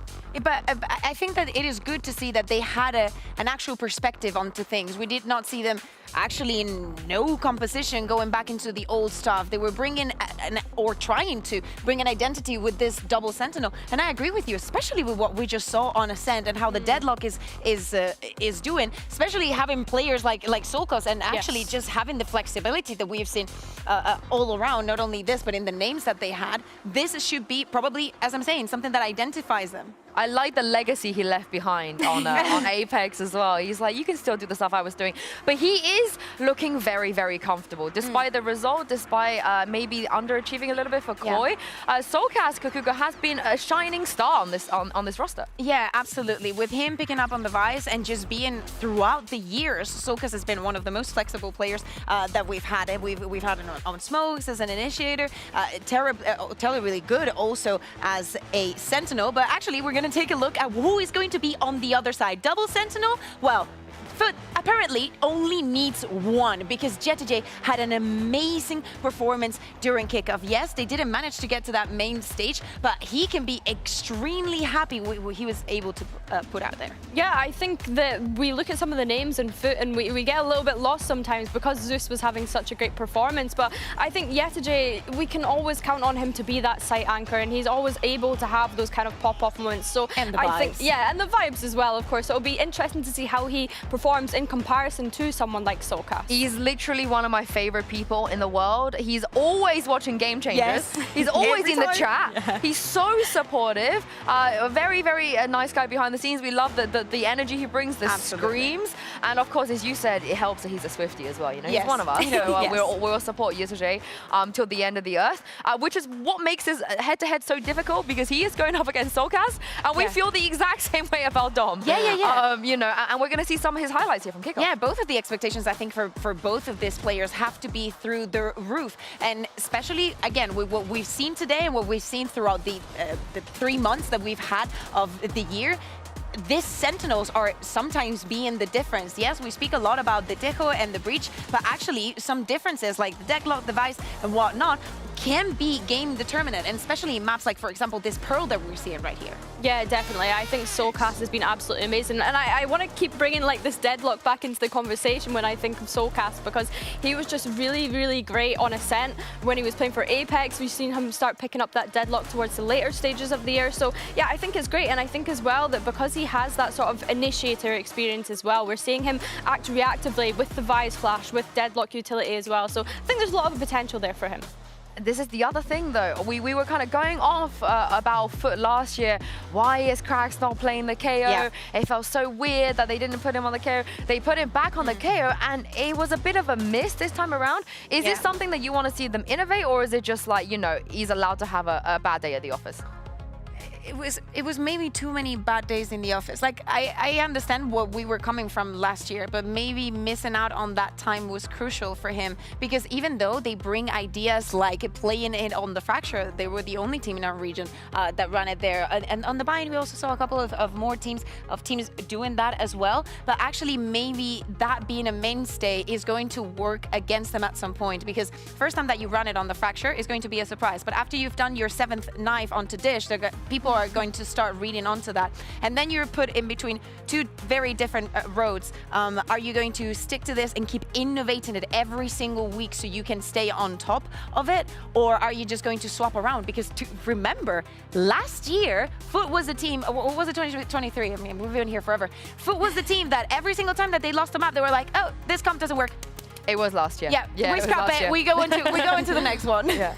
I think I quite like the KO. I think that the meta that we're in and how explosive people can be, that they can do a really good job of shutting this down. And as well, we have to consider the map pool that we're in now, right? We have Ascent coming back, we have Icebox coming back, and KO is played so commonly across both of these maps. So I don't think that this is something that they'll steer away from. I think that this is something that Foot will potentially, they'll double down on. I mean, in a world where everyone and their mums is running Yoru Breach, Teho, for me, it just makes so much sense. Fallen Breach, Cracks Teho, you know, we be on our merry ways and see what we can do with that. Is that too simple? Is a team like Foot the team that you expect to just do that, or maybe? Yeah, I think so, because I don't think that they need agents such as Teho for that explosivity. I think that they've got such good raw mechanics that they can just go in and take those aim drills. I don't think that this is a team that rely on utility that heavily. Yeah, and I'm looking also at the explosivity that we see from the. Was he playing? I was thinking of a Neon as well, but I think that he's picked up very good on this team. We were speaking up at the beginning of the year about he doesn't really play the operator, but we also saw him getting out of that comfort zone, because that is also something that can play against you. If the other team that you have in front of you knows that the operator is not going to be in play, they will feel more free about taking some duels and taking some spaces in the map. But we also see him individually with all the tasks that he has to fulfill already, also adding that onto his list. I want to see how he's doing right now. How buffed or nerfed do you think our teams are going to be with the map pool changes? Because it looks like a lot of the teams are already benefiting or suffering from it. I think that for example, for the side of Koi, for this two specifically, it's a massive win. They didn't do well on Bind, they didn't do well on Abyss. The coaching staff like the Icebox. We've seen the Ascent that can be beautifully played with that deadlock, and I think that is where they would go. I think, yeah, for Koi, they have two really great minds that I'm excited to see what they can cook up together. I think for Foot as well, we have to look at the kind of win rate that they've had on Icebox and Ascent in the past. You know, these are two really strong maps for this team, and they've only had one player change, so I expect that will be the same going into this stage. Just the thought of seeing Shados on Icebox, I don't know about you guys, you know, it's Throwback Thursday. Yes. It's Throwback Thursday. Yes. That just brings nice memories, you know, fuzzy, warm memories of that Reyna, 400 ACS, you know, 12-1, 13-1 even, 13-1 map picks. I feel like this is a nice map pool for Koi. They should be happy about this. And actually something that Foot also has to take into accountability, especially when we think about the picks and bans. Both of the teams were very flexible into what they were doing and just peeking onto their opponent. Where are they going to now find their strengths? And especially knowing that Foot should be the favorite to win this. What maps are you going to go for in here? Is this something that you have prepared? Are you going to be as surprising as Heretic was and go from something that you used to permaban into picking something because you might find some surprises? Yeah, and how big is the disparity? Are they the clear favorites? Honestly, I think when you look at Koi's kickoff performance, you would perhaps say, yeah, Foot are the clear favourites here. But I think that we've not seen the full potential of Koi just yet. I think that they have so much more to bring, and I really want to see the potential of this roster reach the heights that we know that they can get to. Well, we are ready in the studio, and the fans in the arena are very eager to see these two teams. It's time to welcome back Foot and Koi.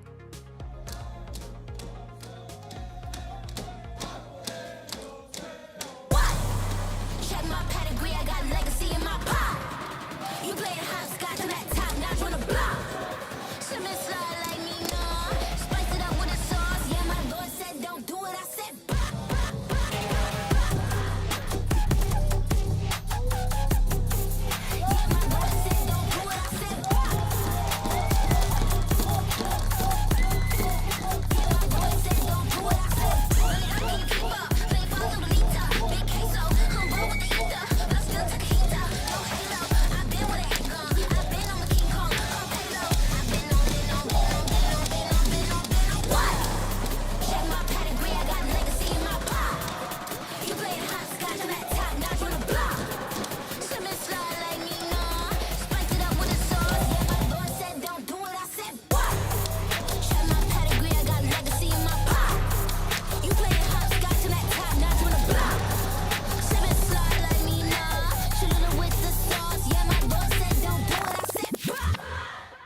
Both of these teams have had a lot of time to cook in this current meta. I can't wait to see what they bring to the new maps, how they're going to maneuver around some of the things we have already seen from the other teams. And this is the map where we were discussing. Where could we go here?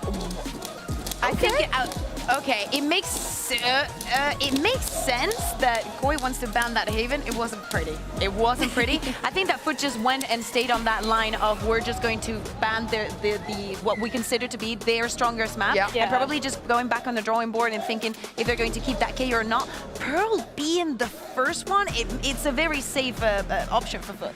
Yeah, I mean, what is with our Turkish teams and choosing Pearl at the moment? I mean, there's something clearly that we're not reading into. So yeah, I think Pearl is an interesting one from them. I mean, I know that they beat Team Liquid on it 13-7 during kickoff, so maybe they still feel super strongly about that and there will be no changes. But yeah, interesting map feel. Yeah, what era are we living in that Foot is banning Ascent and Koi are banning Icebox as well? What's going on? I think that especially, like, probably because if we get to that decider, right, if it goes that far, they do not want to see any surprises. You want to play in a ground that you definitely know. And Split should be that one for both of the teams. Yeah, we haven't seen it from Koi, but I think that it's pretty even. Yeah, I'd like to think so. And I mean, Split as well, like, it's even because we've not seen Koi play it, but then it's also even because Foot had a devastating loss on it. So I would be excited if we get to that point. Yeah, I would be excited as well. But this is also where, from Koi specifically on Pearl, we talked about how well Soulcast is playing on that Vice. You know, the result didn't go their way, but he had a lot of great ideas. So I wonder if we're going to see a lot of that today. Yeah, exactly. And but I'm not really sure about that double Killjoy? with the Killjoy. Yeah. I mean, I can see how they can make it work, but I would like them to have gone to the drawing board and come up with a surprise. Because if you think about this map, Vito, and this expecting Foot to ban your strongest map, or the very literal idea that they have of what it could be, should be pretty predictable for them. I do like the way Flyer plays Killjoy, though. He plays it like a duelist, and it's so entertaining. We're going to get a Shadows Chamber. That is a first time in history. I cannot. I mean, I wanted to expect it to change, maybe in the Sentinel, but okay, we're going to include it, that the fact that they're still running that double Sentinel, but Fly is going to be moving on to that Soba Filu on the Euro Gabinho, moving away from the Omen, I believe, into the Astra. But again, I'm mostly excited to see that Shadows debut on Chamber, because I cannot believe 5 years of Valorant, he didn't pick the agent once. Yeah, it's super exciting, and I have to look over at Foot, obviously not making any changes whatsoever. They're pretty comfortable with the composition that they ran last time, so it'll be interesting to see if the coach coaches have got any ante on that, I presume that they will. But yeah, movie star Koi, I mean, you're making a statement coming out with this kind of composition. Just yoink stuff from BBL. Yeah, why not? See, it seems to be the T, but especially with them having the chance, like if this map gets picked onto you, you want to start on the defense, you want to have control over B-Long. I think that for Shadows, this is going to be a make or break. I want to see also this change with having Flyer move away from the Sentinel into the Initiator, what that is going to mean, and how Foot are going to deal, especially with that B control that I was mentioning. Yeah, and the Zeus versus Filu head-to-head is very, very interesting. We've seen just how oppressive Zeus can be on that Yoru as well. So I wonder how Koi are going to be able to deal with this. Yeah, especially with the momentum that I feel some of these players need, because you know, especially for Filu, that is something that they're going to be pretty evened out when we think about the two duelists. Yeah, I think looking at the two duelists, we know that Zeus had an incredible debut, and you're right in saying that. You know, how is Filu actually going to be able to cope on this Yoru? It's something that we've seen across a few maps, but yeah, not entirely sure how I feel about it right now. And we really want to see the players that we mentioned come alive a little bit on the side of Foot. You know, after captain, once upon a time, the rookie that came into our region made his mark. But it was a little bit underwhelming at kickoff, but he's one of those players we look towards when Foot are in a bad situation. So I want him to come alive and play with a little bit more confidence on stage. Yeah, absolutely. I think that for me, he is absolutely necessary in those clutch moments. Later in the round, he is when he comes alive the most. Yeah, and speaking of clutch moments, I'm going to throw, that was a terrible segue, but I'm going to throw this over to people who are better than me at yapping. It's Pansy and Hypog. I think you could run with that. I was going to say, we're kind of flip-flopping backwards to like a starter compliment almost. Kind of. We're just here to yap, I guess. Yappers, professional yappers in the building. However, I do need to find out if Koi can truly give a reason for these fans to keep singing, Michael, because they're rowdy. I thought you were going somewhere else. I do need to find out what's going on. But I'm just confused. Look, for me, it's actually a big positive to see such a drastic change. And it is a change. Yeah, I'm not saying it's like these are crazy agents to be pulling out, but again, the role swap for me is huge. For Shados to be the one to pick up the chamber here, that's totally different. It is, yeah, because stylistically, it doesn't really sit. I mean, historically, from what we've seen from Chamber, but yeah, I'm here for it. I'm excited for it. Yeah, look, I'm down. I'm absolutely down to kind of figure it out as we go along. And it looks like it's a start on a brawl, isn't it? Koi taking the fight to them and winning out most, but Foot fighting back. It's down to a 2v2. Rubino, nice! Oh, it's lovely! There it is, keeping the fans on their feet.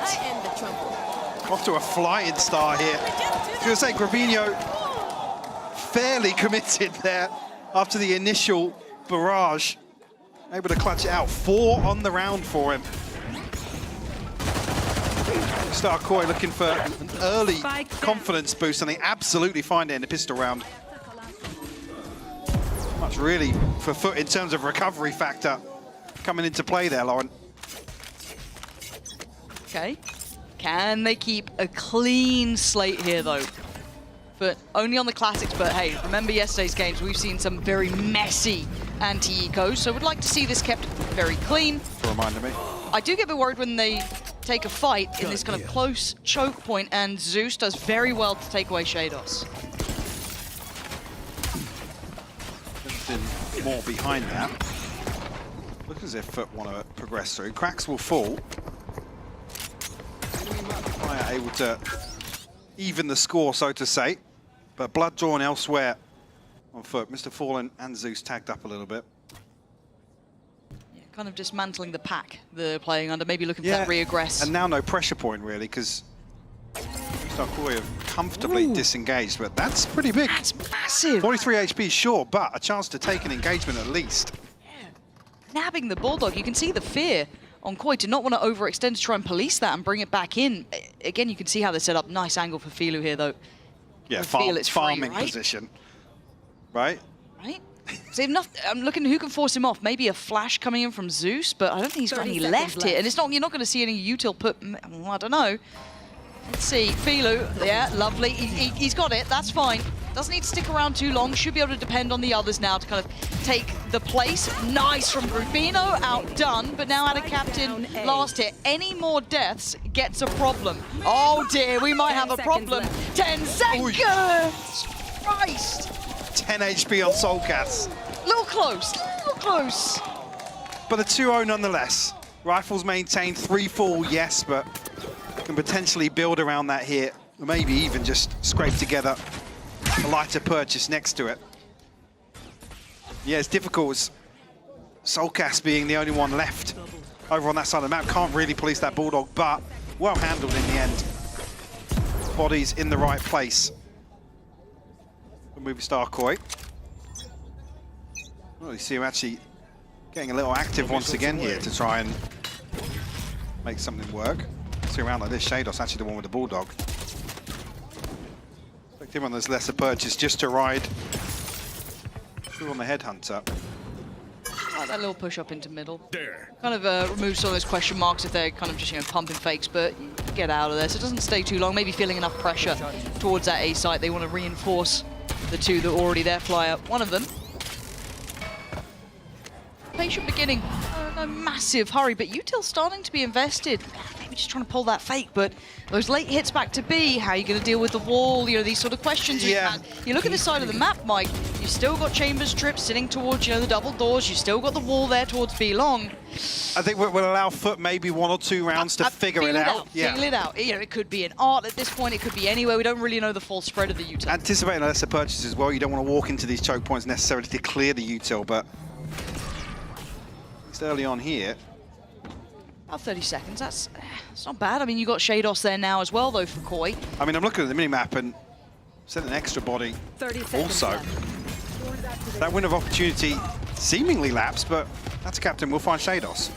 Yeah, so far, holding strong numbers here. Looking for anyone to be a bit more of a frustration. No, Foot looking solid. I was a bit worried about the timing, but they've had plenty of time to spare. 15 seconds, using the Util coming out from Mr. Fallen really nicely to clear out that backside. Without concealment. Filu, Brino going to find consolation here. Foot seemingly vice-like grip here on the site. Zeus good for a third now.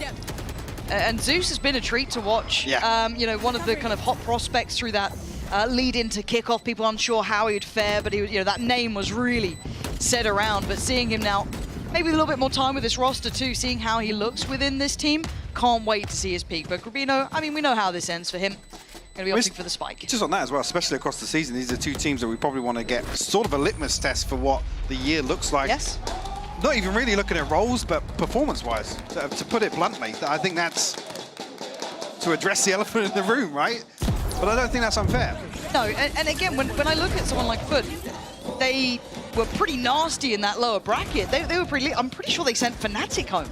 They took them away from that run towards Bangkok. They eventually lost in the end towards Team Liquid, and that's fair. You know, Liquid were one of the people who booked that slot into that first event. So, in my mind, they are a dangerous little team, to say the very least.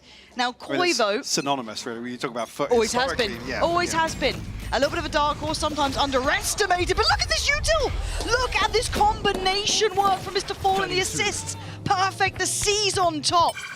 Oh my word, what an absolute backhand to Koi.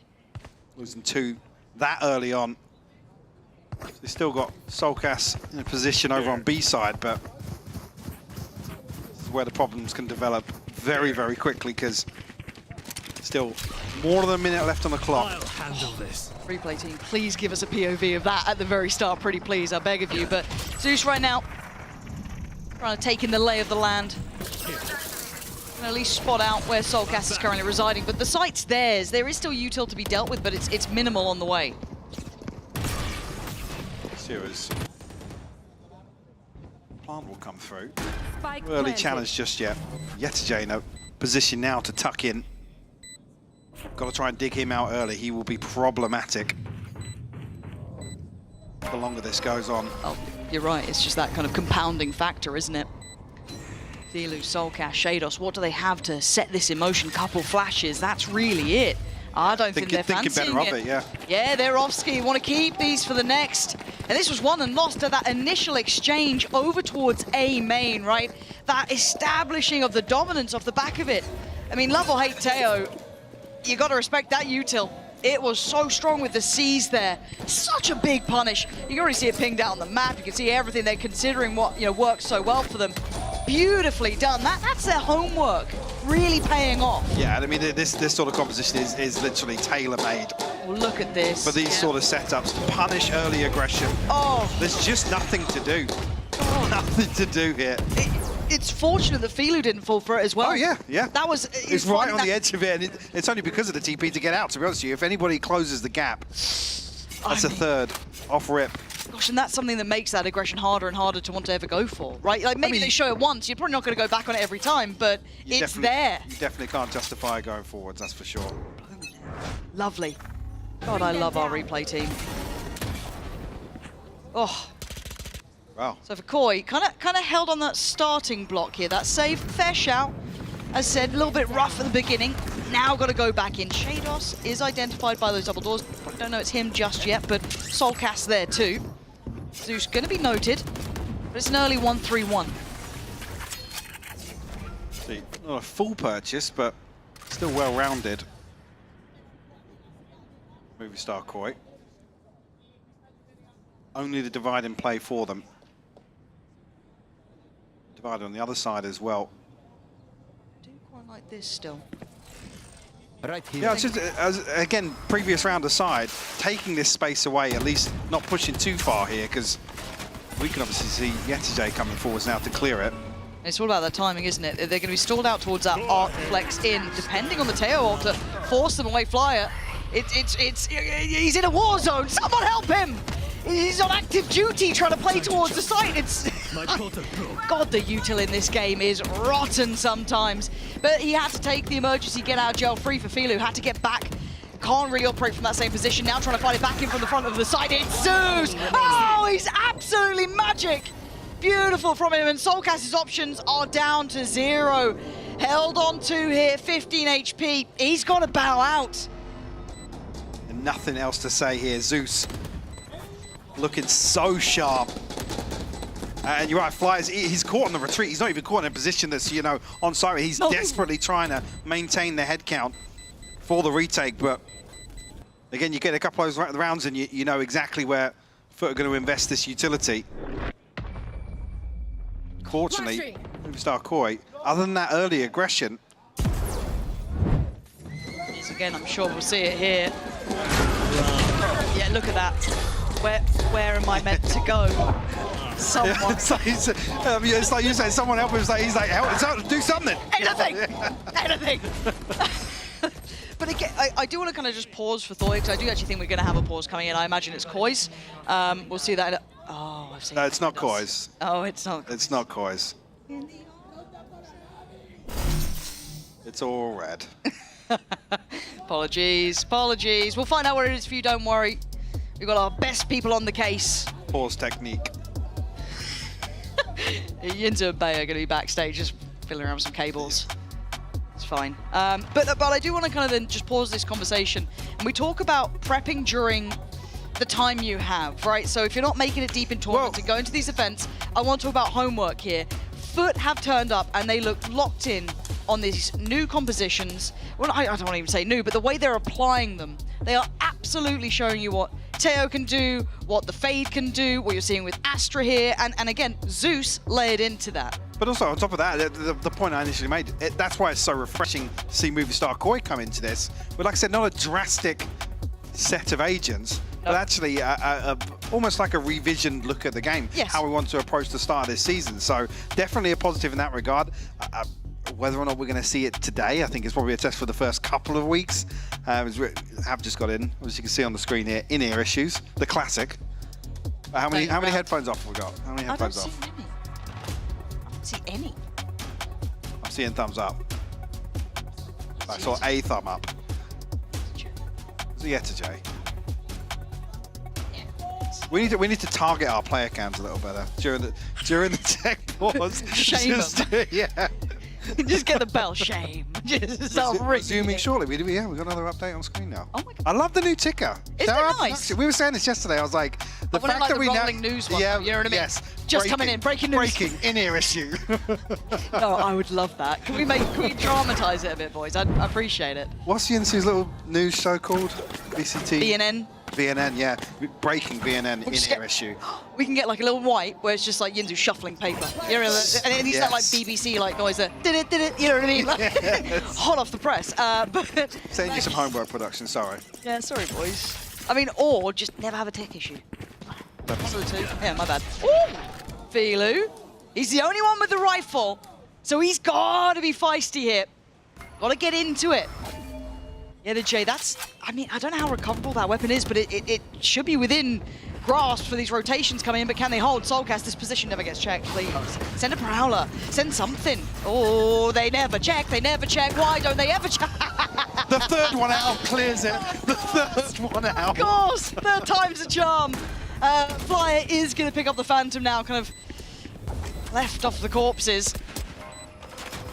And, well, this is going to be tough. Hard to do with the full buy, let alone with this. Let's see. Nice. Needs a bit more, though. Okay, not going to get it. But Shados, show me something here. We were looking at you on this chamber. Time is still in play for this. Fortunately, with another star going down. Only one bullet currently in the Headhunter to get the gun and get. He needs to get going. I mean, damage will be good here. You look at what's left, but Zeus to find the third. Put foot on 4 now. They got to get off that too. They really need to get off that too. I mean, they're building towards some of these ultimates. Filu being one of the important ones here. Oh, and they got flyers as well to couple with it. Okay, maybe see something there.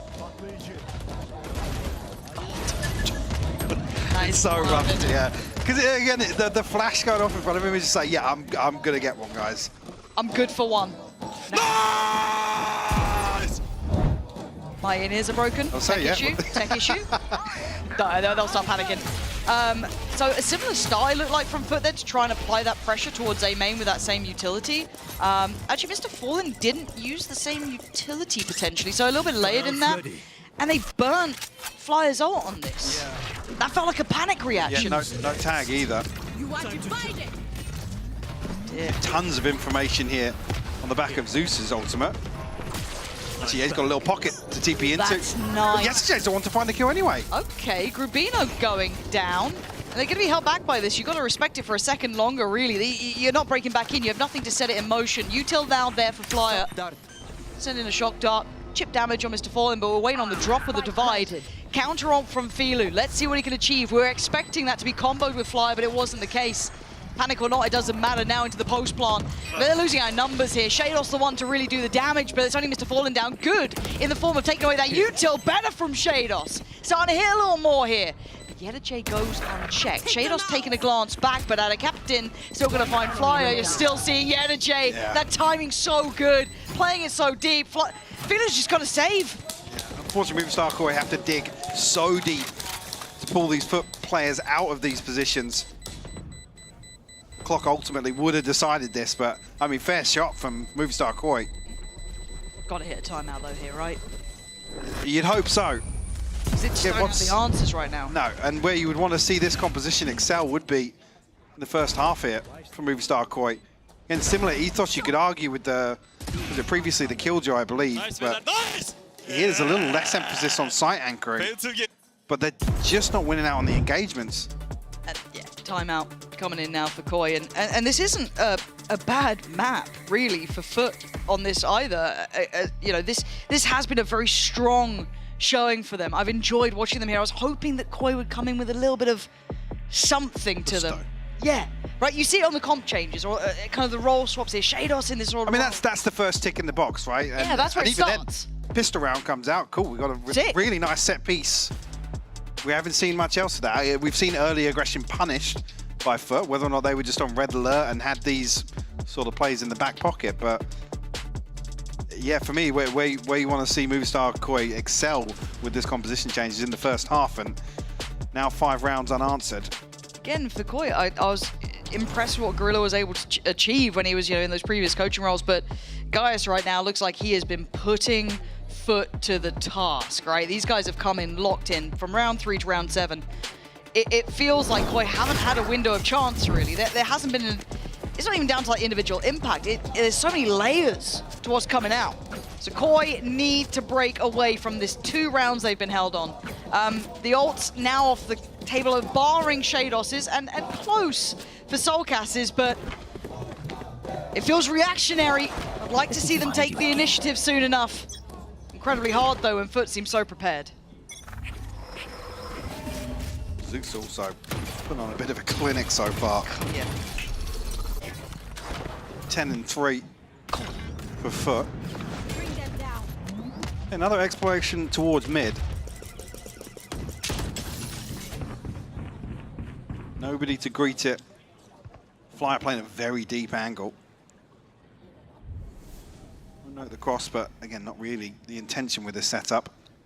It feels, I don't want to say readable, but you've taken space towards A main. Fire's actually backfilling this now. They're going to get proactive.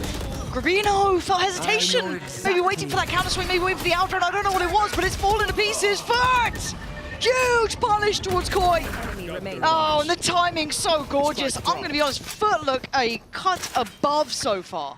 And this is another situation. Movistar Koi, like I said, with Flyer and Shados looking to pinch into the backside of connector here. Yeah. But Movistar Koi kind of just wait for Foot to push onto them. If that's the call and that's, you know, what they're assuming is happening, it needs to be a little more decisive. I don't know what held them up there. I don't know if they were waiting for something. What's the green light? If somebody's called that, Flyer's backed up, he's on that deeper position, you concede that space, and then the next step is to challenge it. Challenge it. And I don't know if they were waiting for the ideal scenario when, you know, we saw how deep they were playing towards mid, maybe when that Owl drone to come around or try and, you know, time it really right, but you're not going to get everything you want, yeah, you know? Flyer can drone from that deeper position that he was in initially. I'd like to see it back if we can. I want to see the timing on this. It's in-zone flawless, by the way. So I was just letting it breathe. breathe for a second. But yeah, whether or not that's the plan the whole time, it seems a little disjointed. Yeah, because like, look at this. By this point, Zeus is already pushing in. Exactly. They're already trying to break through by the connector, and that right there. Desperation. Yeah. But almost not expecting a player to still be that deep. Oh, yeah, the J. Yesterday just teed up for 2 freebies. Oh, he's got to feel Take nothing away from Foot's approach there. But it's the one time we've seen Movistar Koi positioning in to challenge some of those things. Yeah. And well, I was going to say it crumbles, it was never there. No. Okay, Shados. Big moment. Oh, man.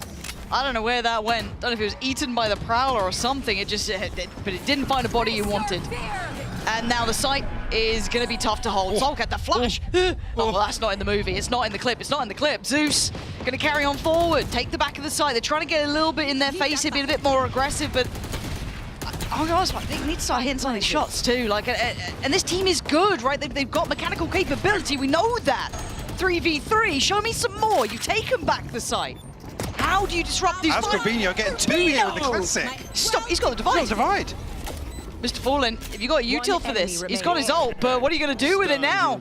You don't know what's going on here. You're going to have to send it through. Philo, beautiful. Finally, Koi taking a bit of a fight right back in towards Foot. And looking as if they're brimming with confidence in the approach there with lesser inventory. A pay safe card thrifty on that one, Lauren. Best kind of pay safe card thrifties, those. One more time. Nowhere. There it is, pay safe card thrifty. Yeah, I mean, other than Soulcast struggling a little bit initially, like I said, Gravino just walks out here with a classic. And I'm like, there was 2 sheriffs in the classic. Gravino's the one to find 2 kills. Uli about to burst the blood vessel. Why do I keep saying blurt? I don't know. He loves a pay safe card thrifty. Does it? I think I've hit the quota. I think I'm good. I'm out now. By round 10, map 1. Nailed it. Sorry, Red Bull. No clutches. For now, but a little bit of a, maybe a wake-up call here, right? But try and do that again. I want to see now that change up from Koi. Give us a couple more rounds. Give us a game here, because Foot, they've already showed off, right? They've already flexed that, hey, we are absolutely locked in on these comps. We know exactly what we're doing here. Big old stack towards A this round as well from Koi. Yeah, and one of the few times we haven't seen Philo playing up close and personal. But we'll now capitalize on that. Two-pronged approach, though. Some pressure coming through Art.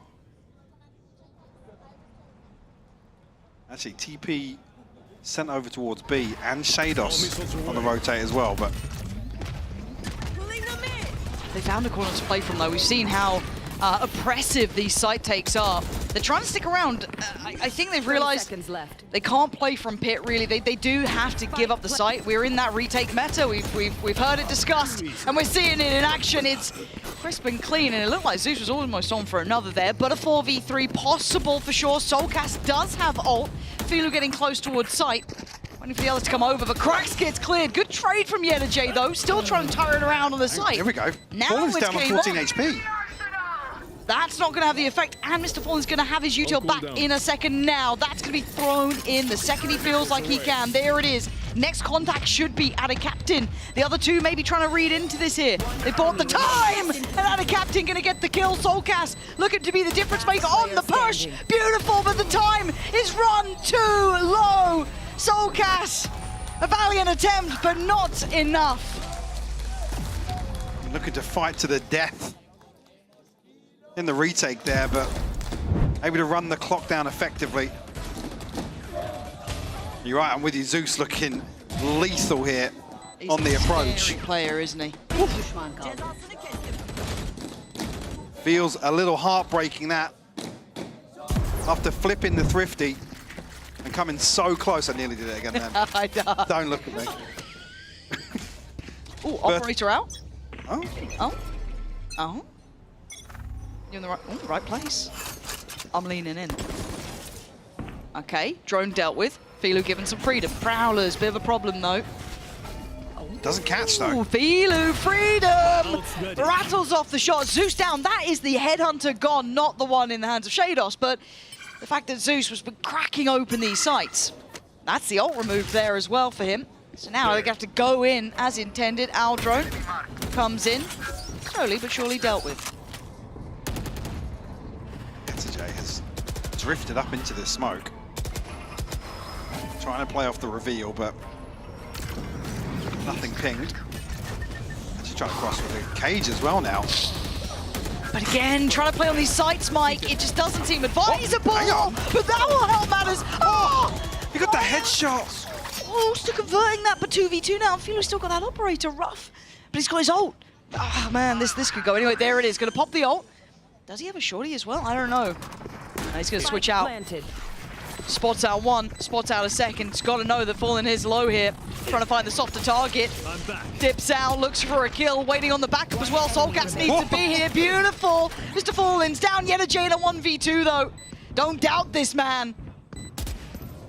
Ooh, position given. Nice from Filu there. Koi trying to grab onto any round they can. Almost done the hard work now to put this within touching distance at least. At the half-time mark.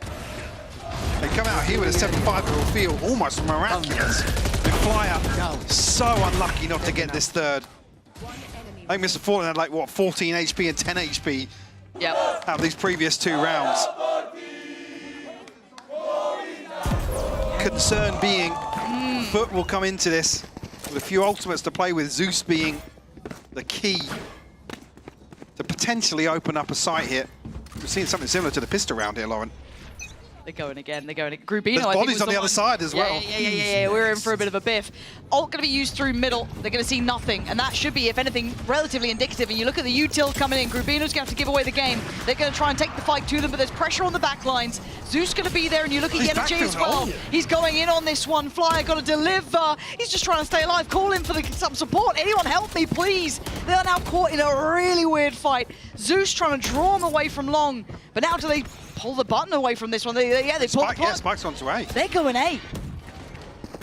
Now walking into further utility though. J will find one on the way out. Filu will fall. Actually, Hunter's Fury from afar. This could be nasty. Doesn't get what it wants. It's doing a little bit of chip damage, I think, but that's about it. You got Mr. Fallen still alive. Zeus at a captain. Soulcast and Flyer. Flyer's got full kit of util.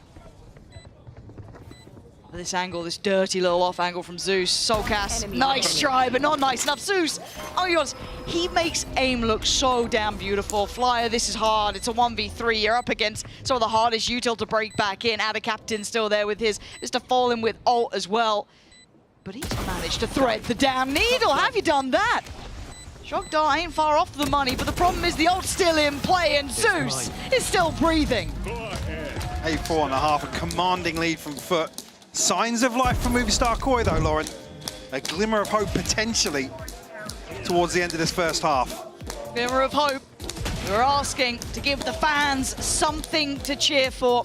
They've got a little bit of a buffer.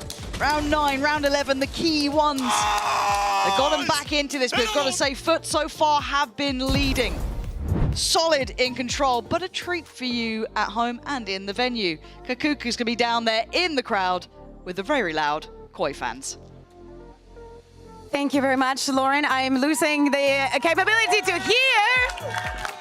But as you said, I am now joined here in the studio with Xavi, coming with Las Carpas. How are you, Xavi? ¿Cómo estás? I'm so fine. I'm, to be honest, really nervous for the game, for the match. But with all the friends of Las Carpas, all my teammates, for me it's something so special to be here and supporting the team from so far from Madrid and stay all together, always with Koi and always with my friends with Las Carpas. I absolutely love that. I know the chants. Okay, chicos, por favor, déjenme hacer una preguntita o algo, ¿no? Tell me about, there's a lot of you here, probably the one time that we have so many Koi fans in the stadium, so tell me about, because I know that you're not only coming for this game, so tell me about getting all together and performing, coming here. No, from all come here together, it's so hard. We come from Madrid and we take so many flights to come here. We spent one night in the airport of Mallorca all together and staying all the night. And at 6 a.m. we come here. We don't sleep anything, and all for Movistar Koi and for support him. Absolutely love that. Yo. They're committed. So right now, of course, we hear a lot of chants in the background. So how about to give some support to Koi so they can turn this around? You give me some and you teach to the people at home some of the chants. No, say simple, always trusting on the guys, trust on the staff. Here doing all the hard as I can. I know that all this staff, like Gorilla, Temok and Bambino, they are doing so hard. All the players here, we trust on him and we all hope so the good vibes that we can give to us. ¿Me dais un cántico? ¿Me dais un cántico? Chicos, corremos kilómetros, superamos obstáculos. Solo por ti, Movistar Koi. Vamos chicos, kilómetros. Superamos obstáculos. Let's go back into the game and see if they can superar esos obstáculos. Okay, love the energy. Absolutely love the energy. That's the sort of energy you want behind a team, especially now with mountains to climb in the second half. They need that momentum. Sitting at an 8-4 deficit, Lauren. And again, call a spade, not many positives to pin hope to. Yeah. Really uphill now, but crowd behind them, giving them the best start, and it started well for them in the pistol, but they need a bit more of that now. And this is what I keep expecting to see. Space controlled and delivered on with the util perfect. Mr. Falling gonna strike and draw blood towards middle and fall back towards site. Dip their toes and disengage. No risk really for Movistar Koi to try and catch a grip on. Actually now, re-exploring mid, a deeper hold from Foot could put Cracks in a bit of a rough situation. Perfect timing though. Shadows can make anything of that. A couple eyes might be turned towards it, starting to expect that B pressure, but doesn't really go for more. Zeus! Stop, Zeus! One enemy remaining. Well, the sing-song suddenly become quiet. Shados, the last one to try and do something for him here. Didn't find match impact really, and that spike so far away. It's brutal, but it's done here. That's gonna be a quick one, and the end zone flawless. You've got to be very concerned now if a few of these trends carry across to the second half. Any more of those in-zone flawlesses, it's could be done. You need a Red Bull clutch or something to answer back to these. Pay safe card thrifty or something. It's got to happen. Anything. We'll let you know if there is one. Yeah, Zeus shutting that down immediately. And actually, yeah, well, like to purchase.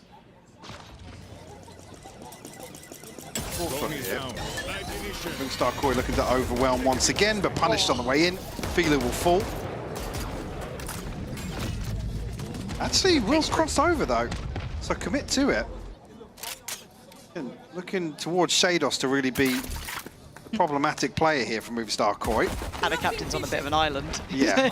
Like, Yenaje was out of there. Like, oh no. So yeah, Ada Captain gonna have to fall back towards Pip. A little bit uncomfortable for a while, but he's good now. And Koi being held up, but they have created a bit of a pathway. So maybe able to get a plant in, get a bit more pressure. Can they make it dangerous though? Ready, plants there, so time is on their side.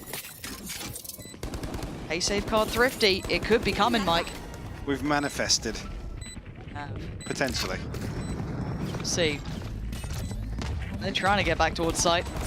Carefully, cautiously. Oh, Koi! Hold on, 2v2. Mr. Fallen's still alive, gonna make it hard, but Soul Cast couldn't quite convert it.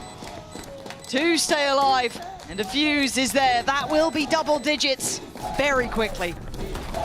See, the lighter purchase. Foot in a position to throw bodies on the line. Play a scrappy round 2 here in the second half. And yeah, you're right, it kind of carving a path, but there was no real danger then to capitalize on. So that window of opportunity on Atta Captain was a matter of a second, 2 if that. Bleak outlook now if Movistar Koi cannot convert round 15. I feel like they're going to have a little plan in mind as well. But they seem so well prepared on this. I don't think they're going to be going in with just a standard. So, A control gathered. I'm waiting to see who they post up on that and probably rotate the others. You could already see the reaction coming in from Mr. Fallen, trying to supplement the hold towards the B site. And it looks like a 3-2 split towards B. But the util there, Michael, it's pretty rife, and they've seen a lot. 3 players suppressing all 3-2. That's big info. Massive. Orb retrieved. No commitment just yet. Zeus elsewhere. Yeah, I mean, you can see on the minimap he's got tons of space to play with. Atta Captain will be considering the rotation already. Pause for thought, maybe for cooldowns to come online here for Movistar Koi. Again, I'm looking at Zeus's position. They've got no need to worry about anywhere else right now. It all feels so red, so obvious. Trip there as well. Worried. Get a J. Already teeing them up with Mr. Fallen. Swing, they're getting really nasty about it. Fly is going to tip the scales at least to keep this at a 2-2. Now Zeus coming over. Now Atta Captain starting to build in. Long is not safe for the post-concept. That runs even more, it buys even more time for Zeus. This is huge. Zeus, the position completely unconsidered. Flyer now has to over-deliver. A 1v2. He knows where 1 is. He now knows the second. 19 HP. He's got util. He doesn't need to be doing this all on his own from here. Oh, he's nervous, and Zeus strikes him down. It's gonna be 11. And Foot just making this heartbreaking for Koi. I mean, even initially, that Foot are able to trade out 3 for 3 on this site here. They play around the util so well. And again, the damage is done on the way in. Then to deny the initial plant buys time for Zeus. Shados has to cover. He can't be looking back towards Long. Cracks, yeah, a little muted, understandably. Has had a rough map yet. But again, when you haven't needed him. No, and his util's been fantastic, and I hate saying that. That sounds like such a poor sell. But genuinely, the Caesar's good, the Prowler's been good. The Haunts, everything you need. And we'll see a bit, maybe a value here if they do go for this again.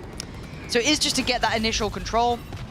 Haunt there, going to be avoided, I believe, mostly. No, it does get a reveal in the end. That's big info.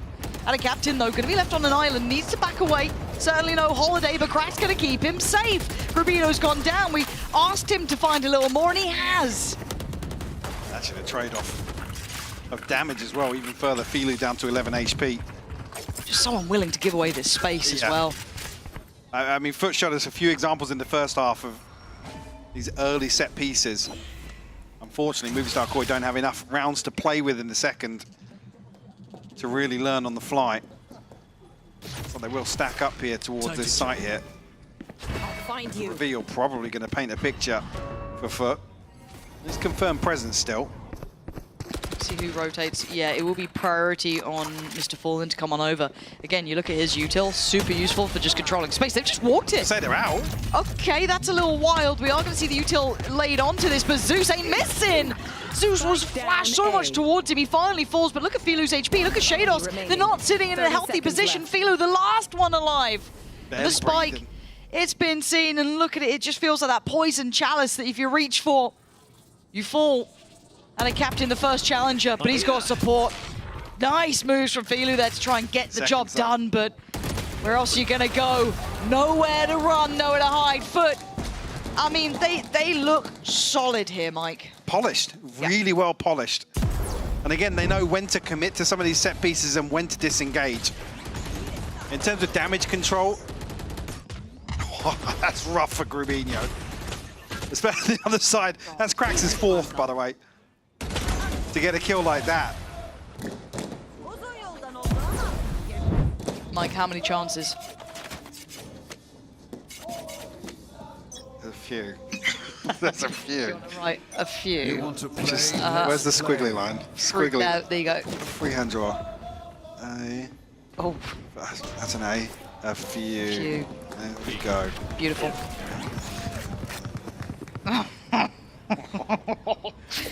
Your best work. Just a few. It's long road back. And again, for individually, stunning. As a collective, hard to deal with. And Flyer, tag, but no further impact. Yeta J in the position that, again, always feels fated to either be glorious or a complete shambles, but they're falling around him, but he's, whoa, it's stunning. Oh, Yeta J just closing out in style. It's a 13-4. It was Foot's choice here, and they make the most of it. They look sharp, they look locked in. My wonder now becomes Lotus. Mike, we're gonna head to a short break, but when we're back, we'll be clocking that one and seeing how it goes.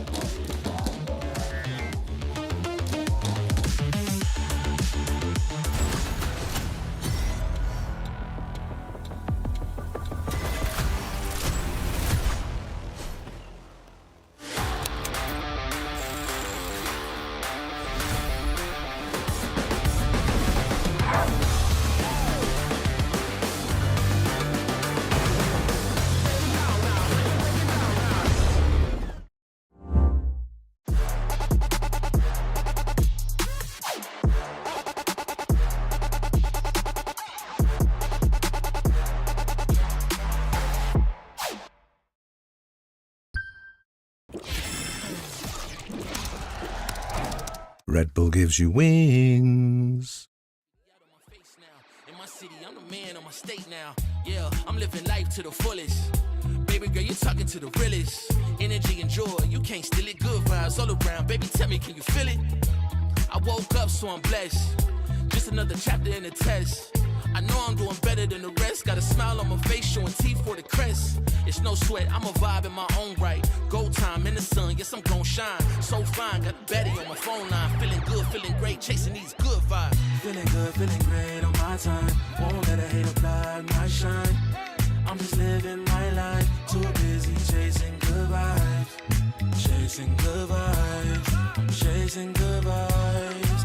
Chasing good vibes. Too busy chasing good vibes.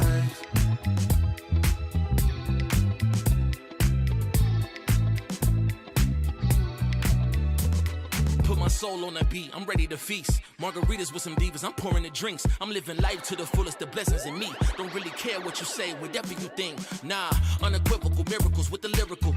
With the homies trying to pop like the cereal. Lucky Charms got a model on my arm. Go watch on my wrist, garlic parm. No alarm, fireworks, I can feel it in the sky. I got love in my eyes, but there's money on my mind. I see passion and pride that despise all the lies. I've been around the world, so I'm down for the ride. Good drinks, good people, and good times. Fast cars, pretty women on FaceTime. More money, more fun in my life. I'm just chasing my shots with good vibes. Feeling good, feeling great on my time. Won't let a hater blind my shine. I'm just living my life. Too busy chasing good vibes. Chasing good vibes. Chasing good vibes. Chasing good vibes. Too busy chasing good vibes.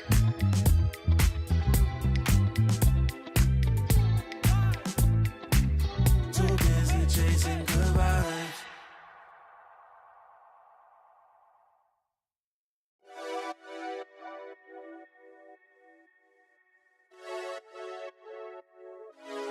Friday night putting them plays in, but it feel like a special occasion. So let's go out, go blazing, hit the dance floor, let go frustrations. I might have a hidden agenda, but my intention's pure. I'll give you all that I got, and I hope that you don't need more. It's okay, just take my hand now. Damn near sweating your hair out. You got me creasing my sneakers. That's usually something I care about. Couldn't see the path, but it's clear now. You was in my dreams, but you here now. And I just want a little dance and a reason to change my plans. All I want is for you to dance with me, with your hands in the air where I can see. I don't know if we'll get another chance, you'll see. So I hope that you'll just come dance with me. We outside, did you hear what? I called the ride cause I'm going up.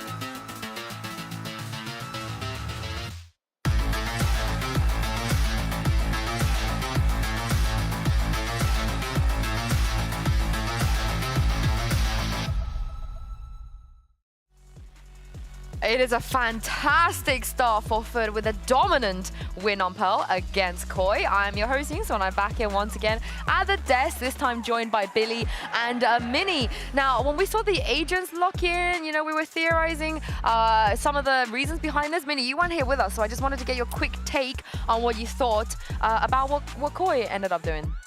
It's very easy to sit here and criticize after they lost 13-4. No, but as in, you know. No. They stole some stuff. Because I could go for that, but I think that the comp is very good. It's the comp that both BBL and G2 had a lot of success on. I guess the question mark there was putting Shados on Chamber, because I've never seen him play Chamber. Yeah. I don't see him ult much. Like, no. to make that comp work, your Chamber player needs to be the kind of star player on that team. He seemed pretty uncomfortable, you know, at times, a little bit uncomfortable. But what was not uncomfortable, Billy, was the util usage out of FUT. Yeah, honestly, I loved when we got to see FUT play this in kickoff, and I loved it again this time round. I just think that on their attack, they were able to set up so many crunch plays to be able to get main control. You see it in this round in particular. This is something that they did in kickoff, so I'm really surprised that Koi weren't prepared for this. You see that Fade C's going, you see the salvos going, and Mr. Fallon had an absolutely incredible game with those salvos, managing to get 3 kills with them. But either way, yeah, I just think that they were able to take so much control of mains very early on in the rounds. They could play post plants, and they always kind of had control of not just the site itself, but being able to take art control very easily, flowers control, whatever it may be. And I just think that having these 3 agents as a collective was so good for FUT. Yeah, I agree. Like FUT had a good game with the kind of tail combos, but I think to reiterate on Billy's point, I think they should have been expected. Like, yeah. Koi know that FUT like this map. It's possibly going to be the pick, and to fall to some of those tail salvo combos is a bit strange to me. Yeah, especially considering, like Billy said, we've seen it before. You know, they're not reinventing the wheel out here. We've also seen before the kind of performance that Zeus was bringing out as well. A tiny bit of a Yoru diff on that server here, and the player that we expect, Minnie, to have this kind of performance. They picked him up for a reason. Yeah, exactly. I think I was singing his praises all off season. Like, he was a massive pickup this off season for FUT. I know that like CNED had a great time on foot, but this is new generation Turkey for me. I know there are some teams that didn't go with him. Like he had a lot of trials for a lot of teams. Like every team I heard wanted that. him, yeah. I heard that one of the main reasons was that his English maybe wasn't up to scratch. I couldn't care less if this guy can't speak English. I'd have him on my team. Like, Really? like this guy's good. I mean, 361 ACS that we got to see on that stat card, that is absolutely ridiculous, right? And we were praising the coaches of KOI before coming into this, and we talk about their preparation, and I just think that when you have someone like Zeus who's able to play a bit more unpredictably and can kind of float around the map and can be quite dynamic on that Yoru, he's just, yeah, world class at this point. Genuinely, get him to a global event, I want to see it. Foot, you have to make it to a global event, I want to see it. Oh, they will, they will. As somebody that interviewed him a couple times in English, I think his English is pretty good. His English is better than some of the other Turkish players that come into our league, you know, that actually speak no English. Yeah, so there's no excuse for whoever. Zero excuse. Whoever passed up on him, absolute frauds. I can't believe it. Yeah, especially, you know, the, I was gonna make a pun. I stopped myself. I'm not gonna leak anything. This is not what we do here. But let's talk about the next map here, because we talk about expectation, what teams could go with. Billy, we expected this too, right? This is somewhere that KOI like to go. Yeah, exactly. They picked into it. They're obviously feeling pretty comfortable on it. They beat Gentlemates last time around 13-7. So I do think that they obviously, you know, they'll be confident going into it. But the only thing, like, I don't know how I feel about the double Senti. I feel as though this is something that they're like really trying to push. And on Lotus, we see it from Navi. I do not like Navi's double Sentinel whatsoever. Oh, you're gonna say you don't like Navi? No. Yeah. I don't like their double Sentinel. I like this a little bit more though, right? I think if they're going to play similar to how they were playing in kickoff, we will expect to see that Vise come through again. We'll expect to see that Cypher from Flyer. So yeah, I don't know. I think that it will be interesting to see how that goes. But Foot, we have never seen play on Lotus. Yeah, I think this map's going to showcase with the direction for both teams now. Like we've seen the first map, we kind of got a taste. Like on Lotus, are Foot going to go to the wonky, wacky... If they start messing around, I had other words for it. Because their first map, they had a nice casual Teo meta kind of read. It looked nice. But why do they always do this on Lotus? Why are they always messing about? Like, what is it? What, they're using Yutterjay as a drone? To be fair, I lost to it, so I can't really speak. Oh, but, yeah, you did. You didn't even lose to the first time they whipped it out. You lost. It wasn't even a one and done. Even with all the prep I did, we lost, so I can't really speak. But. So can they get away with that? You want to see them mess about, or you want to see them, you know, just relax a little bit? They have a map to play around with. You know, they got the first one under their belt, so if they want to mess around on this one and then take it to split, then... I'm looking for deeper, like I want to see this, like this is KOI, Foot are expected to win here. Like I want to see a map from them that they can take it. They should be taking this group, or they should be, you know, top 2 in this group maybe. So I want to see a Lotus here that's able to compete with the best in Europe. Yeah, we want to see a stable, you know, a stable Lotus, maybe even a meta setting, trend setting kind of Foot that can come out here. As you guys said, you know, they're expected to win games like this. You don't want to be dropping unnecessary maps when they go to the tiebreaker, for example. They want to earn championship points here. They want to make it to the big global event. So let's see what both teams are going to be bringing out here in the Agent Select. And here we go, like, kinda normal. I like what KOI's approach is, like a pretty... Well, actually, that's a bit weird, the Vice and Cypher. So we are seeing the double Senti that Billy didn't like. Yeah. Oh, for KOI is what they were running. This is what they ran in kickoff, yeah. The exact same?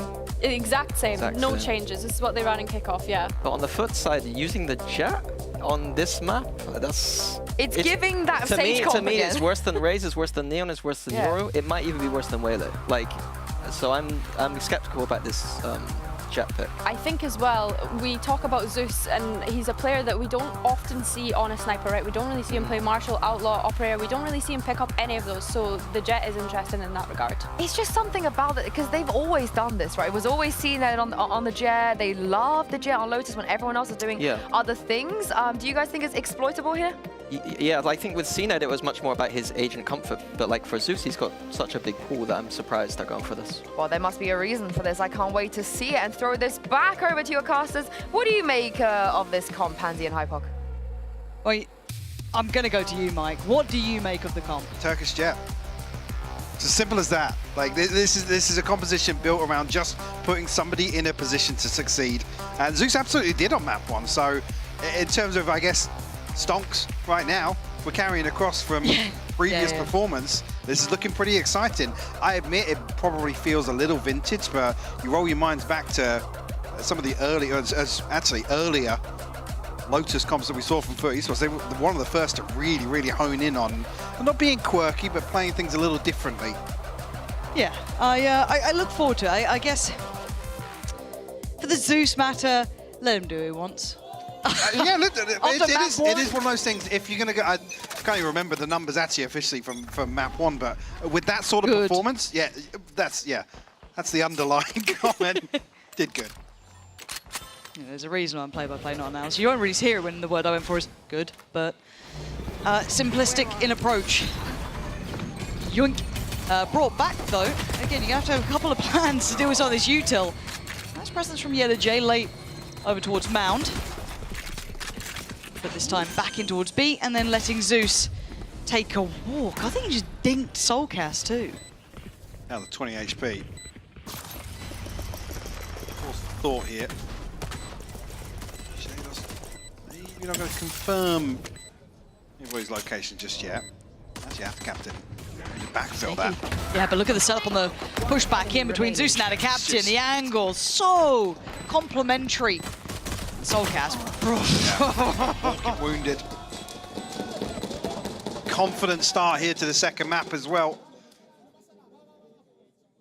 It's going to knock the wind out of Movie Star Koi if they, well, able to really establish any sort of approach here.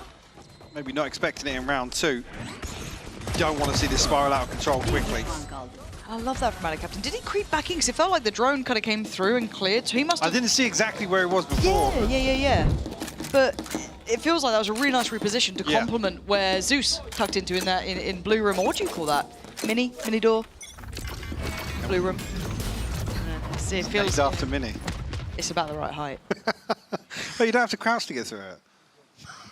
That wasn't even flame. I'm just saying, it's not a smaller door. It's actually perfectly average size. The SJ though will open don't up. Make a clip. Don't make a clip. That Same for you, Phelan. Same for you. Relax a little. Oh yeah, the J. It'll only be against classics anyway. It's all good. They made it pretty dangerous. Grubino did pretty well there in at least the last map being a threat on it, but in the end they make it through. Got a little bit scary, but 2-0.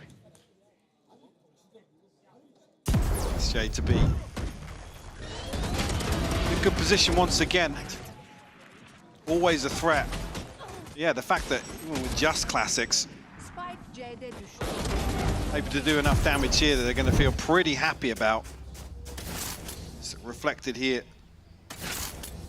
FUT still protecting the purchase. Couple of stingers to throw in. Now Move Star Koi. Have to see them get on the board early here, Lauren.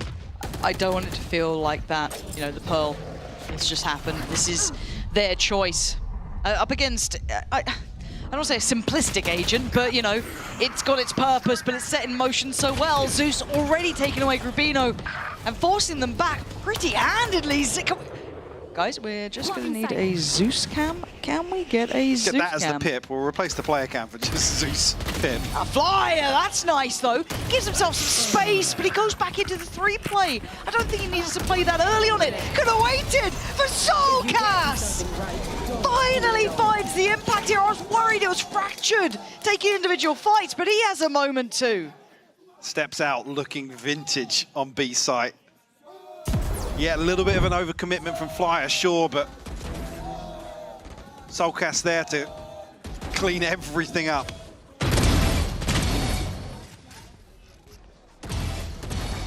Oh, we got some aimers. We got some aimers today. That's the sort of confidence you want. To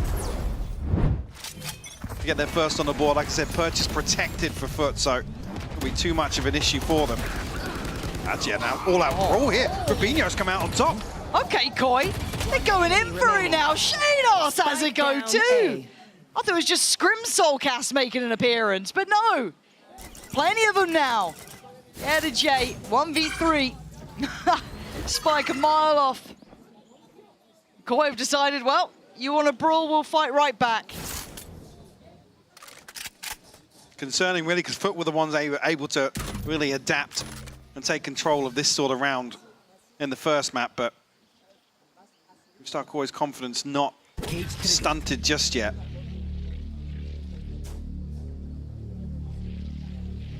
One v3 presented here for Yetajay. Some difficult positions to dig these players out of. The spike out in the open as well. Can I get a percentage check here, Michael? What are we talking about? 15. Oh, wait. All good. Shados gets us across the line. Right, 2-2.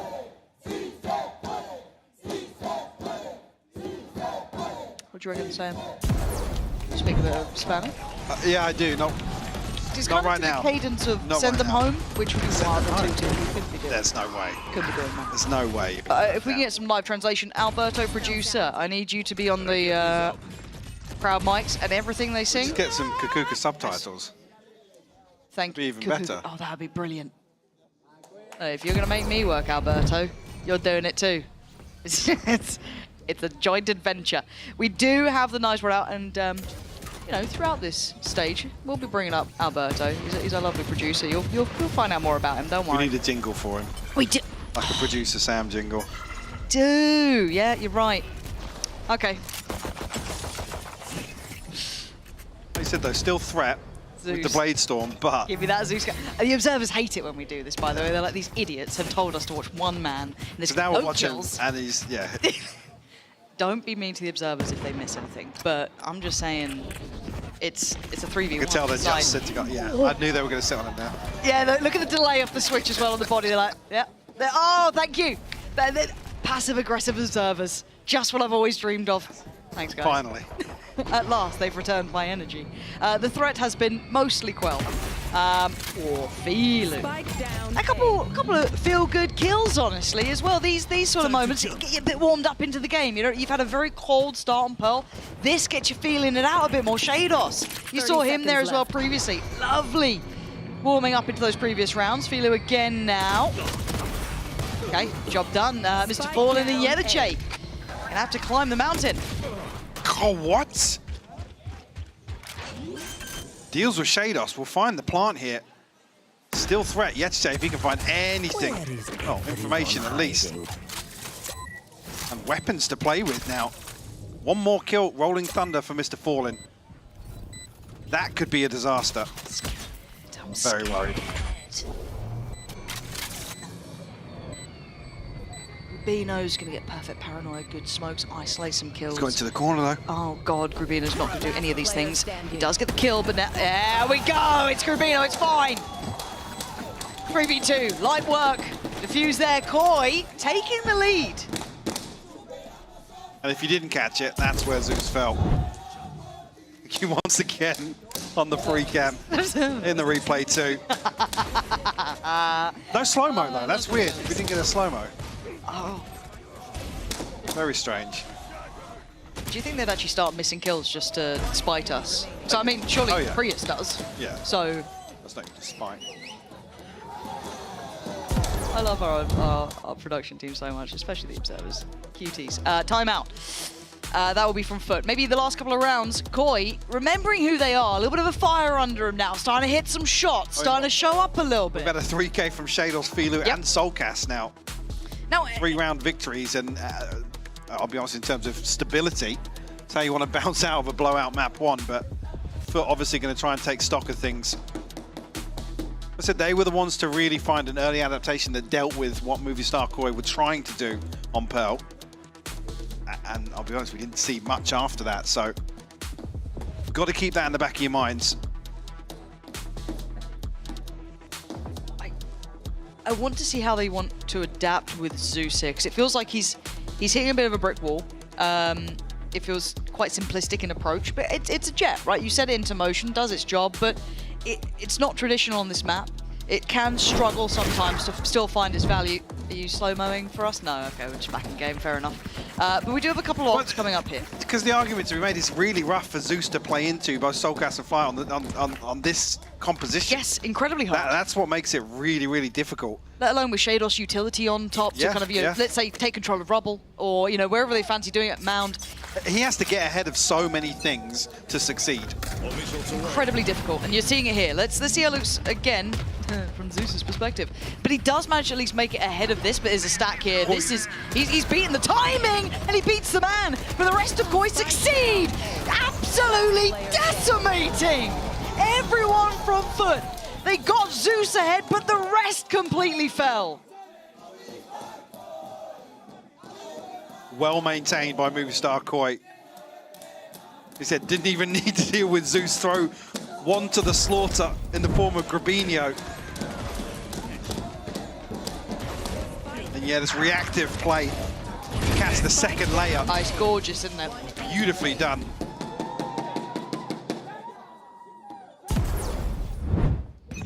That's how we look during the round. Yeah, just like that.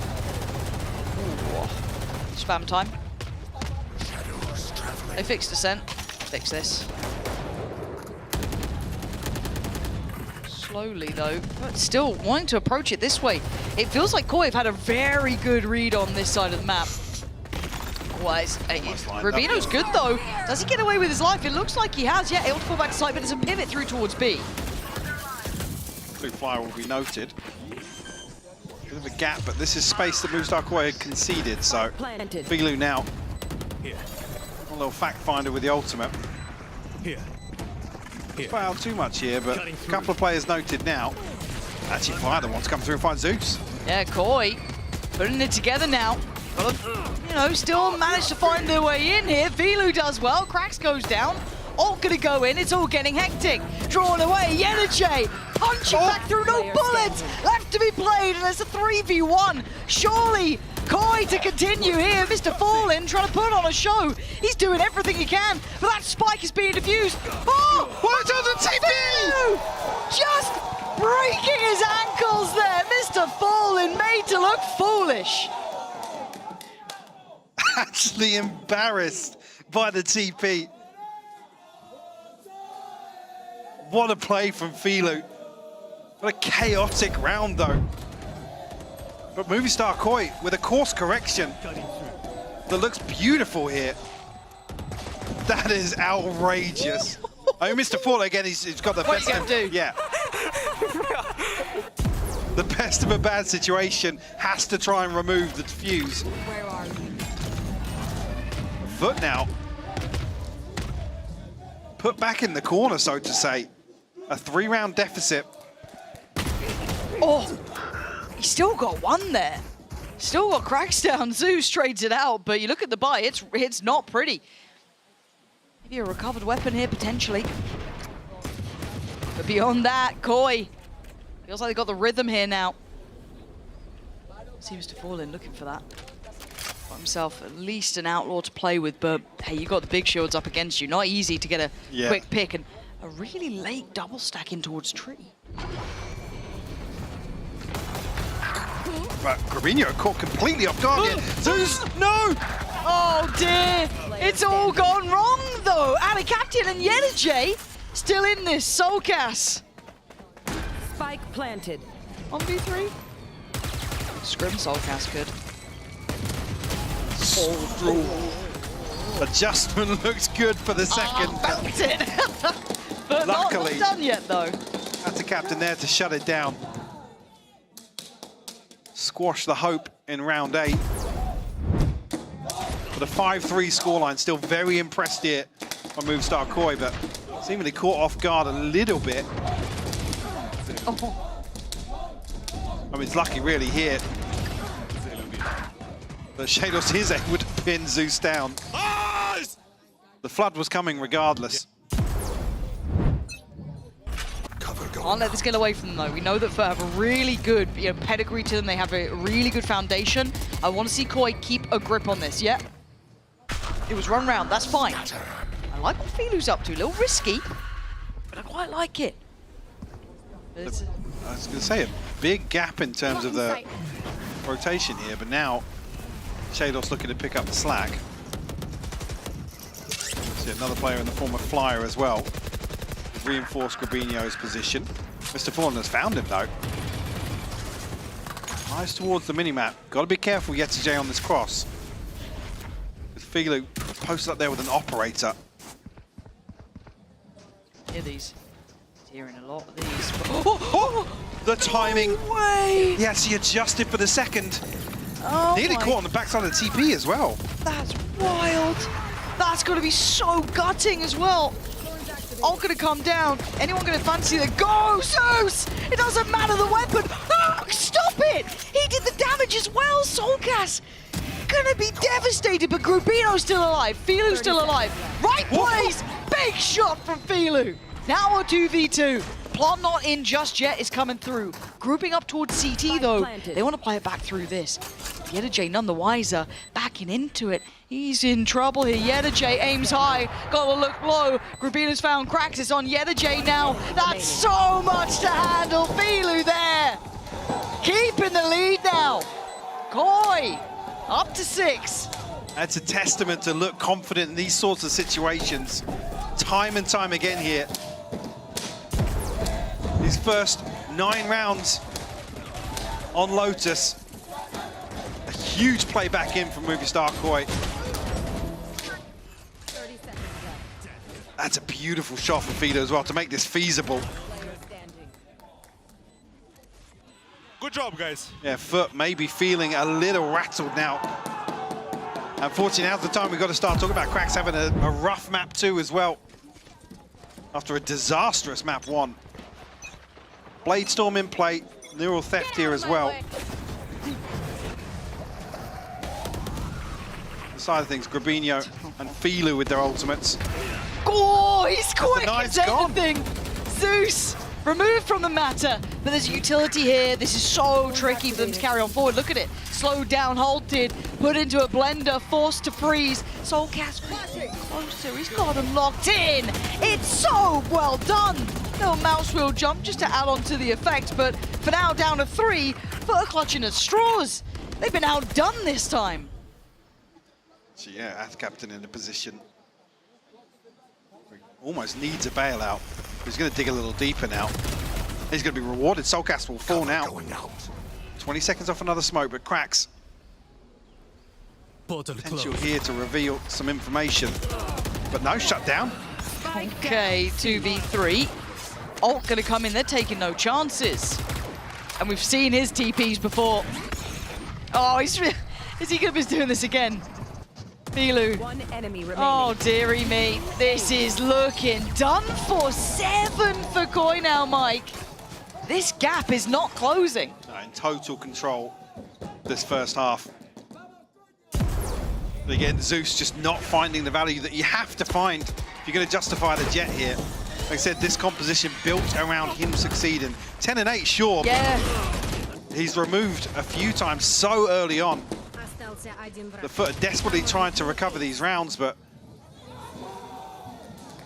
just not paying off for them so far. You know, my ulti, I was like spinning around. That's how. Nice.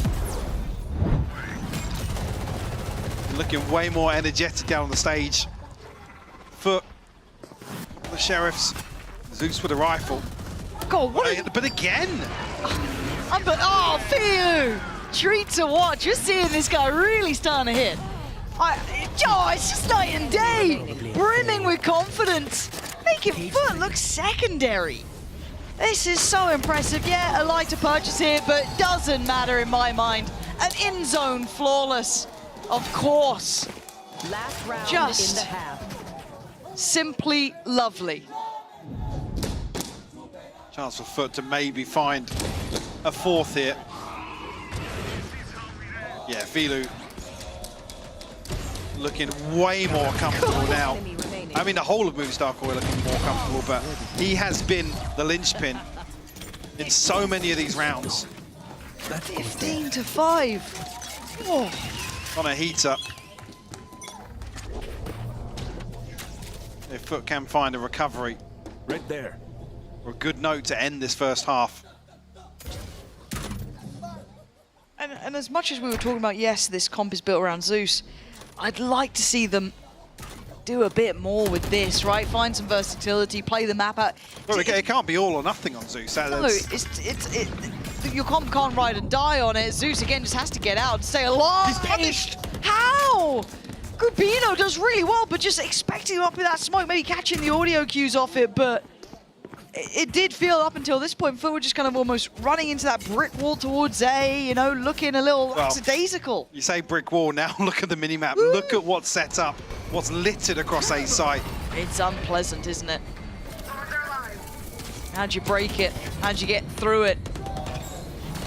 I think the answer is, I don't think you do. Soulcast, temptation, beckoning. Oh, he's just going to take the fight here. Looking calm, under pressure. Outdone, though, giving it down to a 2v2.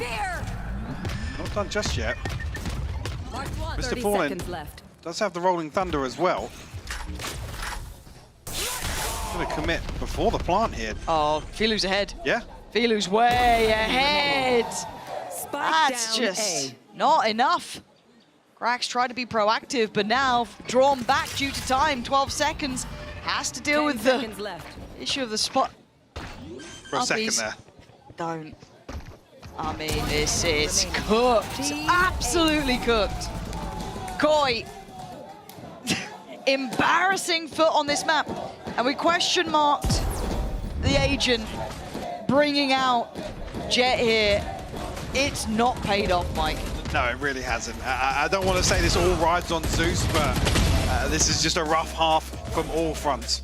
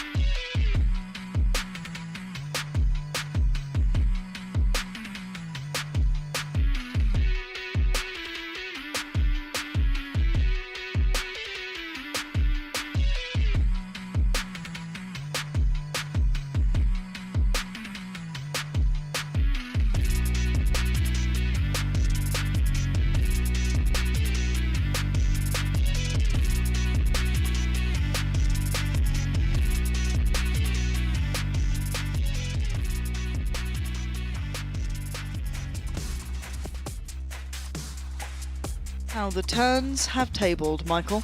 That's what they say. I've heard that. 9-3. Koi in the lead. Foot. Trailing. Yes. Say. Quite a lot.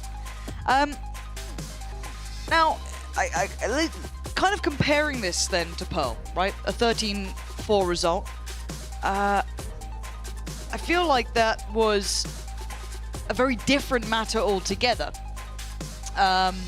Foot looks solid, playing kind of what we expected to a degree. Doesn't feel like the same series. It doesn't. It feels like we've just flipped onto two very different teams. And a questionable choice in Duelist, questionable throughout, really. And Koi, round by round, feeling like they were getting more and more confident, started to feel it out more and more. The fans are getting I was going to say, somebody's just either hurt themselves or broken something. Hope they're all right. If they've fallen over, hopefully it was on camera. For now, though, we apparently had a little issue. Don't know what that was. Not a tech pause, not yet. But it is held on 20 seconds. Oh, we're on pause. Who knows what the problem was. At 9 rounds, though, no props for Koi. I know, and I'm not telling you. Oh my god. But yeah. Can we flame? Can I flame him? Am I allowed to flame him? No, it's not. Please. It's too sensitive. Too fresh. Movistar Koi could put themselves in a position to close things out pretty early on. Zeus actually investing into a Sheriff here. Drifting out pretty far towards Rubble. See, there's not too much on the other side of things. The Movie Star Koi, but Spike's up here. It's feeling like they might even commit to this. It looked like it, didn't it? Yeah, fault line to force them back now. I just want to look. Again, my expectation for the Koi is clean, you know, close out cleanly. Flyer! Beautiful on towards Zeus, who was their headline star before. Now, falling down the charts. Chip damage, yeah. A couple of these HP bars on the side of Movie Star Koi. Starting to look a little worrying. But still 5 standing, so they can play the trades. But flip-flopping back and forth.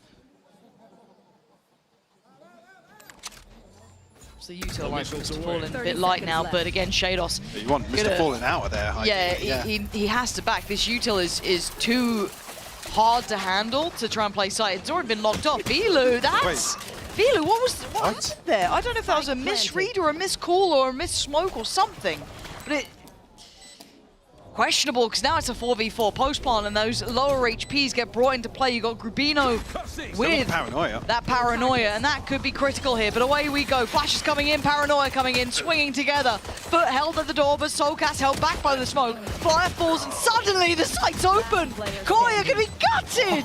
What just happened? They get absolutely swept off site. After conceding Zeus so early on, they're able to flip this 4v5 in the pistol round. Great response from Foot. And yeah, just seemingly caught off guard here by Mr. Fallen. I mean, basically out in no man's land in front of CT, but without smoke there. It looked a little awkward, to say the least, for Filu. But no sweat just yet. A few more rounds, then we can get a little more concerned, maybe. So we'll wait. We'll see. We'll let you know when to be afraid. So when you look at the stewards or air stewardesses in flights and they look nervous, then I get nervous. Until that point, if they're calm, I'm calm. Now, we keep calm. We carry on. Everything's fine. Filu, Soulcast, Shados. Only on classics, but again, if they can cost a couple of these weapons, nice. Get a plant, nice. Build towards ults, also nice. Plenty of things to walk away from here. Now, as it stands though, tricky to get towards the site. There's a lot of bodies still in play. Really have much incentive to back off. Obviously that C site might add a little paranoia, but beyond that, Zeus can just chill and watch it. So got to be careful now. Still have reinforcements here. Yeah, actually cracks. The top rope actually, yeah, clean up. Perfect here for the in-zone flawless from Foot. Find number 5 now. The rifles will come back from Movie Star Koi. Yeah, a little bit of cash in the pockets now for Foot. No notable progress other than Mr. Fallen in terms of ultimates. Again, wouldn't expect it too early on. Here we go. This would be the first signal of worry. But now, Grubino is under pressure. Oh my god, Zeus. Oh my god, Zeus is just flying at him here. The worry chart is going up slightly, but Zeus is the only one to be killing him. What the hell has just happened? Shados is still alive. He's made it out of dodge, but he's down low. 73 HP, and Mr. Fallen does not falter. Okay, it's the first signal. Don't have to react yet. But Foot just took away a round that should have been Koi's. Absolutely. Kept in check now. Reset in terms of the inventory. There's another situation where we're just seeing Cracks really struggle to pin somebody down. But Zeus is just on farming duty. Bravo. Nice!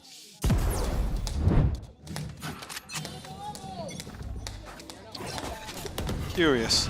Could be 7 here. It could be. I mean, this is the thing with a rough start like this, in the blink of an eye, the 9-3 lead squandered. Okay, Filu not getting the same sort of freedom. Kind of waiting, bated breath here to see if they can find a little way in, get a bit of a read of this, because it feels like Zeus go, get aggressive, get into the mix. Go, does have to respect it now. Outlaw there, forced to fall away. No, he's not under too much pressure yet, but they are ahead of that smoke, so they're pacing and they're... What? What?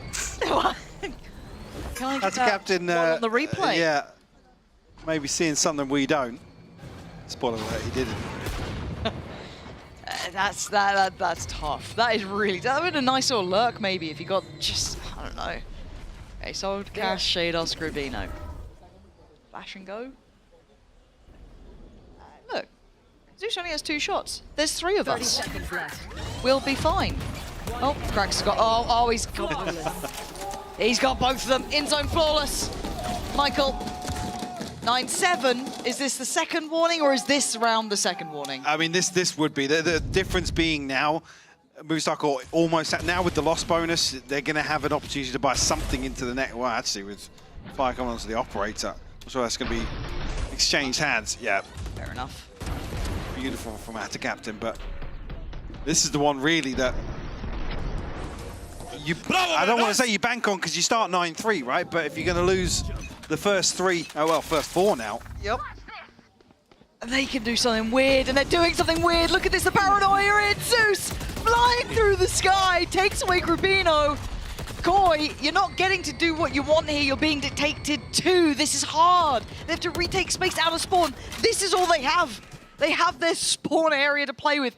On the other side, though, Flyer is trying to get them some space here, trying to work his way forward. He's got past Robble, but you've got a couple of setups here in play.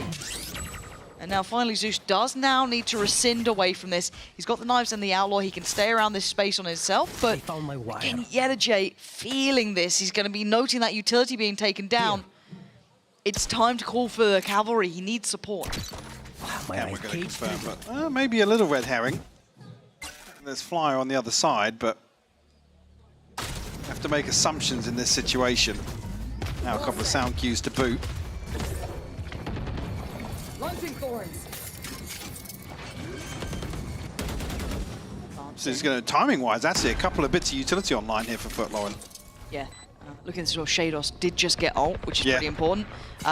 It might help them out here, but also historically Shados has had some absolutely diabolical ult. So fingers crossed he's got some better work in on those, but they're being stalled out on the way back in. Flyer looking to hold stairs, looking to try and hold some space, but they've lost out on backside. They're already pretty close here. Flyer's got to be careful. Zeus has already gotten Filu down. Soulcast can at least keep some of this safe, but Zeus is tearing him apart. Ult's going to come down this time, force him away, not going to achieve half yet. Soulcast does need to get involved. It's Shados to save him. Again, the util pour on, perfect! Zeus can do no more, but the time is gone. They've got what they needed. They fight back with everything. A must-win for Movistar Core here. They find double digits for obviously establish themselves already with a bit of a cushion. And a beautiful approach to this round. Zeus getting the reset on the final knife here. Pretty sure Zeus got all 4, didn't he? Yeah. Someone help him out. We're mixing. Movistar Core are the ones that actually call a timeout now. Maybe a sigh of relief, a moment to catch their breath. Because a lot to consider now. Well, they've got to chip away at another 2 buy rounds, basically, from Foot. Like I said, Foot are about coming onto their first ult cycle. I said Crack's probably still a little behind the curve. I mean, well, actually, yeah, in comparison, Filu's close, Grubino and Soulcast. So we did see Shados is in the previous round, but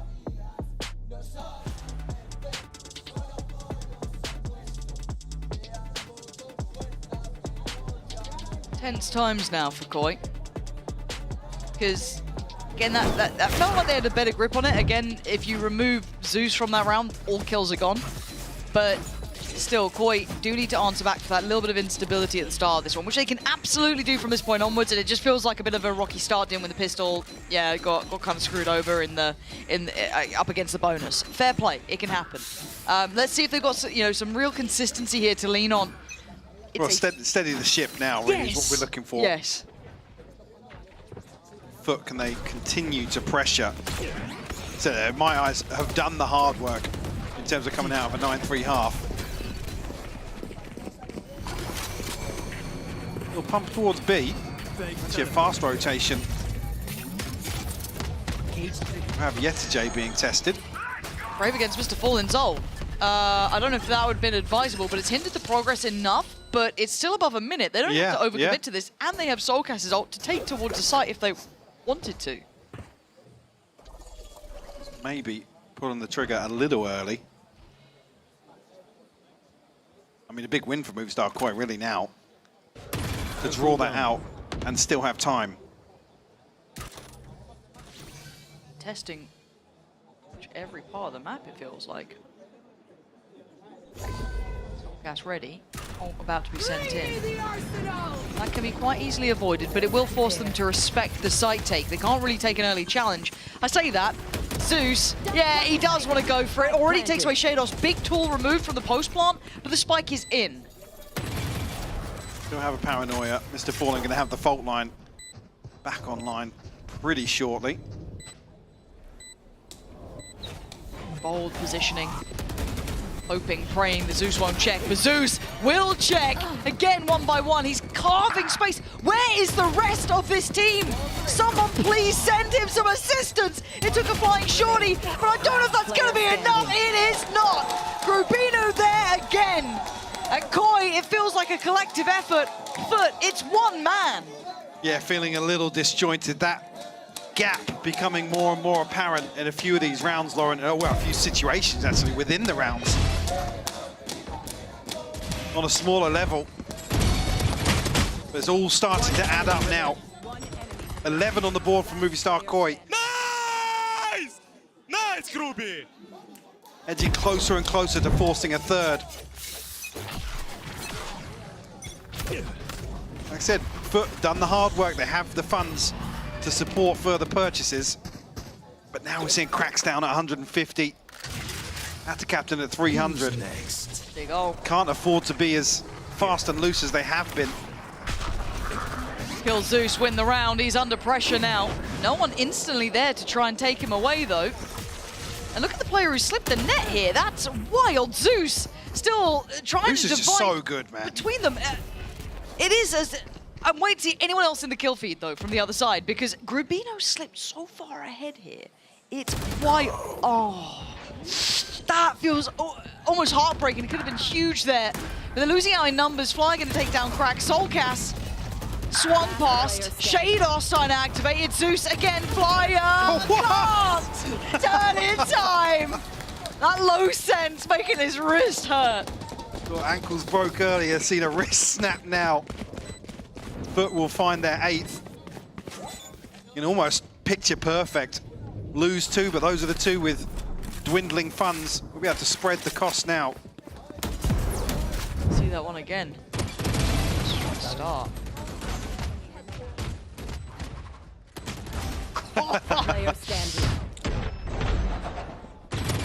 Oh, you can see like the mouse pick up and re-swipe over. Oh. And then the volume change. The classic. Round's gone well, has it? Foot actually slowing things down now. And they've got Koi broke for money. I want to see what they go for. It could be like Stingers or maybe a Guardian. I don't know if they've actually got enough for a Guardian, but regardless, Koi can get a little bit of a buy going. Nothing major. It would be light. But for It'd be Foot, scrappy for sure. as much as I've been saying, you know, Zeus and co, he has been, you know, the headliner here. Well, again, just to come back to it, that's almost what Foot are dialing into here. Yes. Is to kind of put him on a pedestal. Yep. Playing it in well. Yes, but I again, just need someone else. Yeah. Like, you know what I mean? Well, like I said, situation has been a few times where Zeus is so far ahead of the next player, which just can't happen.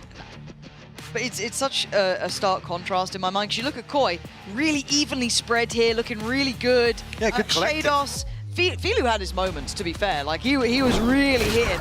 But Flyer's starting to get there. Grubino with some big value. Soulcast, you know, they're all starting to warm into this. The odds for Foot, how close are they? One away from Knives, not near from Fallen, Jay not near. It's a bit off cycle. Shados is one off, though. Yeah, a couple of tools available for Foot, potentially, but they're not going to want to concede the 12th. It's going to just turn up the heat. Most likely not in this round. 2 Sheriffs. I jinxed it. 2 Sheriffs only for Movistar Koi. Jinx, I can't believe you did that on purpose. Zeus, you're not gonna. There's one of them gone. Changed hands. Soulcast picks it up. It's the death stick being passed on. Observers desperately not wanting to follow the one player. Like, please, someone else. I dare you. Oh! Filu gets it right. It felt like it was a bit of a roll of the dice, but it's come up good for him now. Now actually, further threat for sure. Yetajay can have his hands full, but delivers. Filu and Soulcast will fall. Let's see. Come through. Yeah, the flood is perfect here. Nice. Been able to get close to a plant. So yeah, opener found. Rest of Foot stand tall though.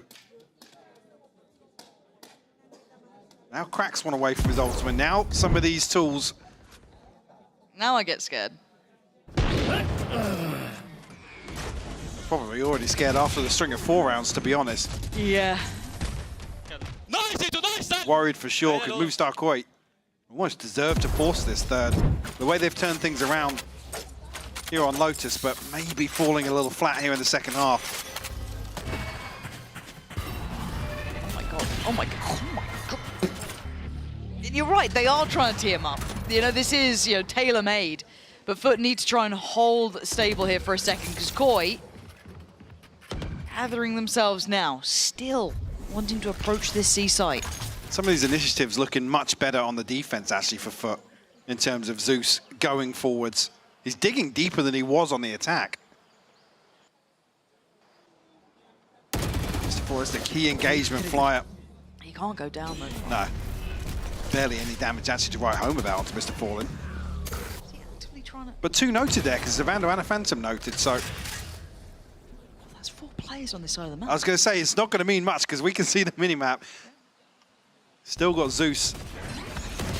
And reinforcements. Oh my god, they're going. The panic button here. Bladestorm pulled out for Zeus. Do they pivot B instead? Koi, where are we off to? Where's the plan here? 37 seconds. You could walk into B and hope for the best. The trip was broken by Flyer, but you don't know what's there. Oh man, this is going to get so late. Banking on the Teo util to clear it through the paranoia. Not good enough. Zeus, quick on his toes here. Dodging, dipping and diving around, staying relevant. They're running. Mike, where are they going? Zeus has already punished Filu. Spamming into the dark here. They're going for that late B here, but look who's still standing. Yetajay's still around. You still have players towards CT. This ain't easy. 13 seconds. They denied. The plant is done for. Spike is down, but they clear it out. What was that hesitation? The pressure. Just too much for Koi. Starting to sweat a little bit. Victims of their own success here will concede an in-zone flawless. Foot find 10. Like I said, at 20 seconds, they're running into the unknown. I mean, yesterday on the drive-by, which helps a lot, sure. Zeus now knocking on the door of a 30 bomb. I don't like seeing that at round 21. No, well, yeah, that's the thing. So late on, and then seeing it after you're looking at that timeline for the second half.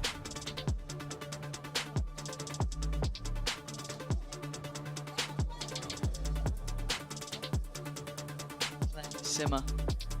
Feel the pressure here.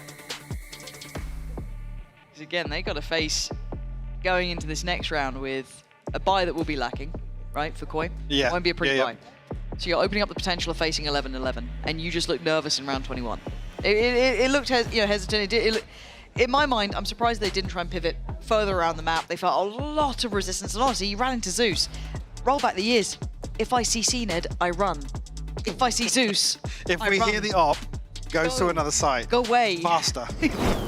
dangerous. He tried to push them out. I'm fleeing. Also here, it's a little tongue-in-cheek for Foot to stack 3 players alongside Zeus on the operator, but there's just too many question marks elsewhere on the map. Yeah, for Movistar Koi to, and again, they have what, 30, 40 seconds of downtime where they actually don't answer any of those questions. They don't dig a little deeper.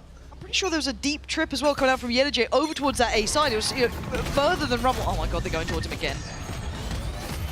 Oh god. Zeus is just omnipresent. God, how is he alive? He just looks so calm under all this util pour on, right? Just goes back in like super clean with it. And a captain by his side. It's fine. This round isn't the round that Koi are meant to do it in. But you don't want to feed the beast, right? You don't want to get him feeling more and more confident. He's still going. He's on the 30. He was like, not him. Anyone else? Anyone else can have this? Desperately giving the kill to somebody else. Omen, how about you? I heard you were over here. You can have that. Because Omen ult, don't care that much. Sick. Love it. Oh, dearie me. Koi will be making a wish at 11-11. And in-zone flawless, tied up now. Look at the ults. We do have Soulcats with the ult. We have 2 away from Filus. The rest not that nearby or not that much to write home about. On the other side, Zeus building back. I mean, that was only a moment ago. Krax has his. Fallen still in that building stage, but all that pressure is now on Koi. They have to be on it. The pendulum swings for sure. All eyes on them as we enter round 23. Those turns have tabled once again. Foot on the brink of pulling off a ridiculous comeback, but a comfortable one. It's felt comfortable. It just feels mad to say, right? It doesn't feel right. Movistar Koi have just, I'll be honest, lacked ideas maybe with this composition on the attacking side. Foot absolutely steal the show. I should have heard this paranoia, now seeing this smoke, maybe can relay that there's probably a bit of a play happening here. But there's no subtlety on the approach towards Rubble. The drone going in, the smoke's here as well. Stay a little bit subtle, a little unknown. Zeus now noted. Go in towards A. Yeah. We like A. Yeah, Filus like, cool, I'm off ski. Come on, Koi. Can they take towards the site, though? Krax is going to respect it. Doesn't want to try and play ahead of this. There's a lot of util. I think they're happy to concede this now. Krax's ultimate will go in. Actually, Prowler sent in, but no initial pressure point. Flyer, you had your chance.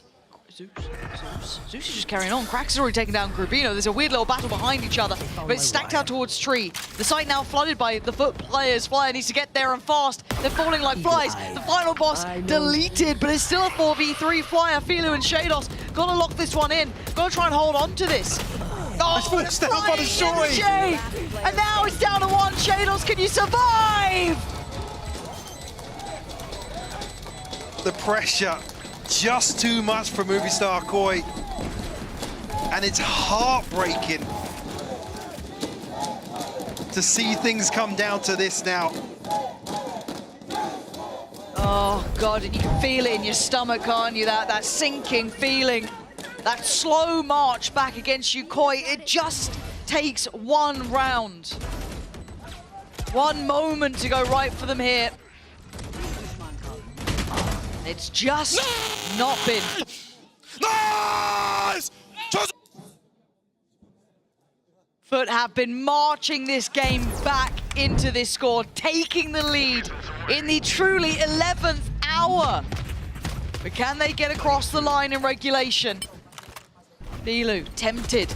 Paranoia sent, they read it, and they dealt with it. Zeus goes down. Move the tip of the spear here. That's, yeah, Movistar Koi. Quick to react as well. Springboard off that. Flyer's found another one.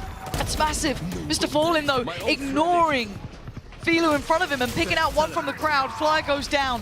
Now we're going to have the ults coming in here. No escaping some of this. Yedajay wants to try and get in on it as well. They're taking the brawl. He's taking the fight. Grubino takes his head.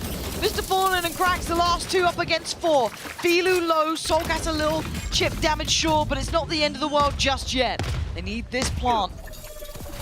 Spike planted. Bolt line back online as well. Chance here, but numbers advantage firmly for Movistar Koi. Oh my God. No way. Okay, it's okay. Krax though, he has his moments, and is this going to be one of them? Double stacked up, HP low on Filu. Gotta be careful here. Hold your breath, we're going to OT. Just when you think it's all over, we get a reset here on everything to end Lotus. Finally, Zeus dealt with. Not a threat in this round. And Movistar Koi follow through. It's apparently fine. It doesn't feel fine. Well, it doesn't look fine there, that's for sure. All good, guys, all good. 12-12, it's OT. And look at those rounds. What a mad second half this turned into. Totally unexpected. I was half in mind about map 3. Not there yet. We start again. Koi on the defending side and Foot on the attack. Foot can carry across any of that momentum now. This is where they struggled. They can reinforce this ethos of putting Zeus in a position, not necessarily to carry them, but really deliver time and time again. Look how close Koi are as well. Look at the space. Yeah, chomping at the bit. Well, you've got the util just lathered around the map. Otherwise, B completely poured onto. Still got the wall on C, so they can kind of play like this, right? The map is super small for Foot. It really is. Pause for thought now. Approaching the 45-second mark. Trade-off of damage here, but Soulcast currently on an island. And this presence is commanding 3 members of Movistar Koi. So yeah, gonna have to concede the site. Something expected will get away with his life for sure. 30 seconds left. What do they have? Rubino's got his paranoia flash with Filu. Shados still pretty well set apart from the drone. It's pretty nice. The other side, it's not pretty and actually caught drifting.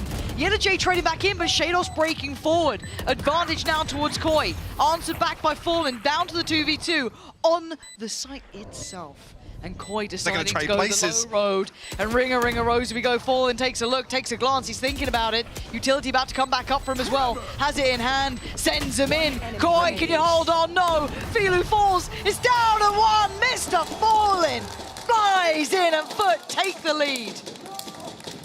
A nail biter here to kick off overtime. But it's Foot to strike first. Almost while the iron is hot for them.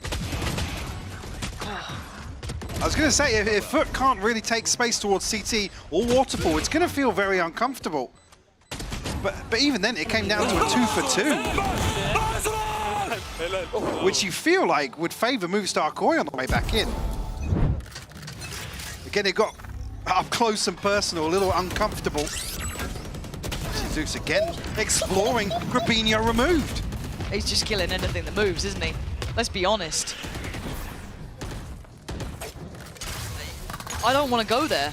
I'm not even playing, and I'm definitely not even on Koi's side, but I don't go towards Bound right now, please.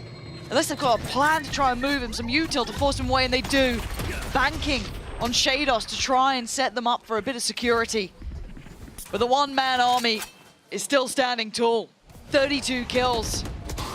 He is an absolute terror. They try and avoid, they try and get away. There's no escaping Zeus right now. Holds the C site. You don't want to come over here, boys. Look at other options. 50 seconds, oh Mike. They are running out of players and they're running out of time. And this is the sort of situation we saw them time and time again scrambling for an answer. Got to pick up the pace now. But happy to sit in formation now. They can basically concede a plant anywhere. The camera will confirm now, yeah. 30 seconds left. That looming feeling for Movistar Koi. Still got to clear everything on the way in as well. And we know that they've made the best guess that they can. Yeah. See it here, right? But one of Foot technically just put life on the line if they want it, yeah. 13 seconds. How close do they get? Close enough. Filu's gone down. Time, 8 seconds. They needed to be able to defend him and they can't. Shados all on his own. Dead and buried and Foot from the brink. bring it back.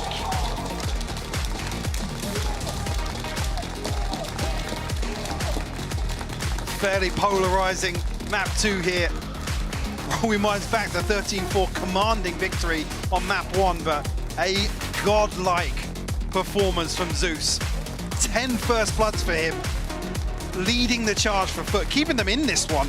Oh, and he was what they pinned everything on, and he absolutely delivered in that second half. Very impressed with the young player. Again, one of the hottest prospects there was, and you can see why. Do I like the Jet on this map? No. Do I like Zeus on this map? Yes.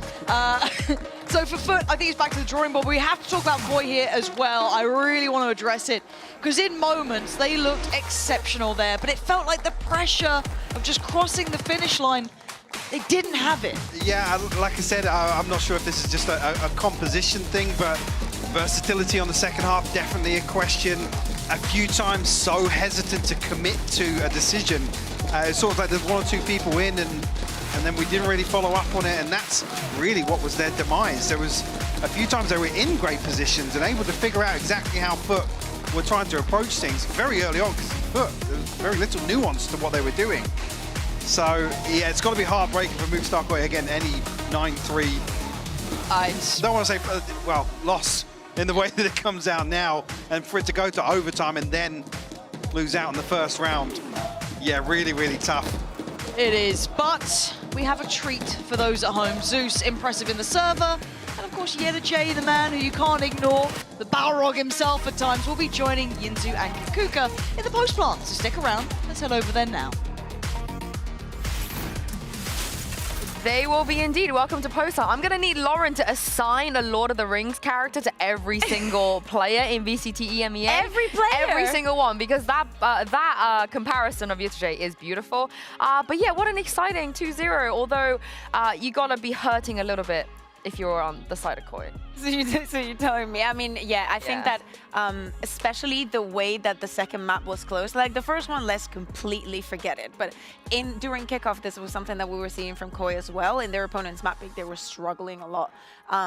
But the Shogun in Lotus has to be the one that hurts the most, because they had so many cool ideas when they were starting off from the defense, and we were seeing the implementation of the Tejo, how Filu was playing as well. I think that they understood what they wanted to do, and the way that Foot had to bring it back, not only in like individuals definitely to highlight, like Zeus was amazing and whatnot. Mr. Falling today was on a different level, on both maps. I'm so impressed. Yeah, he's very clean, right? Absolutely. Very disciplined, very clean, lands all his utilities. This puts Foot in a nice start to the season.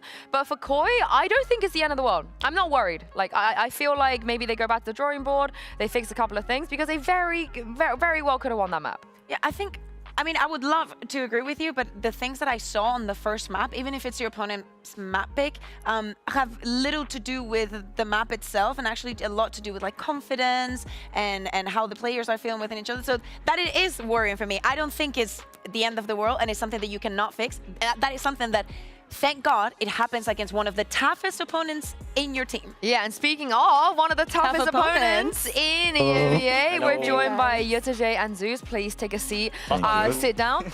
Congratulations on the win. Very nice to see you guys back on the stage. That comeback was crazy. How did you manage it? What was said? Was it Gaius? Was it Mr. Farland? Tell me, how did the vibes, stay good? And how did you make that comeback? I guess it's obvious because of Gaius. Because when we go to the other side, I mean defenders, he just say us to you guys know already what should you do. So just try to stay in the same game plan and be chill, because we were so excited when we start losing, and then we just leave everything to Mr. Fallen. Then he comment and we finish. So Gaius Fallen, the combo there, yeah, of course. The duo, Yeah, absolutely. Even on map 1, not only this combat that we saw in the second one, but what you did on the first one, we were just highlighting it, that the plan looks so curated. It makes your team as a whole look so good. Tell us a little bit about how you have invested this time into having such results, because it looks very well-rounded. Like Yutuje said, Gaius get the pause and told us what we do, what we need to do, and what they do. So we prepare for that and make them play their game and counter them. Well, what was the focus? You obviously, sadly, you didn't make Bangkok. We were expecting, you know, we always expect you to make global events, but you've had a break. So what did you focus on? What was the main kind of thing that you worked on?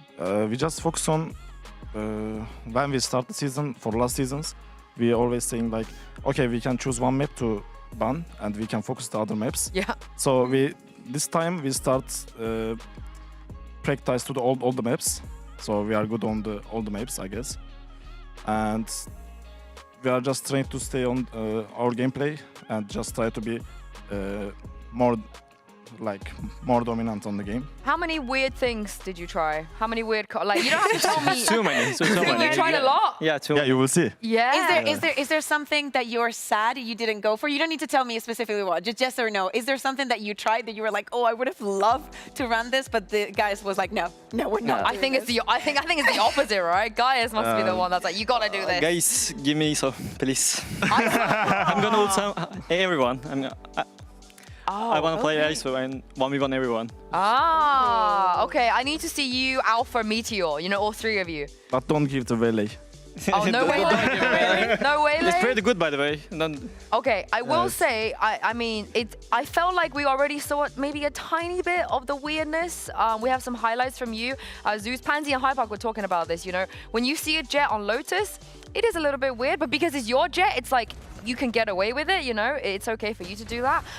Did you feel like that was the character, the agent you wanted to play? Or is this a Gaius, like, you're playing Jet, you don't have a choice?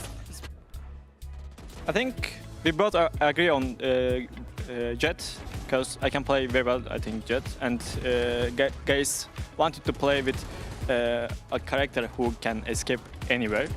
So we tried Jet and it's looking good right now.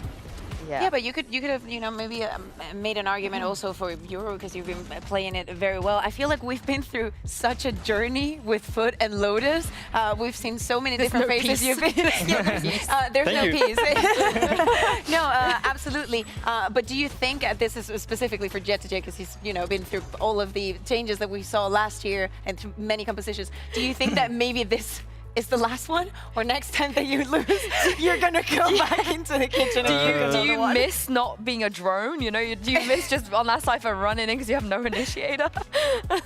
I think I am fine with this. Like, yeah, I can do anything he wants, like guys wants. So that's fine for me. But of course, like maybe next week we can go back to the most cringe Lotus comp again. We don't know. The Sage one? Yeah. Oh no. We don't know. So. For now, I guess we are good. You like this? You're comfortable with this? Yeah, of course. I can play every Sentinel or something. Oh, okay. Zeus, you're very comfortable with this? This is comfortable. Would you rather play the ISO? Yep, it's all good for me. But what about minus Jet plus ISO? Oh, it's pretty good. Guys, give my ISO, trust me. Give me Jet. We can try. Okay, so I assume you've already asked him to play the ISO. Why did he say no? Well, he didn't say no. Oh. I think ISO is not for the competitive play, official games. I mean, if it is only one duelist, if there's another Euro or Jet. So when are you jumping in to help him get to his goal? I can help. We have Krax as well. He can help, so everyone can help. Yeah, everyone can help. Actually, Attack Captain can do it as well. Yeah? He tried one time race against Korea. I remember. Yeah. He was pretty good. Okay, we're starting to get a lot of flexibility, but I feel like the same old Yetajay, the same old, the screaming, we heard that. It felt louder than the Koi fans. Did you hear the Koi fans? They were very loud. But you couldn't hear them? They were so like very loud, and they were just always speaking, always loud, cheering, and it was really hard to hear because when we try to speak with each other, we always hear them. Oh, I will say. Yeah. I will say. And they stay to our side on the stage, and it was because they wanted to see the players in front. Yeah. The mind games. Yeah. I will say, I went there and I joined them for a bit because there were vibes. You have to admit it, and there were vibes. But I did tell them, you know, especially like when there's timeouts and this and that, like do not scream because, you know, is that none of the teams can hear. Like we are Spanish, we are aware that we get very loud. But I think you were louder. I think you were louder than the Koi fans. We heard you. I don't know when we win. Yeah. They just I can still hear, by the way. we just talk about the. Okay, they have so many fans here. We don't have that much. We don't care about the crowd. So I just say it. Let's win some rounds so they can shut up. Oh, I mean, I will say they didn't shut up. They did not shut up. Sometimes we did. You say that, but actually there was like, kid you not, like maybe 6 or 7 fans on your side. They were battling up against us, and, and it's like us. I mean, I was in that. Us. I was chanting a bit because it's vibes. Like you just go like, for example, I don't like football as a sport, but as a social activity, I absolutely love it. So this is the same. You know, you just go for the vibes and have a good time. And they were actually challenging us, and sometimes you know you. Us shut up. again? Yes, I was on you your have to side. shut I up. was on your So side. much. Don't worry, I'm always on your side. But they were so good. Like maybe one time they can cheer for me. Maybe. Yeah, okay, well, we'll give him a reason to. Next time. But I think you did give him a reason because you looked pretty good today. I was saying we got the same old yesterday, you know, performing, coming out here clutching, bringing the energy as well. I think you're probably one of the most consistent players we have. How do you stay consistent? Actually, I don't know. I'm just working the same routines before the match, like last year, and I was so stressful today because I just think about like, oh my God, if I start bad to the stage, what can I do? Like, it was so stressful because last year I was good, and this year I should have the same stability, and it's worked. For now. I want to ask because I think this also has to do with being consistent, you know, throughout the, I'm going to say off-season, between kickoff and this stage. We've seen some things on Twitter, some results for some teams on scrims. I have heard that you guys scream, I was going to use a bad word, a lot. Yes. A lot. How do you feel like the region is doing? How have you seen yourselves within it? Because I feel like we have some very high highs in the scrims, and then when we get to officials, it's a different phase. So what feel do you get of the region right now and of yourselves, of course? We just trying to play like just same like prax because in the prax you can win like with any score, but in officials it's always different. So we are just trying to play like practice in the official as well. And yeah, we are hardworking. I don't know, our coach is like it. He has some discipline. Will we see a spreadsheet of your scrims at the end of the season? You know, will you guys how's give your us win that? rate? Do you know your win rate? I don't know, but You can get a feel, no? We don't know, but it's maybe 65%. Oh, that's very good. Above 60. Yeah.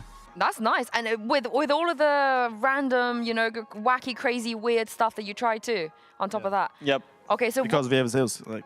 But what's the protocol? So like, if you try something weird and you win like 3 pracs with it, is it just like we're doing this now? Do you have to win with it for us to see it on the stage? Actually, yes.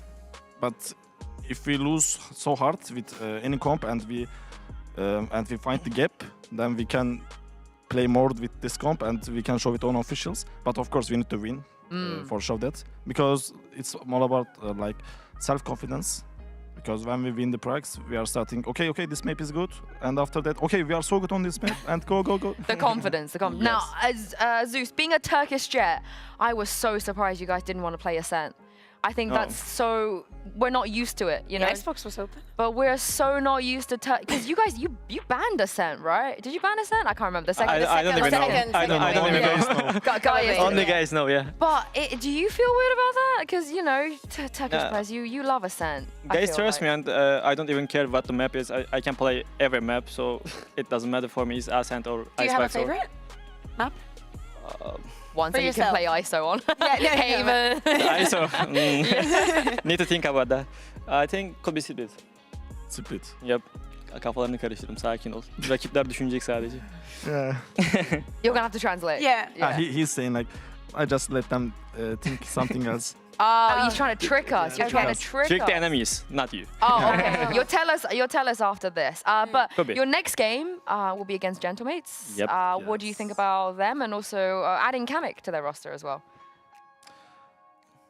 Konuş kanka. Okay. Ben de o kadar yok. Kamek is the good player. I think it's upgrade, but losing Robbie Bika, I don't know, because he was the IGL, and for now I guess like mini IGL, mini is IGL. So I don't know, like just switch the IGL and put another guy to the roster. It can be hard, but it can be so good as well, like Liquid this year. So we are happy to play against them. Like we only played one times, I guess. Yep. Yeah, and it was the old roster, right? It was a while ago. It was a while ago. We do. Yeah, there's the standing. Yeah, there you go. that is the standings. I'm not gonna just ask you, but what you think of your group. But I want to ask you to give me a top 3 of your group.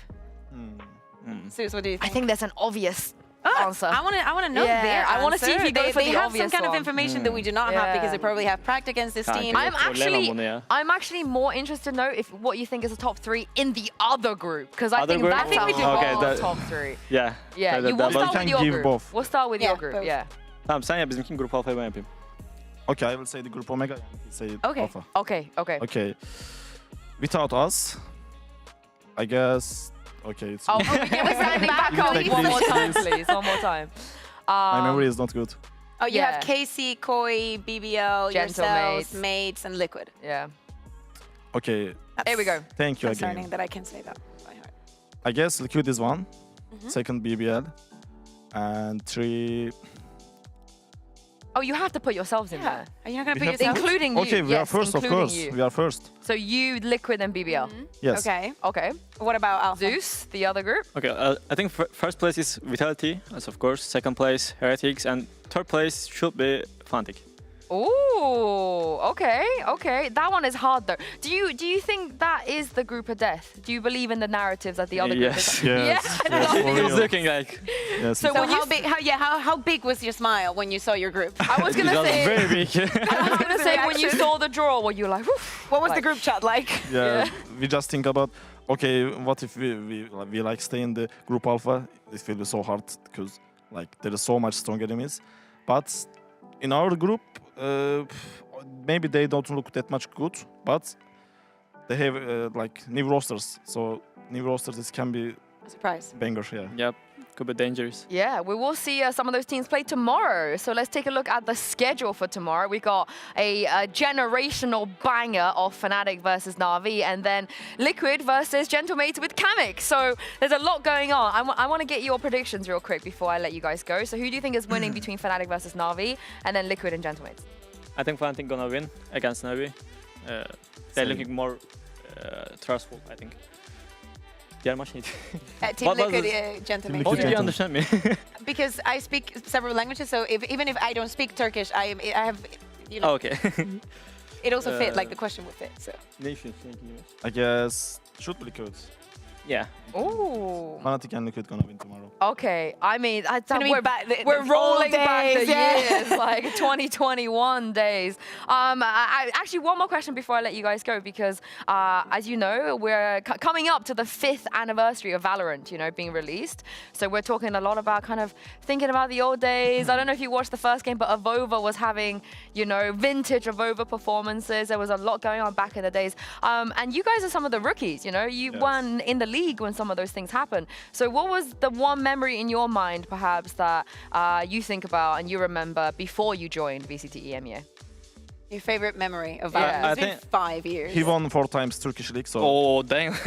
Okay. So you know his favorite memory? But not involving yourselves, like of the league in general. Maybe something that made you want to join this league, made you feel like, oh, I want to play there. I want to play with I think these mine players. was the one where I qualified for the VCL, the Turkish League. It was very good with my old team. Yeah, we were dreaming about this, and making this come true is very good. Were there other Turkish players before you that you were familiar with, that you watched, that you were like, oh, that guy's pretty good. That makes me want to. They made me want to play better. Not Who did seen you it. look up to? Not seen it.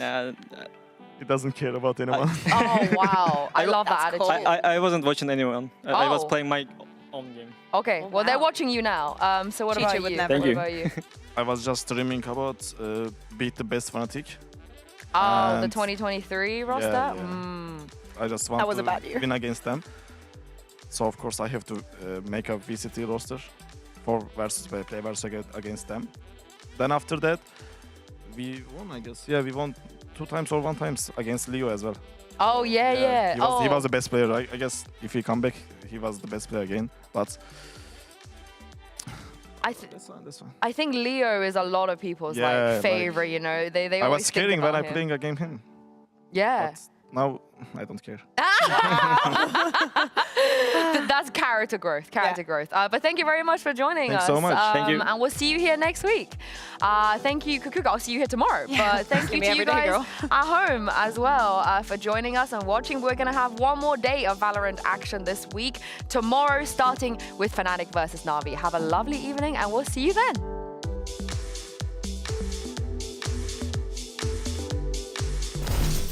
Welcome to EMEA, Governor, and welcome back, Heretics and Apex. I think the one question on everybody's mind is what new things can we expect from both of these teams? I would not be surprised if we see a Waylay. I'm the first EMEA Waylay. Let's go, brother.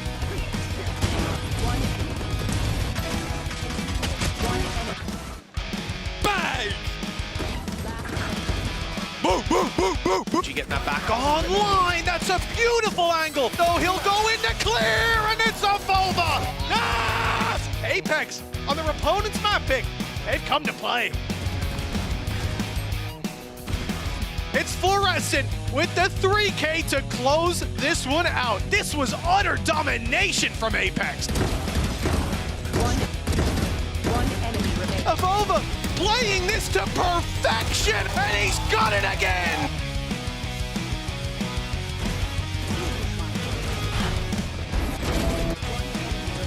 And it's just so sexy, bro. Let's go! Now it seems like Heretics, they're on the home stretch. Fluorescent is forced to swing into a triple stack, 13-8, a gap of 5, and a recovery for Heretics on their opponent's map pick. Good job! Yeah! She's made it around the corner, buying so much time! Heretics just with a clean sweep for so many of these fights. It is done. It is dusted. The result will end as expected. Any team will be scared to face this roster. We are ready in the studio, and the fans in the arena are very eager to see these two teams. It's time to welcome back Foot and Koi. We're just here to yap, I guess.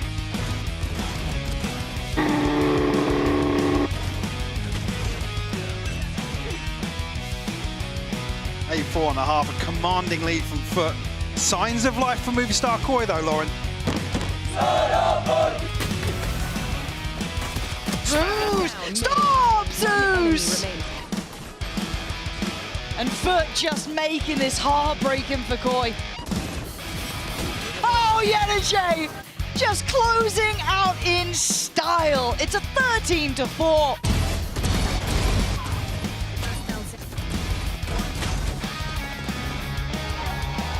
Just breaking his ankles there. Mr. Fallen made to look foolish. Now the turns have tabled, Michael. What was that hesitation? The pressure! Just too much for Koi. Oh, dearie me. Those turns have tabled once again. Hold your breath, we're going to OT! Dead and buried and Foot from the brink, bring it back!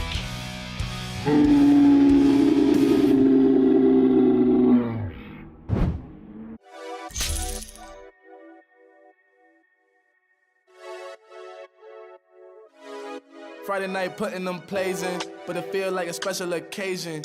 So let's go out, go blazing, hit the dance floor, let go frustrations. I might have a hidden agenda, but my intention's pure. I'll give you all that I got, and I hope that you don't need more. It's okay, just take my hand now. Damn near sweating your hair out. You got me creasing my sneakers. That's usually something I care about. Couldn't see the path, but it's clear now. You was in my dreams, but you here now.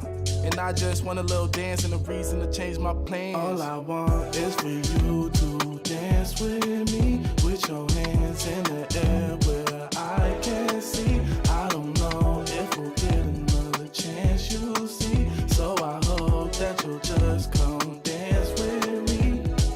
We outside. outside, did you hear what? I called the ride cause I'm going up. And there's something mixy going in my cup. Don't say much cause they know what's up. You know it get cold on a late night. We getting all close like it's day night. You looking so fly, you could take flight. Now I got this feeling that I can't fight. Your curves got my urges flaring. You got me by the collar and I'm not caring. You see how the people can't stop staring. I'm trying to make you mine and I'm not sharing. Okay, let's bring it back a bit. She said you could have whatever if you ask for it. Well, I just want to have a little dance and a reason to change my plan. All I want is for you to dance with me, with your hands in the air where I can see. I don't know if we'll get another chance, you'll see. So I hope that you'll just come dance with me.